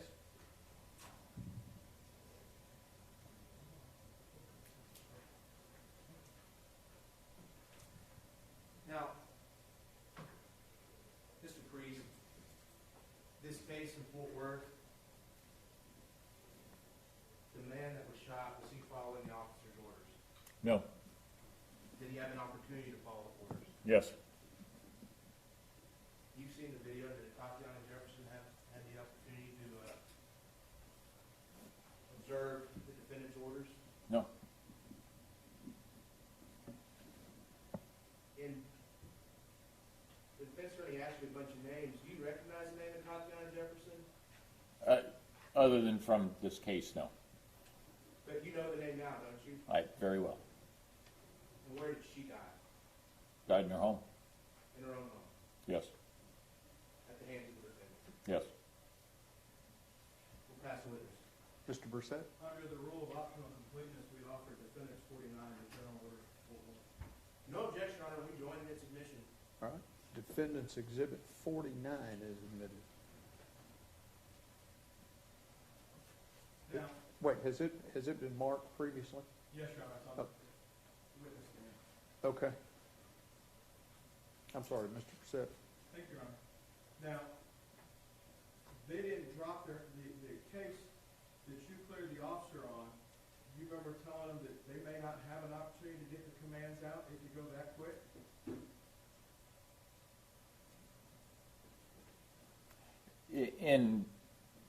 I don't recall it specifically from this case, but yeah, that's quite possible that you can't get commands out very quick. And as you're visualizing as an officer what's coming up at you, the prerequisite that the media and everybody else wants to have in any shooting case that really isn't reality is officers are faced with deadly force and it may be that quick and they have to make a life-second decision. Agreed? And you don't have any problem with Dr. Kuntz's timing for the split-second decision once he's, regardless of how he got there, once the decision is shoot, don't shoot. If Dean says he's faced with a deadly weapon and it's presented at him, you said earlier on direct that mere presence alone is sufficient to identify the officer. Do you recall that? Well, mere presence alone, if the officer is seen, can identify them. But yes, I mean, in a basic sense, the fact that the officer is there wearing a police uniform, that's enough to identify them as a police uniform if they are recognized. Sure. And that's the whole part of this, but that's the general training that Fort Worth and every other department in the United States operates under, correct? I'd agree. If you have a uniform on, that checks off the first box, you're a police officer. I agree. Like if somebody's in a military uniform, you know combatant versus non-combatant, correct? Agreed. And there may be situations in time, and you've seen the timing in this case, where if Mr. Fredericks stills on defendant's 40 at slides 53 through 56, have the timing with the voice overlay, that whatever's in that person's hand inside, Ms. Jefferson's hand, there's something coming up in her right arm. Do you disagree with that? Whatever it is, there's something, if Brant, you disagree with Mr. Fredericks? I don't know what she's holding, if anything. So when you were looking at this, I know you didn't take any notes when you were looking at the videos. Did the state ever give you, we looked at Axon Interrogate yesterday with Mr. Fredericks. The precursor to that was Input Ace, which was Mr. Fredericks' product. And the Fort Worth Police Department or the Tarrant County DA's office both have copies of it. I have one. Do you have Input Ace? In your farm, you do a lot of crime scene stuff. Yeah, but no, I mean, we don't typically use that kind of program. Okay. You just look at it with whatever software is generally available to the public? When you're doing your crime scene reconstruction? Is like body-worn camera? Yeah. Yes. So you never look at it, the forensic detail to see what is artifacts or anything like that, and you make your opinion just off of, you never interrogate it, for lack of a better term? Well, typically no, because again, my ability to look at that frame by frame by frame is not how the officer actually saw it. And they may see things that the video is not. So looking at the video, I see what the video is showing. You know, looking at it frame by frame is not how people see things. And would you agree that the video may, if it captures and saves stuff that's wrong, that didn't get recorded, like artifacts or overwash from the flashlight, that Mr. Fredericks said yesterday, you can't unsee something you've seen, correct? Correct. You'd agree with that? Agreed. Were you given the individual stills from the Input Ace discovery that was done the morning of this shooting by the Fort Worth police, that everything Mr. Fredericks did, minus the arrows, was available to the police when they were investigating this by 10 o'clock Saturday, October the 12th, 2019? I would agree that they had the body-worn camera and could do that kind of analysis, yes. And have you seen the edited version that the city of Fort Worth put out that morning that was done in Input Ace? The stills were available, the edits were available, the triers that were looking at that, the officers could look at in the same forensic software that morning, have you ever looked at those forensic edits as you were looking through this case? I don't believe I have. Did they just not provide them to you? I can't say they haven't. I don't recall seeing individual stills, but I can't say they didn't provide them. It's part of your job, because you're a big consulting firm that goes around the world, correct? Yes. Do you have somebody on your team that intakes, here's a list of all the evidence I received, so I know what I had when I'm forming my opinion? Well, I have a list of all of that. I just can't recall everything that I have from my head. How do you make the list if you don't take any notes? Well, I've got the file on my computer. Okay? So you have a file list, but you don't take any notes to index and inventory. Here's everything I was given in case something didn't get through your Dropbox account that is empty sometimes. I can only tell you that I can't recall if I have those frames or not. Thank you, Your Honor. Pass the witness. Mr. Smith, Nothing further, Your Honor. may Mr. Priest be excused subject to any potential recall? Yes, Your Honor. No objection to the Thank you, sir. You may step down.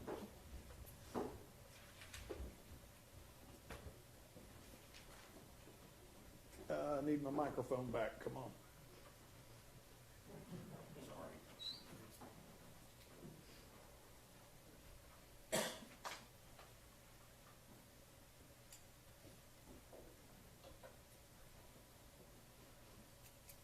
Mr. Smith.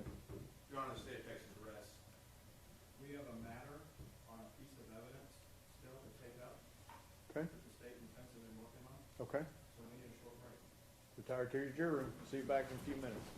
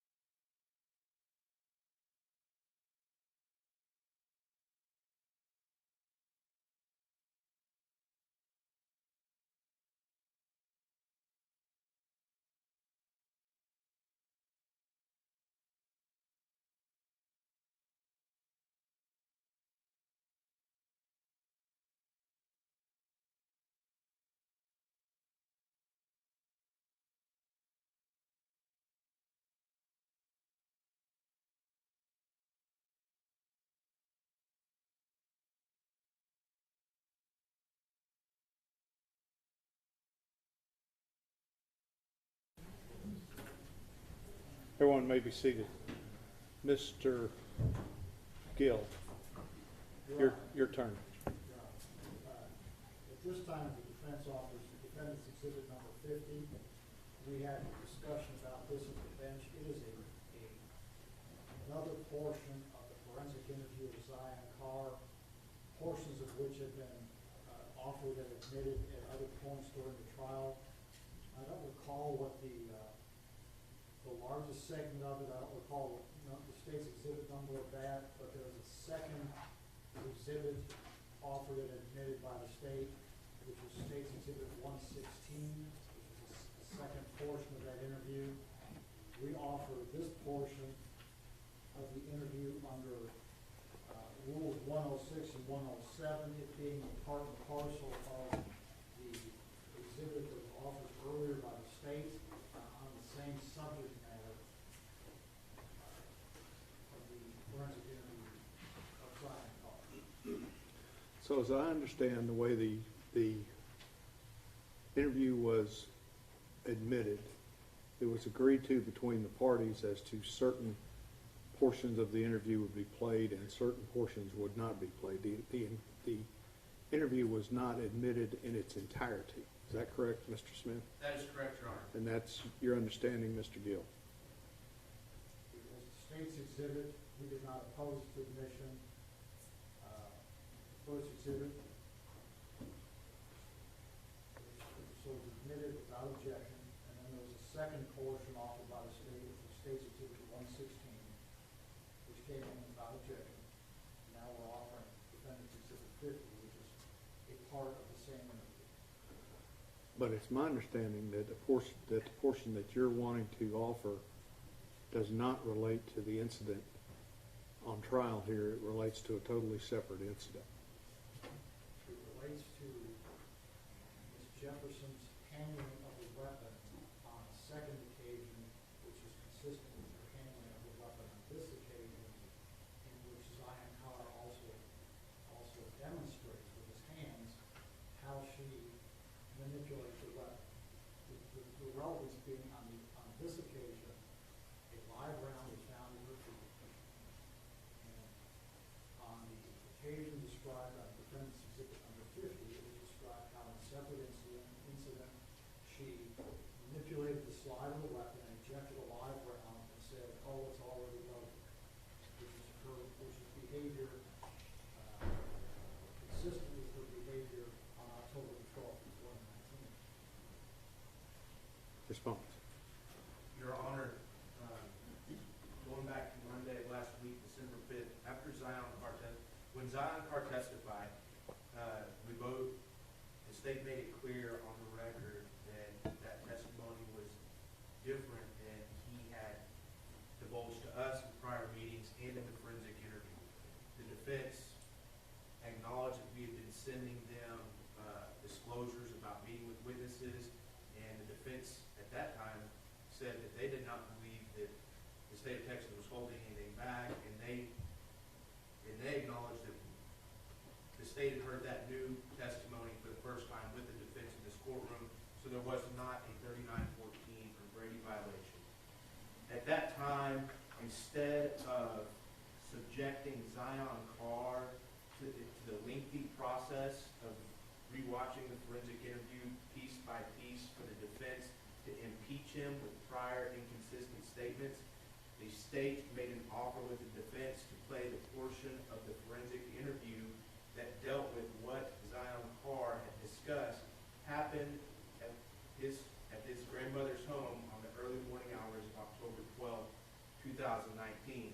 The state of Texas told Mr. Gill specifically, we don't care which parts we play, we just would like to keep the part out about the incident with the car on a different day and Tatiana Jefferson and her weapon, because it's extraneous, has nothing to do with this case, and has no evidentiary purpose whatsoever. At that time on Monday, Mr. Gill said, that's fine, and we played that first portion. A couple of days later last week, I can't remember if it was Mr. Brissett or Mr. Gill, they approached me and said, hey, we want another piece of the forensic interview played. I said, no problem. the state of Texas has in its possession a format of the forensic interview which makes it easier to redact. So they asked the state to redact that portion. We pulled it out. I showed it to them. Mr. Gill was nice enough to inform the state of Texas that that was not the right portion. It talked about something completely different. Another portion that the state didn't want to keep in, so the state appreciated Mr. Gill telling us that. We got the right portion. They listened to it, and that was the second part of the forensic interview. So we would object to the optional completeness because this was done by agreement so that they didn't have to impeach Zion Carr in that lengthy process so they could get that testimony out the way they wanted.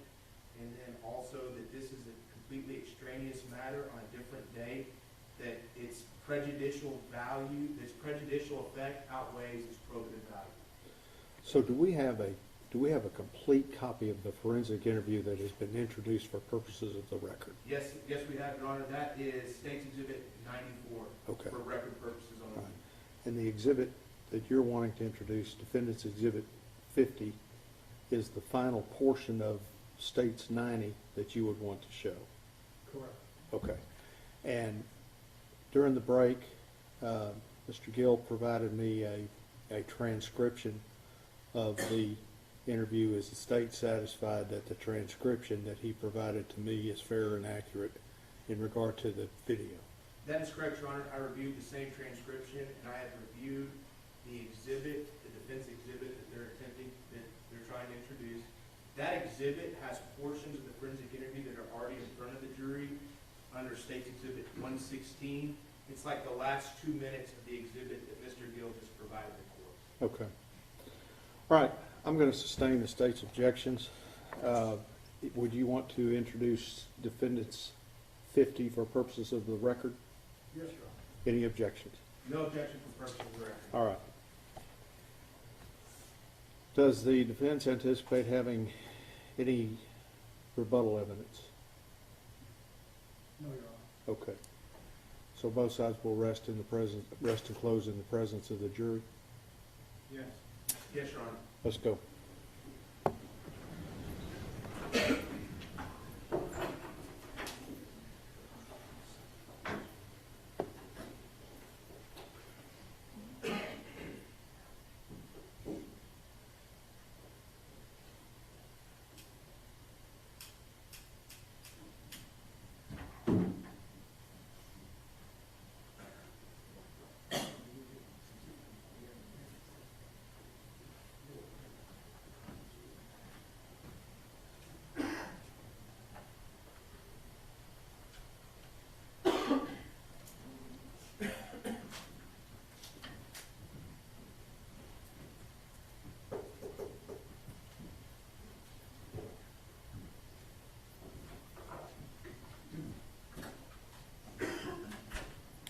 Everyone may be seated. Mr. Brissett, Mr. Gill. Your Honor, and ladies and gentlemen of the jury, the defense closes. State closed. Your Honor, ladies and gentlemen of the jury, the state closes as well. Thank you. You may be seated. That's going to be all the evidence that you're going to hear. And as I told you at the beginning of the trial, once both sides rest and close, I have to prepare the set of written instructions that contain all of the law that's applicable to the case. So that's what we are going to work on for the rest of the afternoon. I'm going to allow you, however, to remain here for as long as you want to review your notes, because I anticipate in the morning when you come in, we'll hit the ground running. I'll read those instructions to you. The lawyers will make their closing arguments, and then you'll retire to your jury room to begin your deliberations. Okay? So work as long as you want to back here today. When you're ready to go, just let Deputy Nicholson know, and we'll get it all taken care of. Very, very important that tonight you stay away from anything involving the media. Don't watch TV, don't read anything. Go out and eat dinner, okay? Because tomorrow we begin on your time. You're in control of this tomorrow, not me. So work as long as you want to today. We'll see you in the morning. Your Honor, before we may we approach? Yes?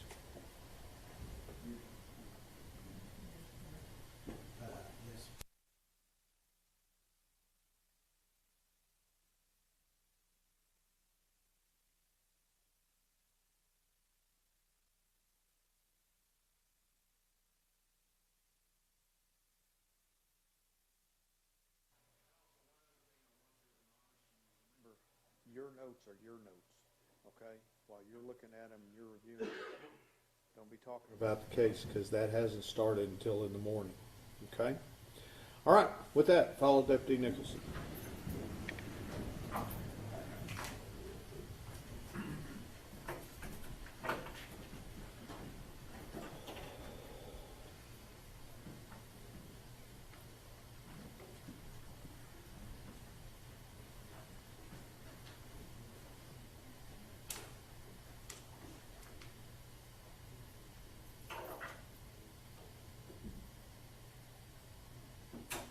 All right, everybody, we're through. Thank you. I just need the lawyers for the rest of the day.